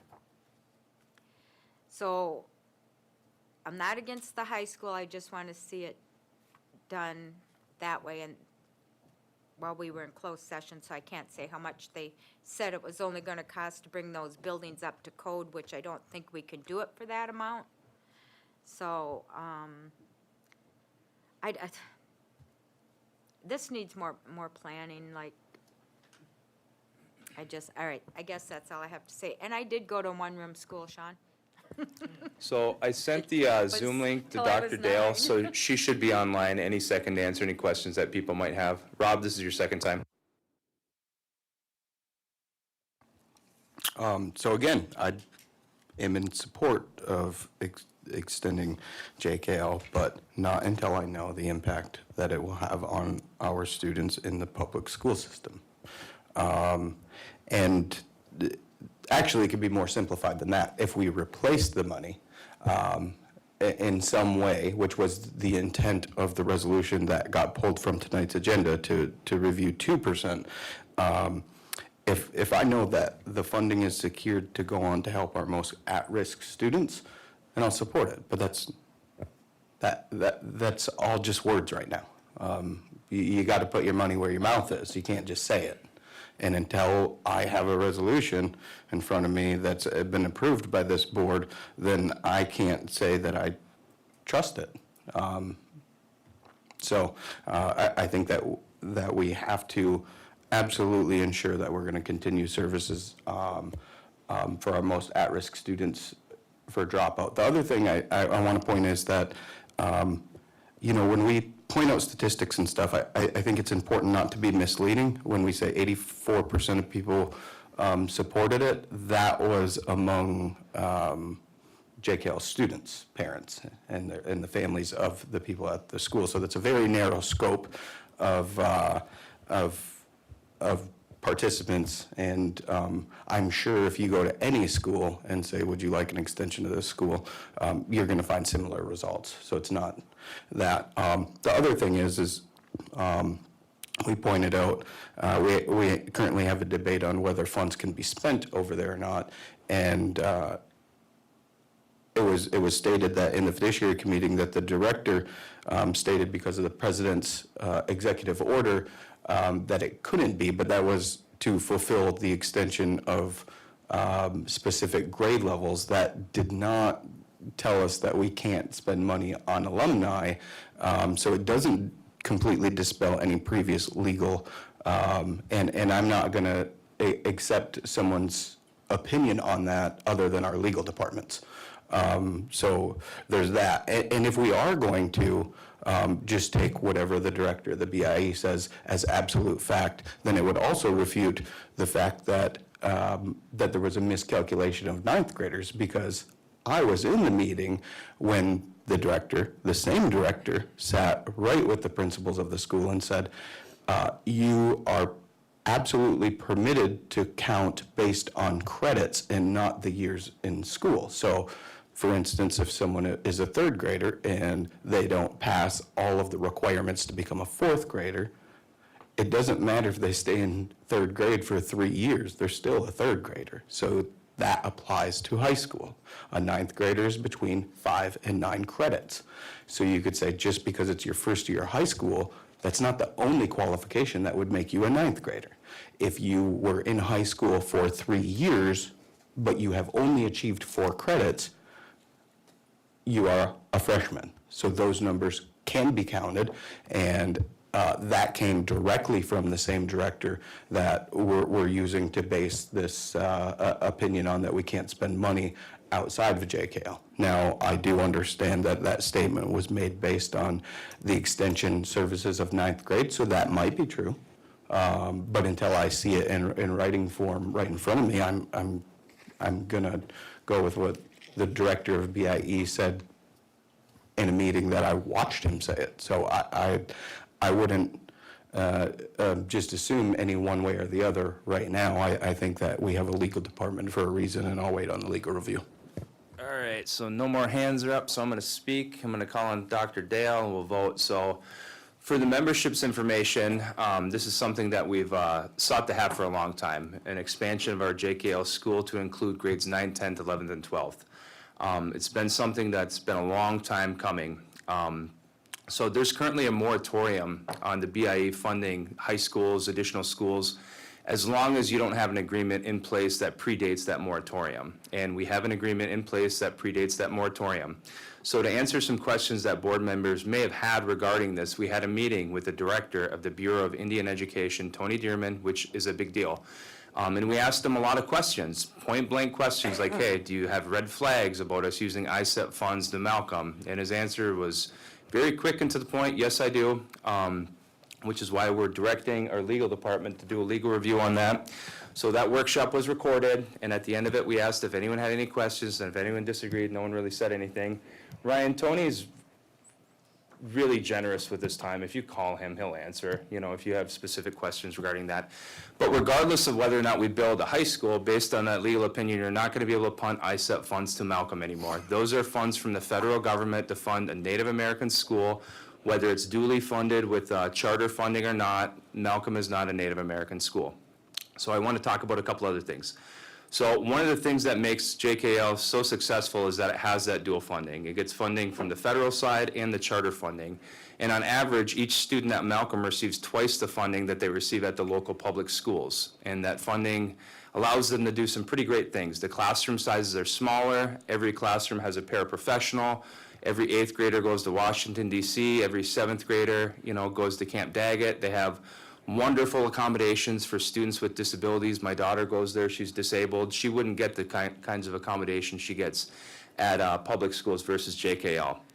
So I want to talk about a couple other things. One of the reasons why it became a charter is because when the tribe was running it, it was being run into the ground. The last year that it was tribally run was the year 2000. I reached out to Dr. Dale about this. Do you know how many tribal students we had at that time? 154. So even with the lottery, in 2026, do you know how many students we have? 375. So even if there's a lottery where you can't get preference based on Sioux tribe status, you have over 200 more students there today than the last year it operated as tribal only. So, and that happens because with that dual funding, they're able to expand their classrooms, have more classrooms, and have more students. And even though they can't, just accept someone because they're a Sioux tribe member, there's over 200 more Sioux tribe students there than compared to the last year that it was tribally run. So we need to talk about that. The parents, they are supportive of this expansion. They sent out a survey to them, and it was overwhelming. This is a student-driven initiative. My nephew was one of those kids. He was in the Gifted and Talented program, and because we didn't act, now he's at public school in 9th grade and not getting the same level of accommodations that he would have gotten if we had expanded. This is supported by the BIE. We specifically stated, if we expand, will you fund us with ISEP funds?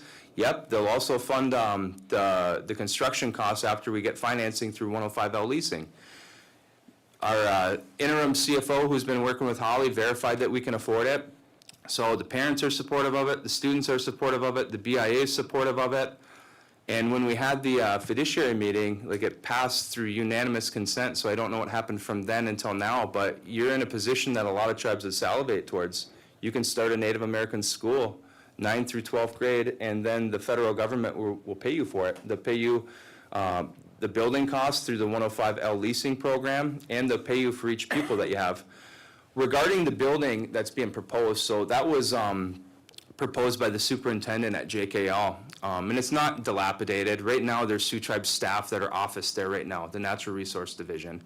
Before that, enrollment was there as well. So if it's in deplorable condition, then shame on us.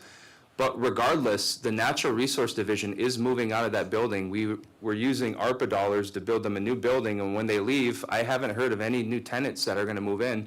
So what I'm fearful of is that you're not going to have any tenants in there, and it's just going to rot, and we're not going to use it for anything, and it's going to become what so many other buildings have become on our reservation, and we spent a lot of money renovating our casino, trying to spruce up our community, and the last thing that we don't need is another vacant building.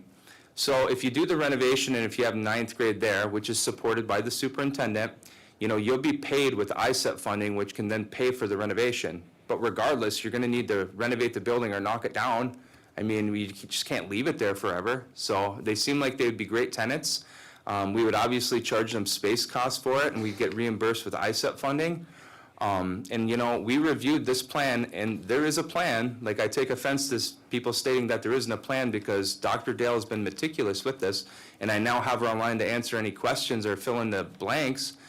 But we asked Tony Dearman, what do you think of this plan? And I quote, he said, it's very smart, because we don't want to build something that the federal government's not going to reimburse us for. He encouraged us to start small, you know, to have this little pilot school in 9th grade, you know, and then you can figure out what the federal government's willing to reimburse you for the 105L leasing program, and you can build. But, you know, there's always such negative stuff talked about JKL, about like the selection process and things like that. My kids didn't get in, you know, but I didn't stomp my feet and throw a fit. They got placed on a waiting list and they eventually got in. And again, the year 2000, you had 154 tribal kids there. That's the last year it was tribally operated. Versus today, charter operated, you have 375. That's over twice as many. So, Dr. Dale, am I missing anything?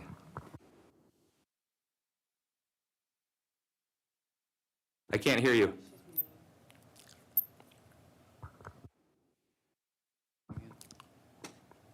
I still can't hear you, Dr. Dale. You have to unmute yourself. You have to unmute yourself.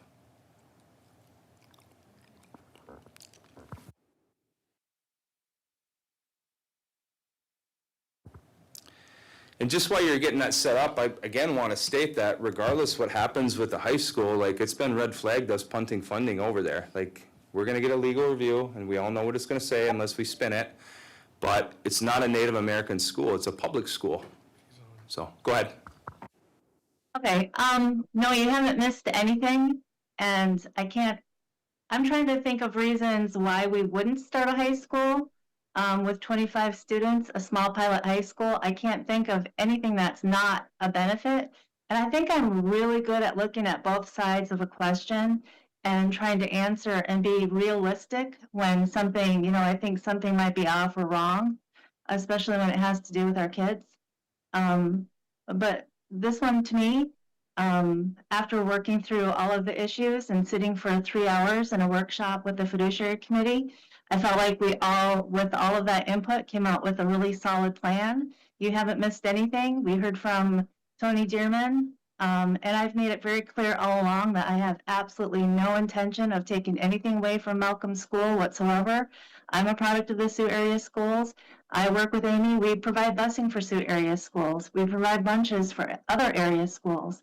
We provide busing for St. Mary's. We work as a good steward of the community, and I can't think of any opposing view that makes any sense to me why we wouldn't continue with the 9th grade and build from there.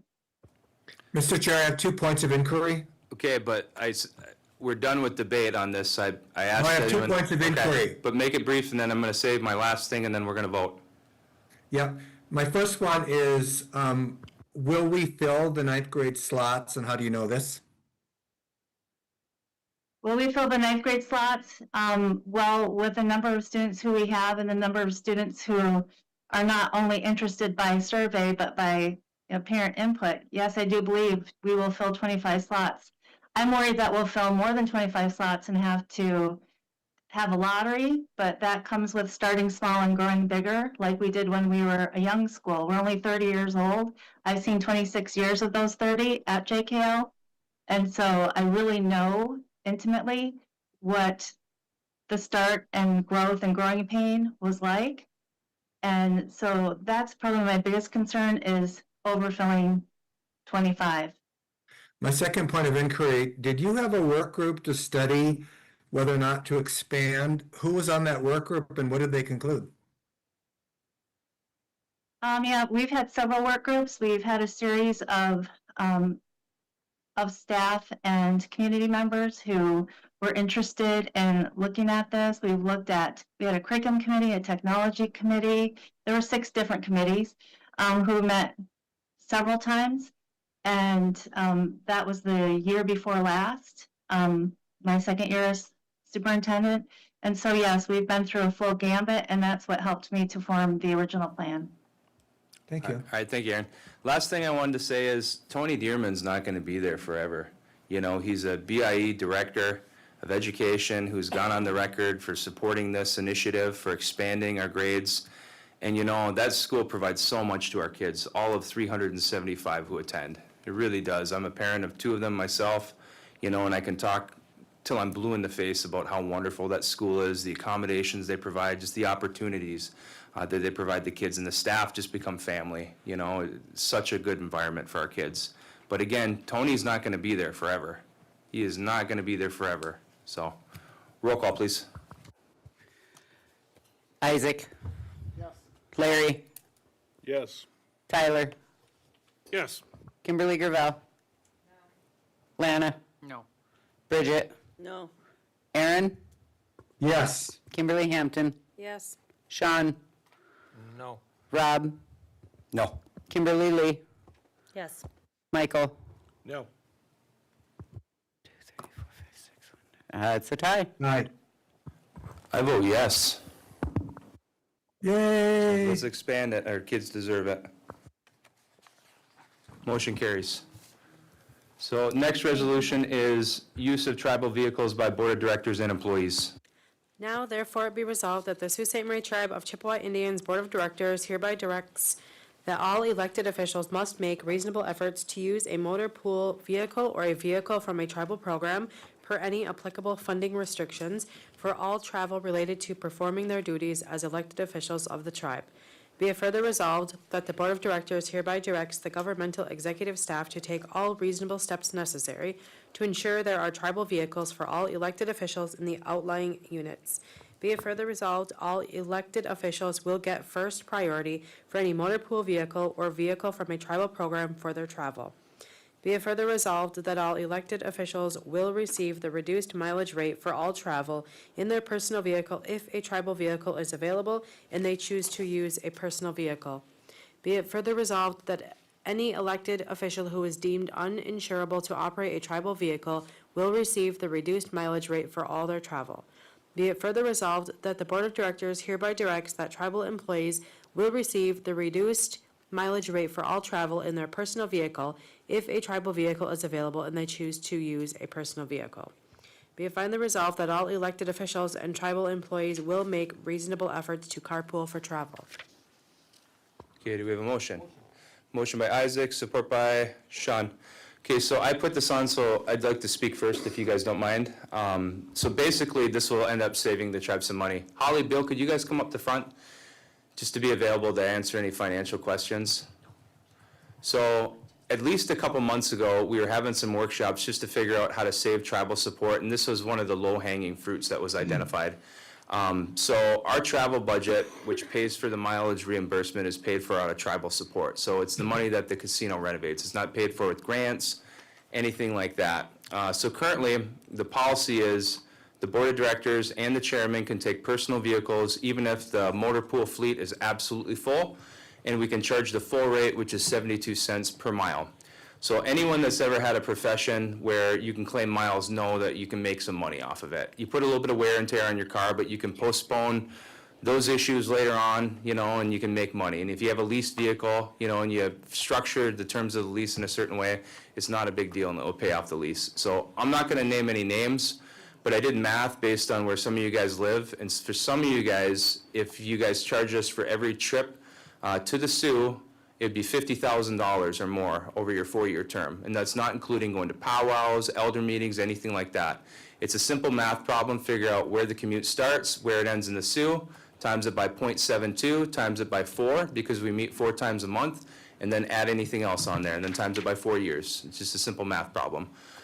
So when we use motor pool vehicles, we're basically paying off vehicles that the tribe owns, and then it becomes a tribal asset. So I recognize that there's not vehicles in each location in the outlying areas for you guys, but what this would do is it would authorize the administration to make those vehicles available to you, whether or not that's a casino motor pool vehicle, whether or not it's a vehicle from the health division, a vehicle that's newly leased, a GSE vehicle, you know, as long as the funding source allows it. I mean, we have a lot of cars, and this does save the tribe money. It really does. There's a FOIA request a lot of months ago about our travel expenses, and a lot of people were floored by this. And this would be one of those ways where we can cut costs and save money. those vehicles are safe. You know, I've been taking them nonstop. Every vehicle I've taken has all-wheel drive. Each one of them's under 50,000 miles.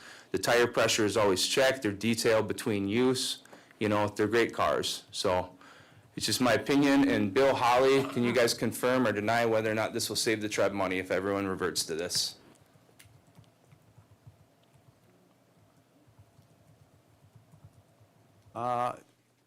Austin is correct, the chairman.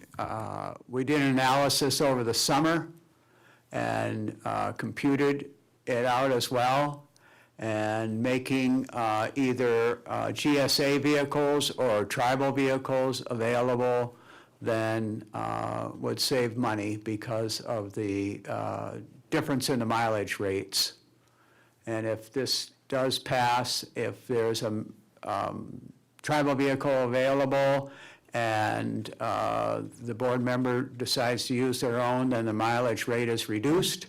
And 20 cent, yep. There's the big savings would be right there. Okay. All right, any questions, comments? Aaron?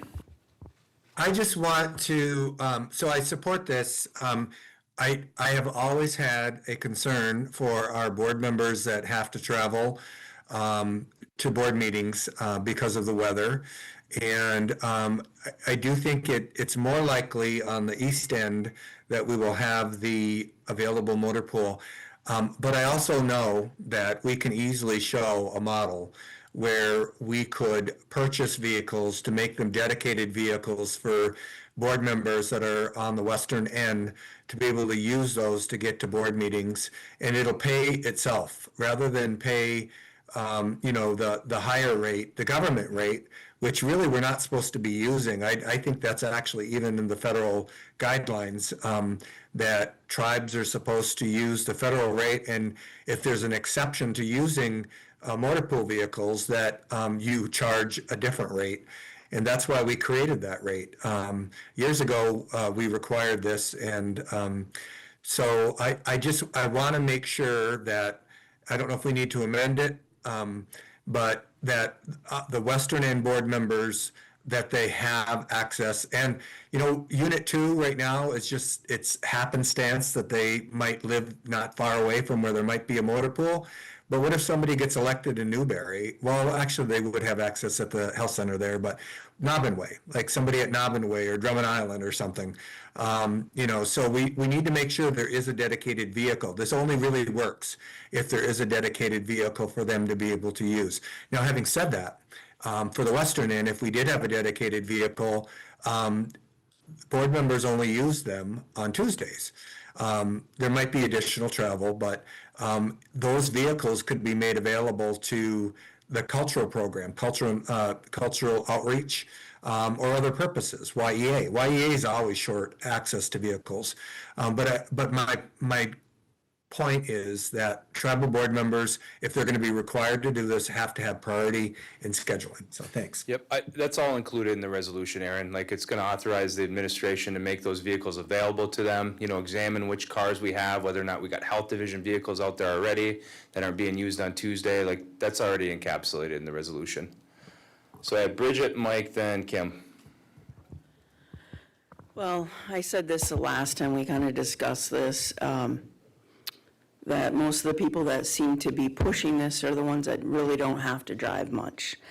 You know, I don't know what changed in all the, you know, I've been here almost 14 years, 13 and a half at this point. And if I drove up here once a week, 52 weeks, it would be $3,800. So I have no idea where these, I understand there's other people that drive farther than I do, but I guess it seems to me that in 2022, things changed as far as what the board was paying for as far as people going places, because as far as I've been here, when I go to functions, I don't bill for any of that, so I don't think we were allowed to back before 2022. And then all of a sudden, you guys all came on and it seemed like a free-for-all that you guys got to bill the tribe for everything. So, like I said, I don't know where these big numbers are coming or who's using them for what, but I think when that travel report came out, yeah, it has to do with conferences and stuff, and I think that was more of what the membership was concerned with rather than what we drive.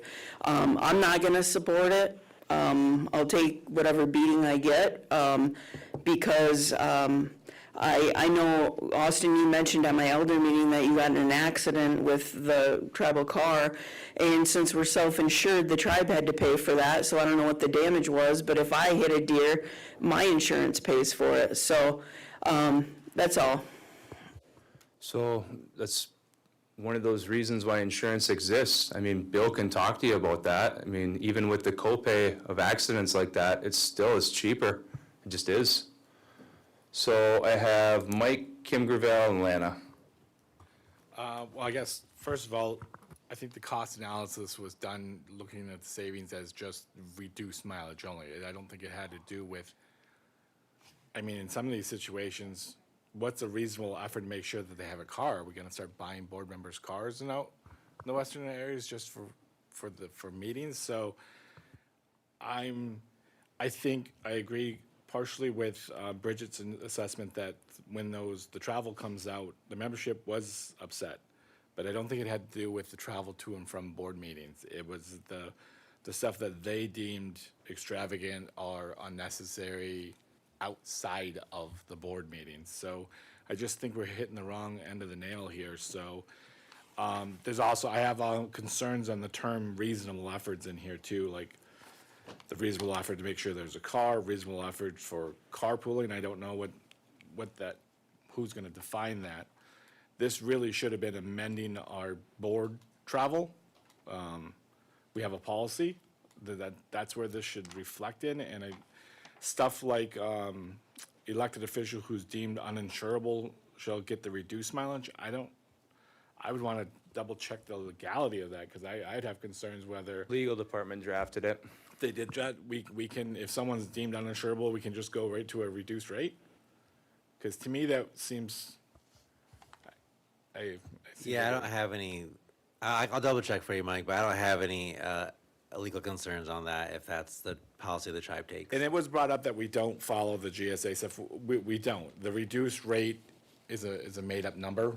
There is a lower reduced rate for GSA vehicle, like people that are committed to using GSA vehicles. And we just split it in half and went with half. That's what our reduced rate policy was. But really, at the end of the day, travel costs. There's costs associated with travel. So I seen this getting out of hand too, because I don't think we should be buying cars or deeming what is a reasonable steps. Plus, we would also be looking at someone that's got legitimate tribal business on a Tuesday is gonna get bumped out because the car is gonna be utilized for a board member to come to a meeting. I just think we're going the wrong way. I think we would be better serve the membership if we addressed the actual exorbitant travel cost and looked at that end, not this end. And I'll yield with that. Okay, Kim Gravel, Lana? Okay, I agree a lot with what Mike just said. I was thinking if we're gonna start buying cars for board members, we're gonna hear about that. And when you looked at that travel expenditure sheet, that included air travel, correct? I mean, it was everything. It wasn't just mileage for driving. If you broke that out, it would be a heck of a lot less. And I think it was sticker shock when people saw that, because when you fly on a government rate, it is 3 or 4 times what you can pick up the phone as yourself personally and make an airline ticket plan.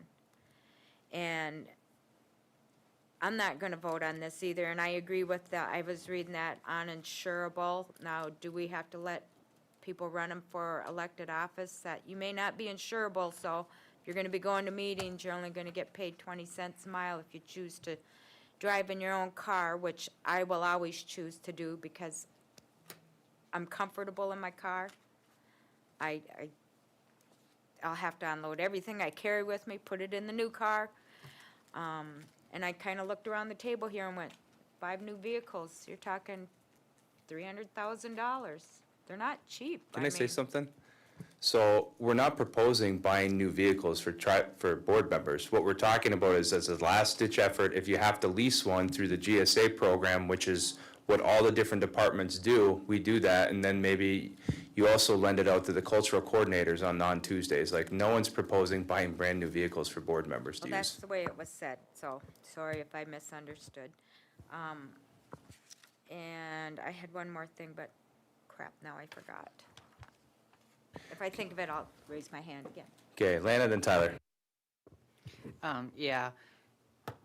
Well, Bridget brought it up, and, you know, I said this before, and I can actually really speak to it because there was a FOIA on our travel.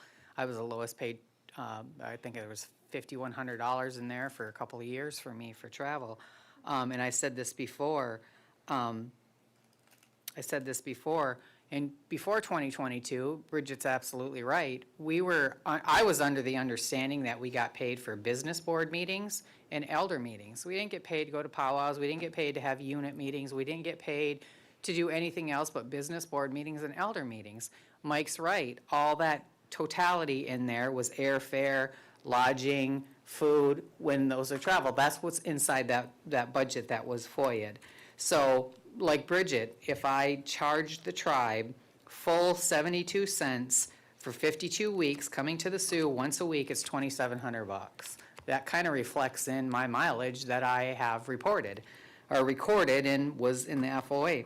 The other thing is, you know, it's kind of insulting because there is already board members that do self-discipline and do carpool and try to make arrangements. Kim and I drive together all the time. It gives us an opportunity to talk and discuss things. So we do carpool. I think it's coming up.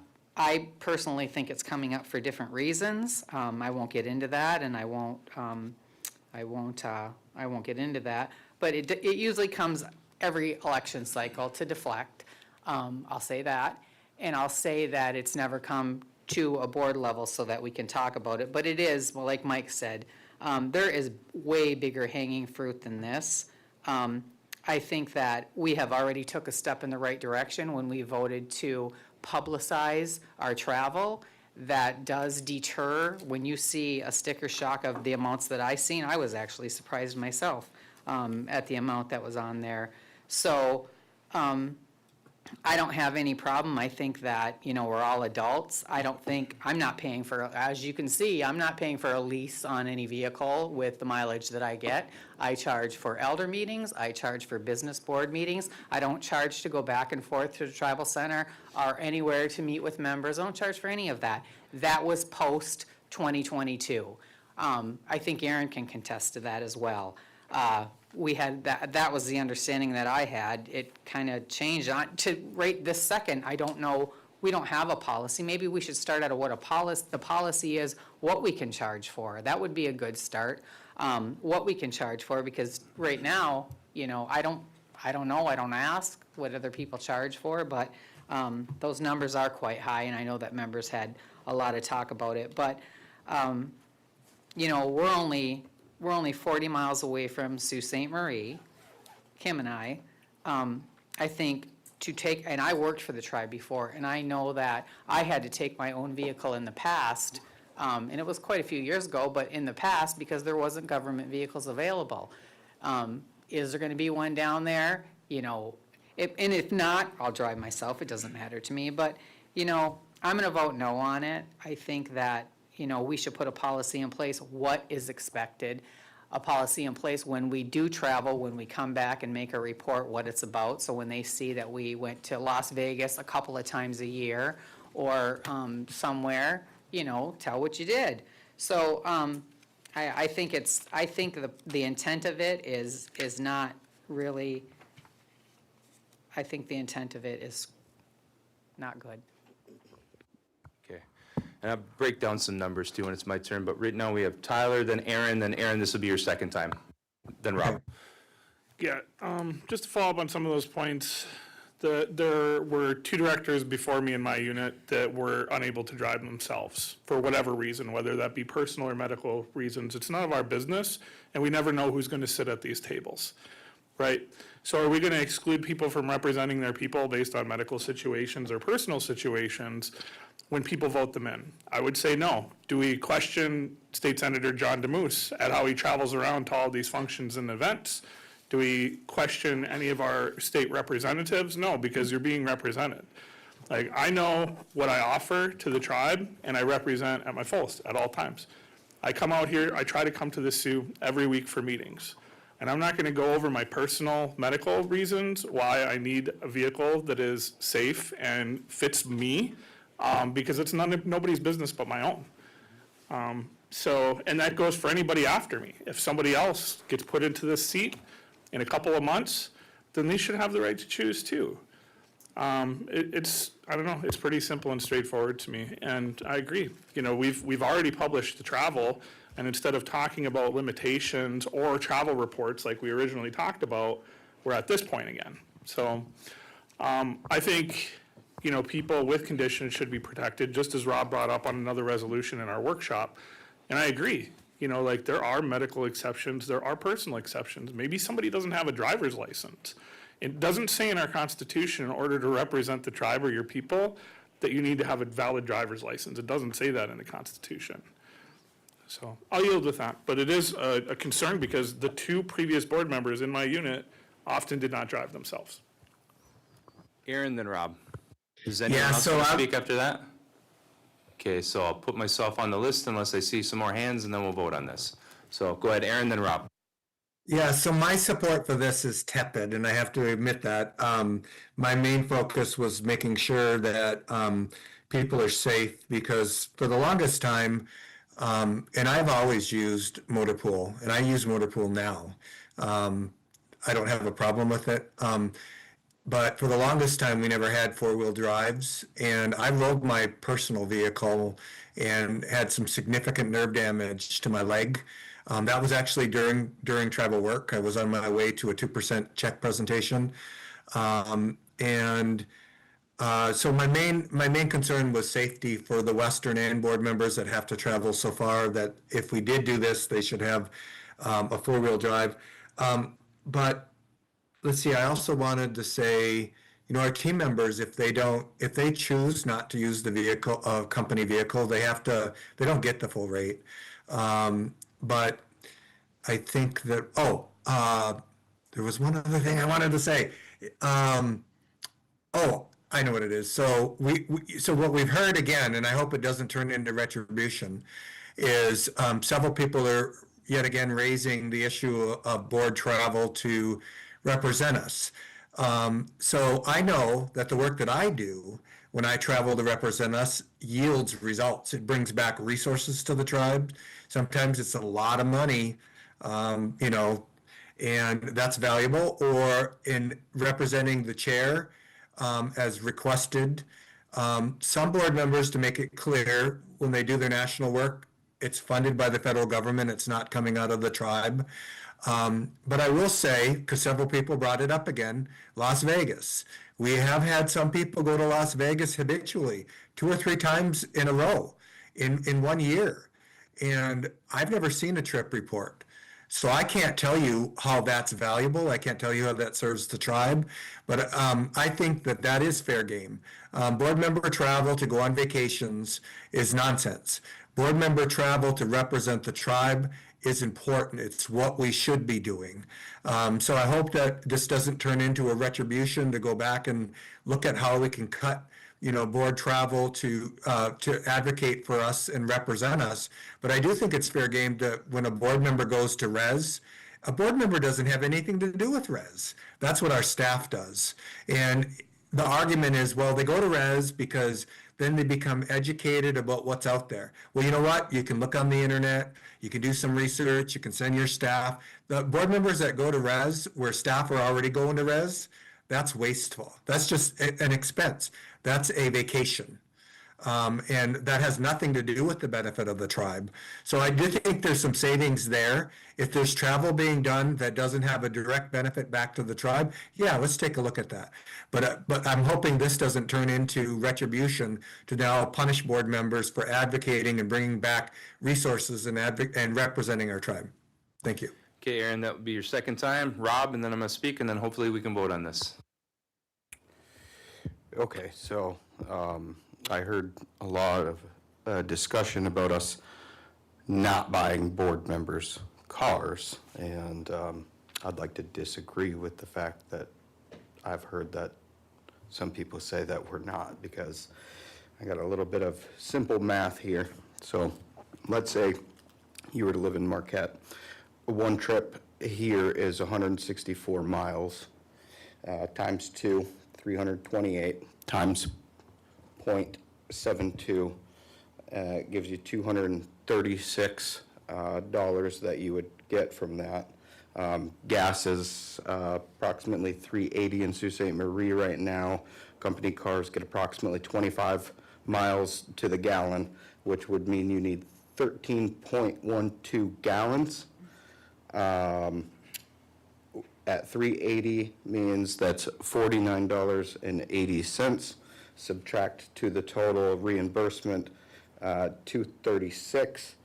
You end up with 186. That's for one meeting. Times 4 is 744. So if your car payment is less than 744, the tribe is certainly buying your car. The difference is you own it and not the tribe. So if we're spending that kind of money, I want the tribe to own the car. So I'll break it down a little bit different. So, like, this doesn't have anything to do with the expanded places where the board can have their travel paid. Let's just talk about just the workshops and meetings, nothing else. And I'll pick the town of Escanaba because we don't have any board members that live in Escanaba, and we shouldn't single them out. So a one-way trip from Escanaba is 173 miles, round trip, that's 346. If you times that by 52, because we meet once a week, that's 18,000 miles per year. And if you times that by 4, for 4 years in a term, you come up with 72,000 miles. You times that by 72 cents, and you come up with $52,000. So if you drive every week from Escanaba in 4 years, the tribe will give you $52,000. And if you use that vehicle for only the trips back and forth, you got 72,000 miles on your vehicle, meaning you got plenty of life left and the tribe just bought you a vehicle. Like, it's simple math. Like, people make money off of it. You know what I mean? Like, just times the commute by 7.2, because 72 cents a mile, times it by the frequency that you make the trip, and that's what you come up with. And that's just talking about workshops and meetings. It's not talking about anything else, so I don't know why we keep discussing that. So no one's talking about buying a vehicle for each board member.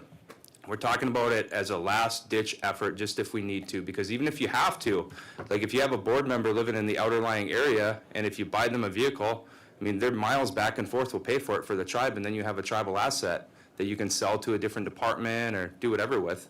But I mean, it all boils down to saving money and being fiscally responsible. And this is a policy for all of our employees except top-level executives. And we are not top-level executives. We won a tribal election, like a popularity contest, you know? Like, it's not a great inconvenience to go drive over to motor pool and swap cars.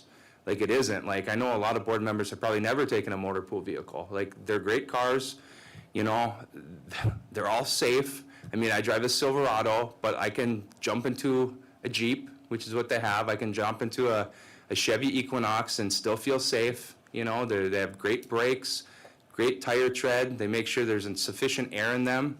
You know, they take really good care of those vehicles. And at the end of the day, it's about to save money. And, you know, our membership doesn't just want us to save money on the trips to Vegas. They want us to save money everywhere we can. And they don't want there to be a perception that we're making money elsewhere other than our board stipends. So that's that. It's simple math. Just punch it in the commute, times it by 7.2, and then times it by the frequency you're making the trip. You know, a board member in Escanaba, if you make one trip per week, it ends up being $52,000 over a 4-year period, and the miles add up to 72,000 miles, which means there's plenty of life left on that vehicle. That's why we're having the discussion. It's not about elections. If it doesn't pass right after the election, I'll put it on again, you know? Sean, you know, right? You know. All right, roll call, please. I was just speaking last. I asked if anyone wanted to speak before. I know, they both did. Larry, No. Michael, No. Bridget, No. Tyler? No. Kimberly Hampton, No. Rob, Yes. Kimberly Gravel, No. Isaac, Yes. Kimberly Lee, Yes. Sean, Yes. Lana, Aaron, Yes. failed. Okay, motion Crash and fails. burn. All right, so let's move on to the next resolution, which is use of camera for remote attendance.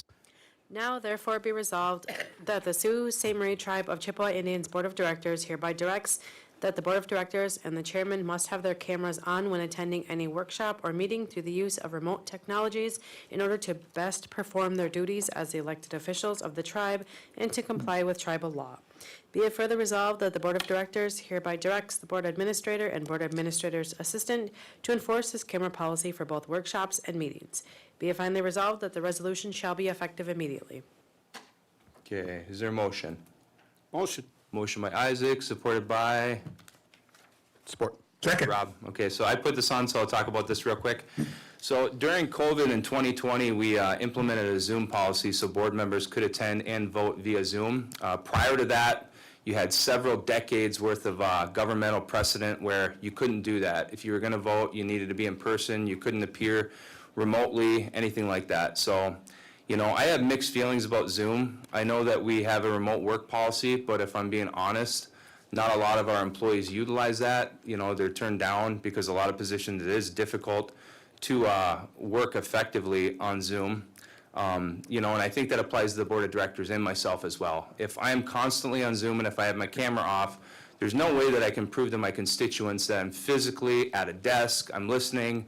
You know, there could be a perception that I'm at my second job, not paying attention, and as a result of that, you have a less informed board, which is, you know, more apt to make mistakes and whatnot. So it's 2026. Everyone that's been in a professional position that utilizes Zoom knows that professional etiquette is that you have your camera turned off. There's special circumstances where you shut it off, but you keep it on. I did telehealth therapy during the height of the pandemic, you know, and you have to keep your camera on. It's just standard practice at this point. And I think it's good governance as well. There's really no excuse if you're going to appear via Zoom unless you're at a medical appointment, which Director McGrory talked about, that you can't just have your camera turned on. It proves that you're there, you're paying attention. And this one is basically universally supported by our citizens. So Aaron, and who else wants to speak on this? Kim? Okay, we'll start with Aaron and Kim.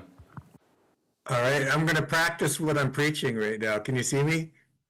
All right. I kind of look kind of washed out though, but I'm darker than that. I will say that in preparation for this meeting, when the person, a member, I won't say which unit, I won't even allude to it, called me and said that consistently a board member in that person's unit is parked outside of their other employment in their vehicle, and they're on Zoom on their phone consistently. So that's not what this was intended to be for. They're not committed to the tribe. The tribe pays $67,500. That's a lot of money. So the only caveat I have is if we have technical issues, like earlier today, I was using the tribal computer, and you couldn't get my sound occasionally. So if we're in a meeting and we have a technical issue, then there should be some flexibility there. But if it keeps happening over and over, then obviously that's not genuine. So I support it. And I don't really see a reason not to support it, other than if you don't want the members to see you or where you're at. I do, several tribal or board members, when I first came back to office, were doing it. They were coming on, off video to when they spoke. So I don't see any problem with it. No, it should be pretty easy. Should be unanimous. Okay, Kim. I don't care either way if you see my face live or not. You're going to know if they're not on there, because when it's time to vote or someone asks a question, you don't get an answer.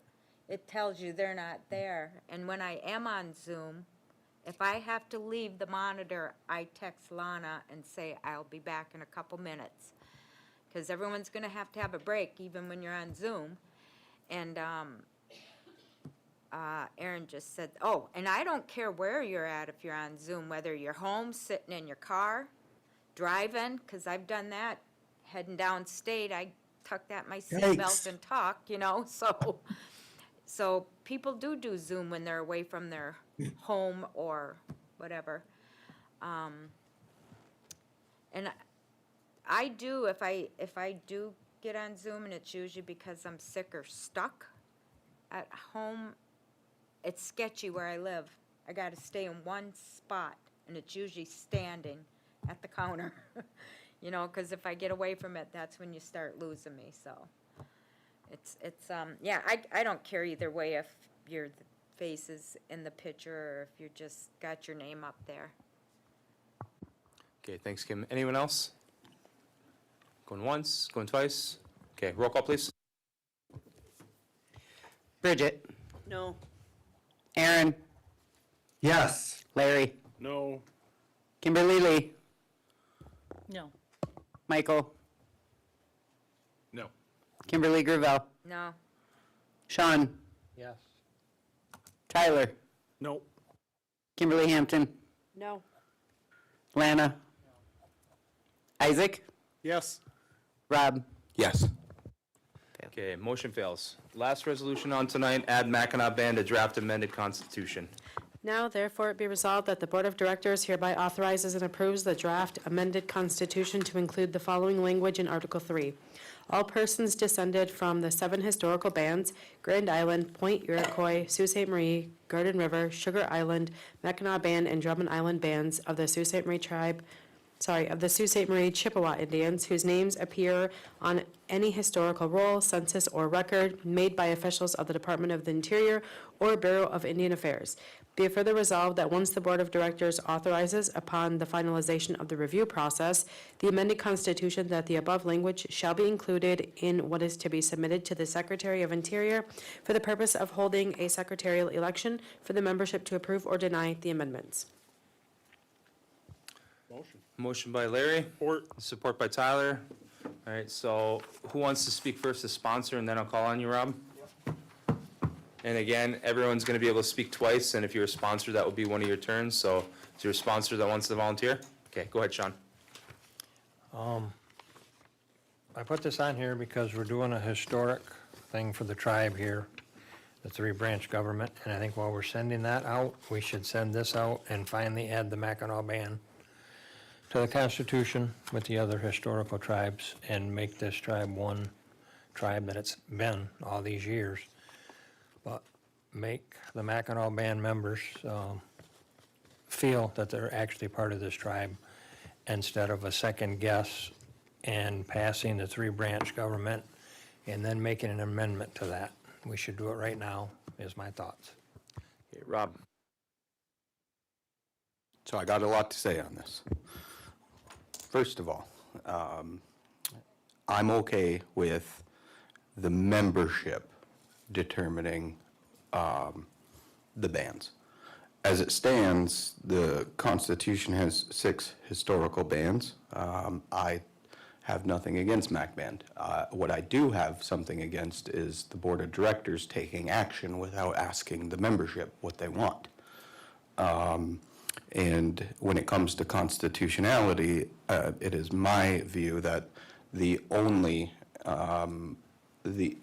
body that can change the Constitution is the membership themselves, and I don't think those decisions should be made at the board table. And I also believe that we lack constitutional authority to make those decisions. So I would support 2 separate amendments. I have a question for our general counsel, though, here. Ryan, why did you not include this provision within the separation of powers amendment that we've been working on for over a year? Legal was directed to focus on the areas of the amendment that were, quote, strictly needed for a separation.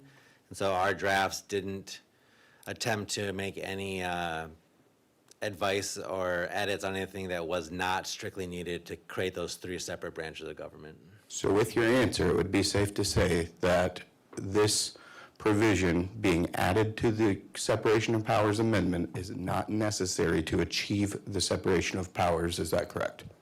That's correct. This would not be necessary for that. Thank you. So with that said, I'm going to go ahead and just call it like I see it, like I always do. And I want this board to know that our membership is not dumb enough for you guys to pull this over their eyes. This is a clear attempt at splitting the yes votes of a separation of powers so this board can retain their power. No ifs, ands, or buts about that. That's what this is. Because if you were really concerned about the Mackinac Band, we would have heard about this for the whole last year. So it's a very clear attempt because we know, as Director Borowitz pointed out before, that 50% of the tribe about is MAC versus non-MAC. And like I pointed out earlier, I know many members who would not support adoption of the Mackinac Band who are 100% in support of a separation of powers. On the same token, we know from our survey that we have over 1,000 members who do not support a separation of powers, who might like to vote on adopting the Mackinac Band, and they would probably support it. So what you're doing is splitting votes right now. And instead of allowing your membership to vote independently on the separation of powers, which they have been asking for clearly for 20 years, and to allow them to vote separately on the bands that are enshrined in our Constitution is a right that our members should have. To say that you have to take both or get none is essentially holding the separation of powers hostage. And our members are going to see through it. This is a clear attempt for this board to retain power in hopes that the vote will fail at the membership level. And I don't think this is going to go over with the membership. I think they absolutely want to vote on a separation of powers and nothing else right now. Now, if we were to bring forward that we could amend our own constitution after that, any board member sitting here can immediately bring forward a resolution to move forward on adoption of MAC Band if that's what you wish. But the fact that no sitting board member in this room has brought forward any kind of legislation to get rid of MAC Band will tell you that there's no intent to do so. The only intent that I have is to allow our members to be the deciding factor on any constitutional changes, and to do so independently, to vote independently on each amendment. Any attempt to force a vote on both in a you have to accept both or get neither, the membership sees through it. So go ahead and do what you're going to do tonight, but just know that our membership's a lot smarter than that. You're not going to pull this one off. Okay, Aaron, then Mike. Yeah, so Rob, you are making a lot of sense. So let me say this. On the issue of Mackinac Band, I fundamentally and have always supported the Mackinac Band continuing to be members of our tribe, where in the past there have been people that have been trying to be separatist and trying to create that wedge. That's all artificial. There are people that have had other motivations, even at the board table, people that were members of the Mackinac Band Board of Directors who brought resolutions to support their separation from the tribe. But I've always genuinely supported not disenrolling our people. And I do see, and Rob makes an absolutely correct point, that the board had no authority in 1984 to add members of the Mackinac Band to the rolls. We know that the only way to amend your membership is through a constitutional amendment, and that was not done. So that lingering question is out there. But the other thing that I don't like is, because I'm a person, I know at this table you may not believe it, but I'm a person that has always supported tribal member unity. And the people that are members of the Mackinac Band that are enrolled in our tribe are already enrolled in our tribe. We've been told it's 52%. So I don't like them being stressed out about being disenrolled. And Rob has made it very clear, nobody's at this table brought a resolution to try to force them out. But what's out there is that if we pass the amendments without this, that immediately someone's going to file a court filing to challenge their continued membership. I think the court would have to weigh the fact that they have been members. So, when courts make decisions, they make decisions on law, but also customs. Our custom has been for Mackinac Band members to be members. There's a chance that they wouldn't be removed, but the solution really is to entertain an amendment to include the Mackinac Band in our Constitution. But here's the other thing. So when we started this a year ago, we've been working on this for many decades, since Rob was in high school. And I have not seen the kind of support from anybody at this table to push this along throughout that. Several years ago, before I left office, Betty, Austin, and I sponsored resolutions to support constitutional amendments for a separation of powers. And people that are sitting at this table, mostly not those people that are sitting at this table, motioned to table those. Every time we brought them, they got tabled. They wouldn't even talk about it. We wouldn't even schedule a workshop. Also, a year ago, because I knew Rob started pushing for separation of powers and amending it, and but we brought it to the table. Board members kept, saying, why are we doing this? This has long been done. Why are we doing this? And then finally a couple relented. I won't say any names, but a couple board members said, well, we'll support individual amendments. And we'll support a separation of powers. So then we moved down the path. Somebody asked earlier why Ryan took it out. Ryan took it out because the board told him to take it out. We were not considering anything other than the separation of powers. So for board members to bring it to the table now, when they haven't spoken one word about it, every one of us has the prerogative to bring a resolution of support or even to bring it up. And not one board member on this board has brought it up in a year and a half since we start reviewing this. And I would venture to say the record will show nobody on this board has brought a resolution in the past to support it. But here we are.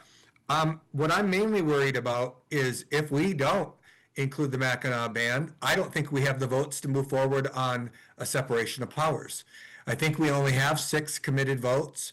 Now, the vote the other week might mislead us into believing that we had a unanimous vote, but immediately thereafter, I heard board members talking about how we didn't vote on a 3-branch, that we could go back and still do a 2-branch, or we could go back and do the 2008 draft, wholesale amendment.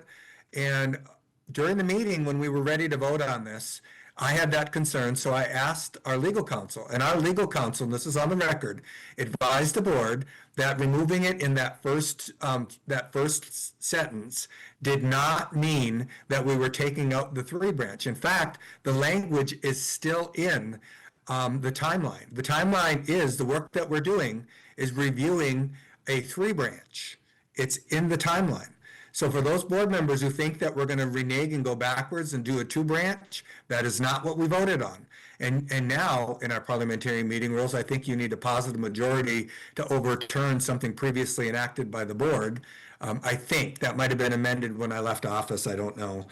So while I'm sympathetic and I want to support, I don't know, and I'm not going to impugn anybody's motivations here, but I don't know if if that's even going to get us the 3-branch. I have a feeling some people are going to renege. I think there's a conversation underfoot to do that. I heard there was a celebration at another unit that night about, how we tricked them and we're going to do a 2-branch after all.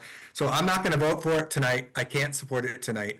But what I will support, Rob's saying alternately, let's bring an amendment as soon as we are able to amend the Constitution ourselves. Why don't we bring a separate amendment, draft up a separate amendment that's not part of the 3-branch, and then we can submit to the Secretary of Interior a request to add the Mackinac Band as a separate vote versus to amend the Constitution for a 3-branch. And that way, it can't be used as a poison pill, because I have that same concern that those who support a 2-branch, to me, once we poll the members and we have a sense of how they're going to vote, if we put forward a 2-branch, the members are going to vote it down. So where do we end up with? Nothing. Absolutely nothing. No change at all.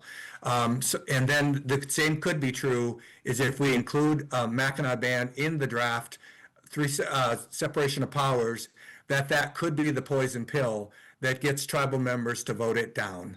So if I had heard anybody bringing this up a year ago or 6 months ago, or even 2 months ago in any draft resolutions, or for that matter, bringing back the wholesale rewrite as a proposal 2 months ago, 3 months ago, a year ago, then maybe I would have a different opinion. But it seems like it's a last minute thing. inquiry. Did you co-sponsor this? I did co-sponsor this. Oh, okay, thank you. Yeah, I did, because I want to find a solution for the Mackinac Band. I don't know what my time is still, Mr. Chairman, but I want to find a solution, but I don't want some subversive approach to include that in order to be a poison pill so that the members vote it down. I will support a separate amendment. And we don't have to wait until we amend this Constitution to do that. I will support and sponsor, I'll bring it next week or next meeting, to sponsor recognizing the Mackinac Band as one of our 7 original bands, but I won't support it to be part of this amendment. And Rob is the reason why, because he convinced me. Okay. Thank you. Let's move on with the list. We have Mike, then Kim Gravel. Well, I guess I'm going to start off with, I don't think we're giving the membership enough credit with this one, because I hear the argument being had about the poison pill and that there's going to be a lot of members that will vote no. I disagree with that. I think you put this in front of the membership, they're going to vote for it. Just like they're going to vote for a 3-branch government. Heck, if we stuck a 2-branch government in front of them, they'd vote for that too, because they're starving for change and they want change. So they're going to vote for this. They're going to pass it. You're going to have some people that won't vote for it because of it, but that number is going to be so small and nominal, I don't think it's a poison pill. I do think that back in the 70s, I believe it was late 70s is when they added this. 1984. I mean, point of inquiry, wasn't it 1984? 78. Just keep going, guys. There's an argument about 78 in here too. But in either instance, I do think it's a tribe's sovereign right to be able to add members. They exercised it, and at that time, the membership, who was very akin on everything that the board was doing, would have referendum it. They didn't. They knew that the intent was to include the MAC ban. So I don't disagree that we were looking at just the separation of powers stuff on here, but we have more some things that are not just separation of powers into this. We've did name changes, we did Bill of Rights, we stuck stuff in here that wasn't, because this is probably going to be a historical vote, so I don't disagree with adding it in because it's time. So I'm okay with adding it as. I don't think it's going to be a poison pill as it's being highlighted, so I think it's time, and I'm okay with this. So Kim. Okay, Mike said a lot. I don't think the intent was to hijack the separation of powers. And then to Janet's concern when she got up and spoke, that would be throwing another whole job on top of our enrollment to separate people that aren't Mackinac Band and say, okay, what are your thoughts? We got 50-some thousand, well, 39,600 and some adults that would have to be reviewed to see which tribe they descend from. So I agree with Mike, it's time. And I have heard Sean bring this up more than once since I've been back on the board, and that's been a year and a half. So it has been brought up during our conversations. And and I look at the 6,000 and some people who voted on the survey for the separation of powers. They might have thought about a two-branch if they would have had the Constitution that they're going to be voting on attached to it. All they got was a little blurb. Hang on, it'll come to me here. Oh, and the 6,000 and some that did vote on the survey, I would bet you that more than half were Mackinac Band. So they're going to vote either way, whether this is included or it's not. They're still going to vote, so I'm okay with this. I see your point, but I also think that's a whole nother burden on the enrollment department that with open enrollment, they don't have the time to do something like that if we told them they had to stop and do it. Okay, I have Sean, Isaac, Aaron, then Tyler. Sean, this will be your second turn. Yep, I'm done after this. There is no plot here. I have brought the Mackinac Band up many times since being on this board. And the way I see this, if we don't, I'm not trying to stall anything. I'm all for the three branch. I've said that in the beginning. The way I see this, if we don't send this off with this, okay, and we just send the three branch, we got a new three branch Constitution, the Supreme Court's the ultimate ruler. They look at the Constitution and say, oh, there's only 6 bands in there. Mackinac Band's out, okay? More than half of this tribe. You can ask my elders. In fact, I asked them the other day at dinner, what band are you from? They looked at me like I was stupid. I said, I'm Sioux Tribe. I said, well, maybe we should look at the Durant roll and find out. These people identify as Sioux Tribe. 6 bands, 7 bands, it don't matter. I've been Sioux Tribe my whole life. I never knew I was Mac Band till 15 years ago, maybe. I'm protecting the Mac Band because if this goes through, not that I'm saying I don't trust anybody, okay? I want the Mac Band protected. This is the easiest way to go. Aaron Payment even said, he knows the guy in the BIA, it's gonna be a short time, it's gonna go right through. Maybe it'll be a month, maybe it'll be a year. Let's do everything at one time, get it done. There's no more questions. The Supreme Court can't throw them out. Because Aaron Payment also said the Supreme Court goes by the Constitution. Don't make any sense if they're not added in there right away. So, again, I want to reiterate, there's no behind the scenes here. Sean, don't play that way, okay? I go by evidence and the correct way to do things, and I believe this is the correct way. Isaac, Aaron, that will be your second time, then Tyler. So I'm in support of all members being a part of our tribe, and that's why I sponsored the resolution to open up the enrollment. But my concern here is, like Mike always says, I wish we would have had more time to workshop this, right? One of the big questions for me is, if this was to pass tonight, right? And then it goes through the BIA and we vote on it, the Mac Band won't have really authority to vote simply because they're not a part of our tribe with the existing constitution. So somebody will definitely, after the 3 branches passed, right? They could file a complaint with the courts. But there's so many unanswered questions that I'm concerned about. So I'm going to make a motion to table to the next workshop. So there's a motion to table. Is there a second? All right, so there's a motion and support to table. We'll roll call on tabling. Sean? No. Lana? No. Isaac? Yes. Kimberly Hampton? No. Aaron? Yes. Michael? No. Rob, Yes. Kimberly Gravel, No. Larry, No. Bridget, No. Tyler, No. Kimberly Lee. No. Failed. Motion to table fails. Ryan, did you have a response to what Isaac said? Yeah, I just wanted to make sure we're all on the same page that well, first, this resolution, as I understand it, and I helped draft it because it was a request from the legal department, is not to trigger any kind of election right now. It's just to add this. It's to add the MAC ban into the draft constitution that we are all working on together. So this wouldn't trigger any kind of election. So I'll make sure we're on the same page there. If we sent this to a vote, or if we sent the amended constitution to a vote later, like is our plan, right? The Mackinac Band members, 43% of our tribe is 100% MAC band.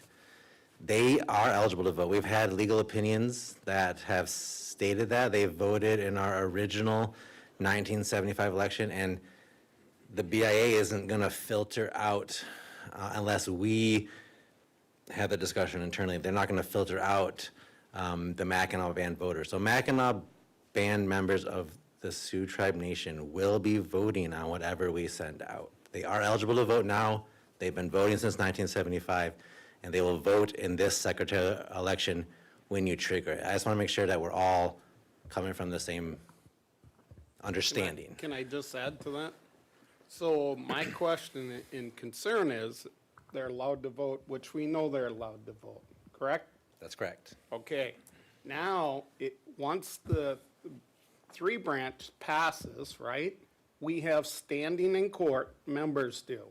They can file a complaint, right? That's correct. Stating that they didn't have authority. It's not, the BIA is out of it, right? That they didn't have authority to vote because they weren't a part of the original resolution, or the original constitution. Right, if we separate out, or when we separate out, and Mackinac Band is not in there, that is a potential lawsuit, correct? That could be brought forward, that's correct. But if MACBAN is included, there is no lawsuit because the court has to make their rulings based on the Constitution, and if they're listed, it is what it is.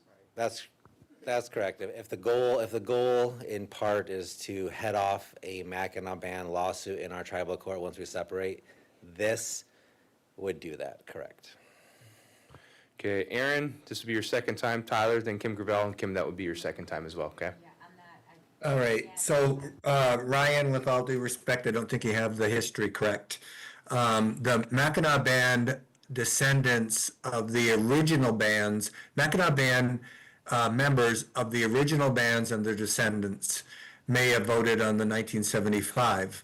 The Mackinac Band that are not part of the original bands. So the original bands, for those people who don't know who they are, the original bands started in 1950s when the Sugar Island Band started signing people up.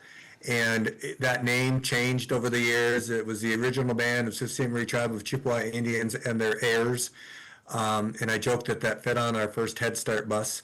And when the Constitution was passed, there were Mackinac Band members. I do want to correct that earlier I had said, I made a mistake and said that the Mackinac Band was directed to be taken out in order to get our Constitution passed. That's not correct. It was the Pontiac Band and the Sheboygan Band. But Mackinac Band members that were members of the original bands at the time that our Constitution was passed, and also at the time that we were recognized, and their descendants continued to be eligible for enrollment. So something must have happened in 1984. That was the year. Somebody referenced 1978 earlier. That was to add Little Traverse, and I won't say why, but it was to benefit an individual in particular, one person, not a whole group of people, but one person. And so something must have happened in 84. We were probably doing land claims, possible legislation or whatever, and we had to segment out, because I think at that time Mackinac Band members that were not part of the original bands were not eligible for enrollment. So the board had to have some impetus to get them to change the code to qualify the Mackinac Band by a resolution and by a code change and not by the Constitution. So in the past, when haters on our board opposed one of the Constitution Amendment was the double dipping one. And so somebody was on the committee with the Interior. So what Interior does is once they get our request, they schedule a voter registration. And that person argued that Mackinac Band descendants should not be allowed to vote. They also made the really, no names, the really stupid argument to say that nobody who was enrolled, if you weren't enrolled at the time the Constitution was passed, you shouldn't be allowed to vote on a constitutional amendment. That one got through out really easily. So I'm back and forth on this because I'm very sympathetic to including them. Isaac almost had me thinking that I won't vote for them again, but then the chairman made a very clear statement. If we do add them and there's an attempt to try to remove them after our Constitution's passed, then they're not in jeopardy because they will be in the Constitution. So I'm going to do what I think is the right in my heart.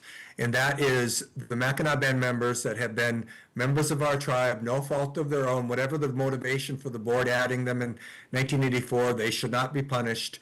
And I don't think they should be worried about their membership at any moment going forward.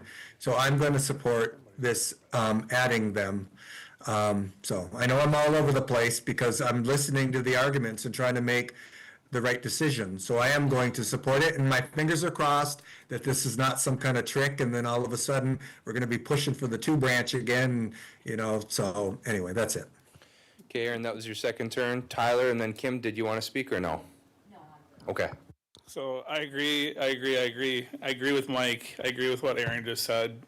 Like Mike said, this isn't a poison pill. If 52% of the tribe is MAC band and we're going to make them officially, instead of pull them out of the original bands and make them one of the 7 bands of the tribe, it would be crazy if 52% of the tribe voted themselves down. It would be absolutely insane. As he also stated, people want to see change. They wanted to see change 4 years ago. That's why there's 6 new faces here. That's why we're having this discussion right now. That's why we're in this constitutional amendment process. And yeah, it's a very long process. It's important that we get it right, and I think putting this band in there gets it right. Half of your unit is MAC band, probably more than half of your unit. Half of my unit is MAC band, half of your unit is MAC band. It doesn't matter where you live, half of this tribe is MAC band. Like, you can play with the numbers all you want.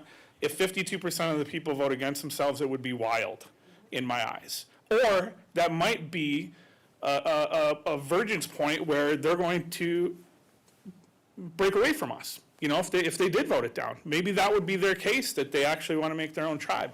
But in order to do that, they would need to rescind membership of the Sioux tribe first.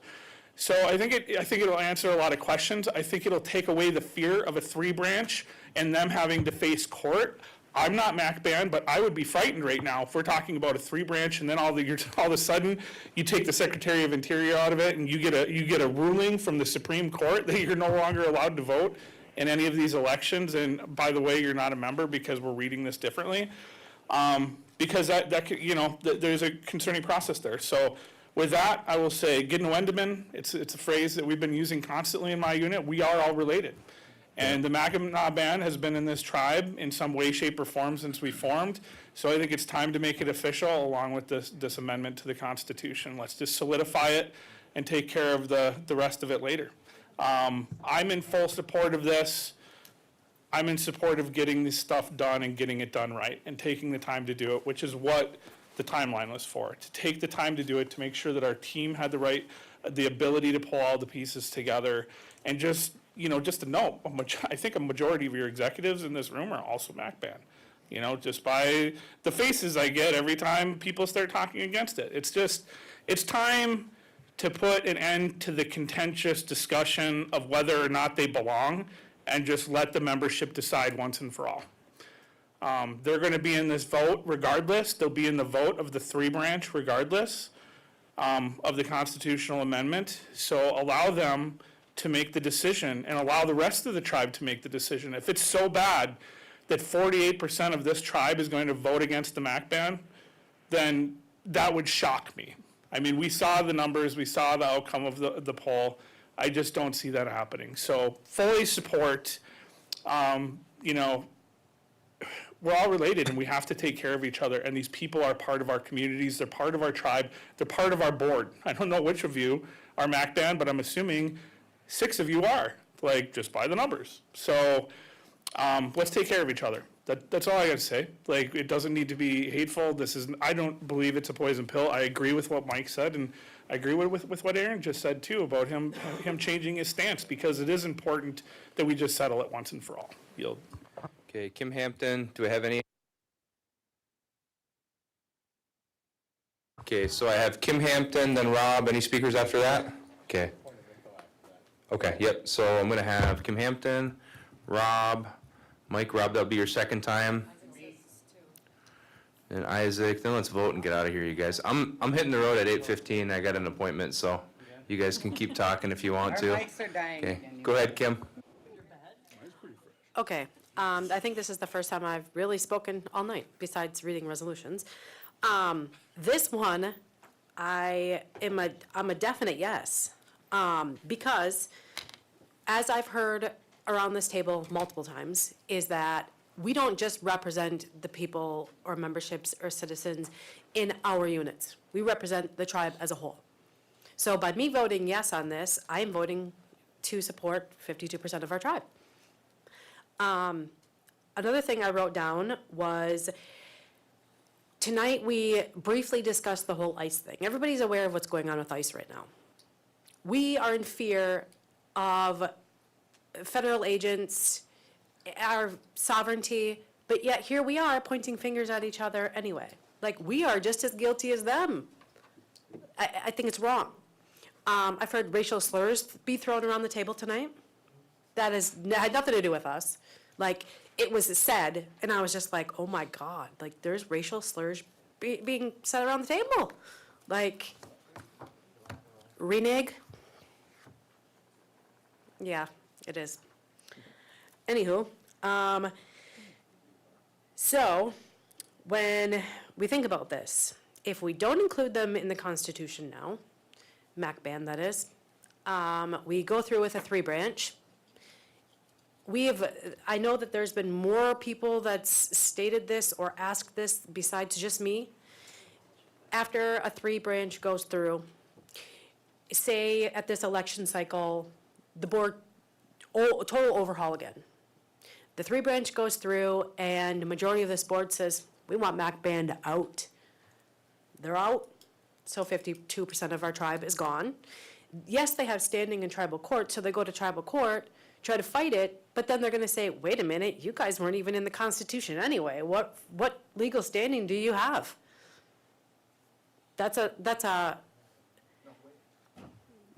So you add them in now, they are protected, they have been in our tribe.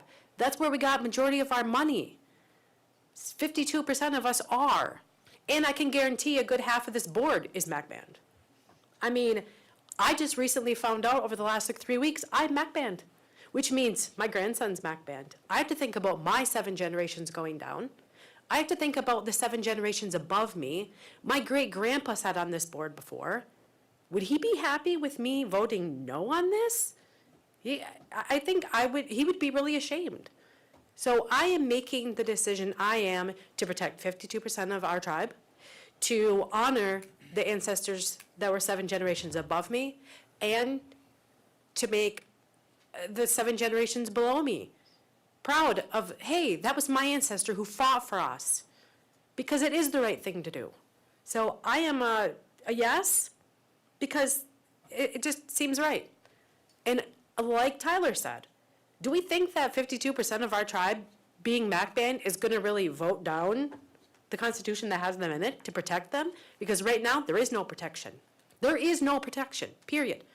My family, who are the Jensens, who are commercial fishermen, they would be gone.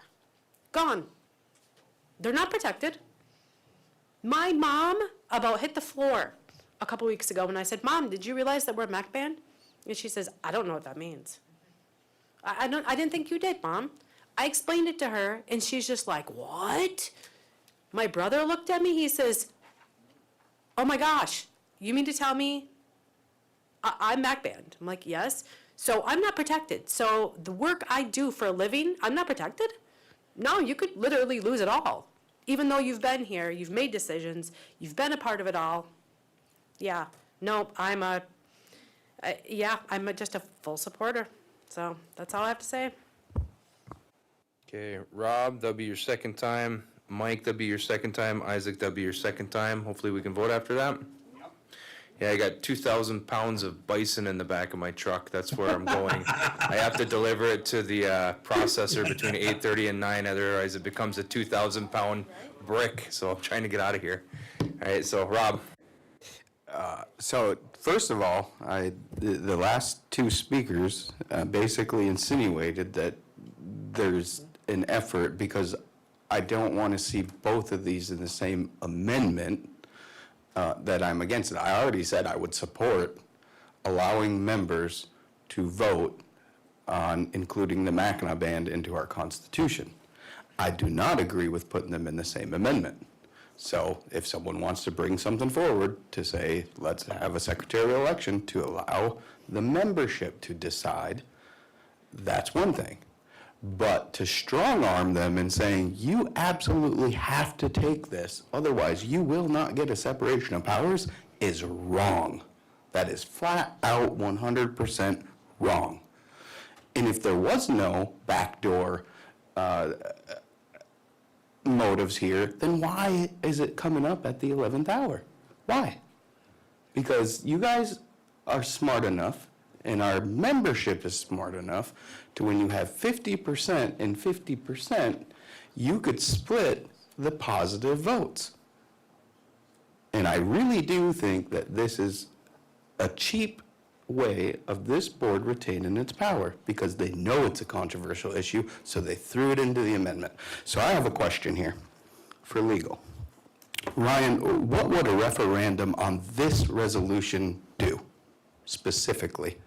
If we were to have a referendum, and the referendum were to pass to overturn this resolution, would then we move forward with just a 3-branch government vote moving forward? Yes, if I'm following you, so you pass this resolution, someone referendums it. Yep. And the referendum passes, and this resolution gets overturned, then you would just move forward with the draft of your 3-branch government. And it would be without only a separation of powers without at the that MAC point. ban listed. It'd be, yes, only the separation. And the other Okay. changes you made. And then, if that were to happen, anyone from this board could still bring a new resolution forward to ask this board to vote on including the MAC band in our Constitution separately, correct? That is correct. Okay, yes. get ready for a referendum then. So, all right, guys. Mike, then Isaac. I'll be quick. Two things, I guess, would be is, one, I don't share the same sentiment. I think that we've highlighted too many issues to not include MACBAN at this point. I agree with Director McKechnie's assessment of it. If it's not in here now, someone potentially could go to the court. So put it in here now to protect them. I do think if there's a referendum, there's a referendum, but that threshold's so high that it's not going to get met. And if the results come back, I'd be flabbergasted, because 52% of the membership's not going to be voting to take it off. I think they'll include it. With that being said, I did want, the point of order that I was going to do earlier was, it was 1978. I looked it up. It's April 11th, 1978. The membership ordinance got changed, and proof of ancestry under B said, listed as a member of the Sault Ste. Marie are MAC band on the Durant roll for 1907. So members have been on there since 1978. And I guess I'll leave it at that, although I did like Director Hampton's comments about her grandpa, I believe she said, was on the board. This reso, including that, the membership ordinance change, was signed by my mom as the secretary of the board. So I thought it was kind of neat when I looked it up today and found that. So, and it was unanimous at the time too, just for point of info. Okay, Isaac, and I'm not calling anyone else for voting. Hey, so I do think our forefathers wanted the MAC ban all along because we're all one community, right? The only reason I asked the question was I just want to know all the ins and outs of any decision I make.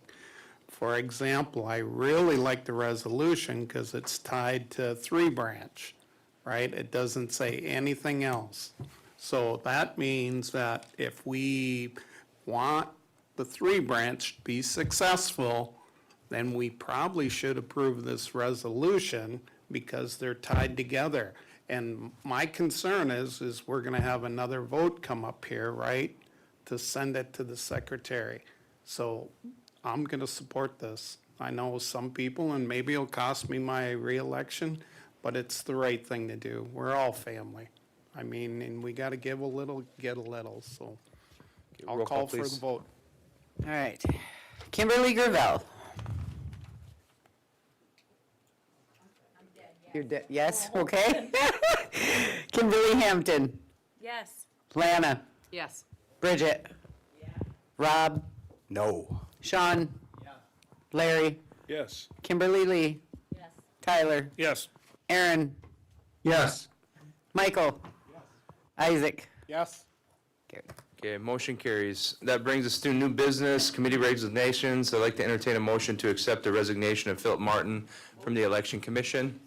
Motion by Larry, supported by Lana. Any discussion there? Hearing none, those in support signify by saying aye. Aye. Those abstaining, motion carries. Brings us to board concerns. If you got them, pass them down. Mr. Chair, I moved mine to a written response, but I have a backlog of several that I never got a response yet. Okay. Any objection to just getting written responses and then prioritizing that written response from staff? Don't see any objections then? Should that go in close? Motion to adjourn. Okay, so we have a motion to adjourn. Is there a second? Second. All right, all those in support signify by saying aye. Aye. Those opposed? All right, meeting adjourned. Thank you, everybody.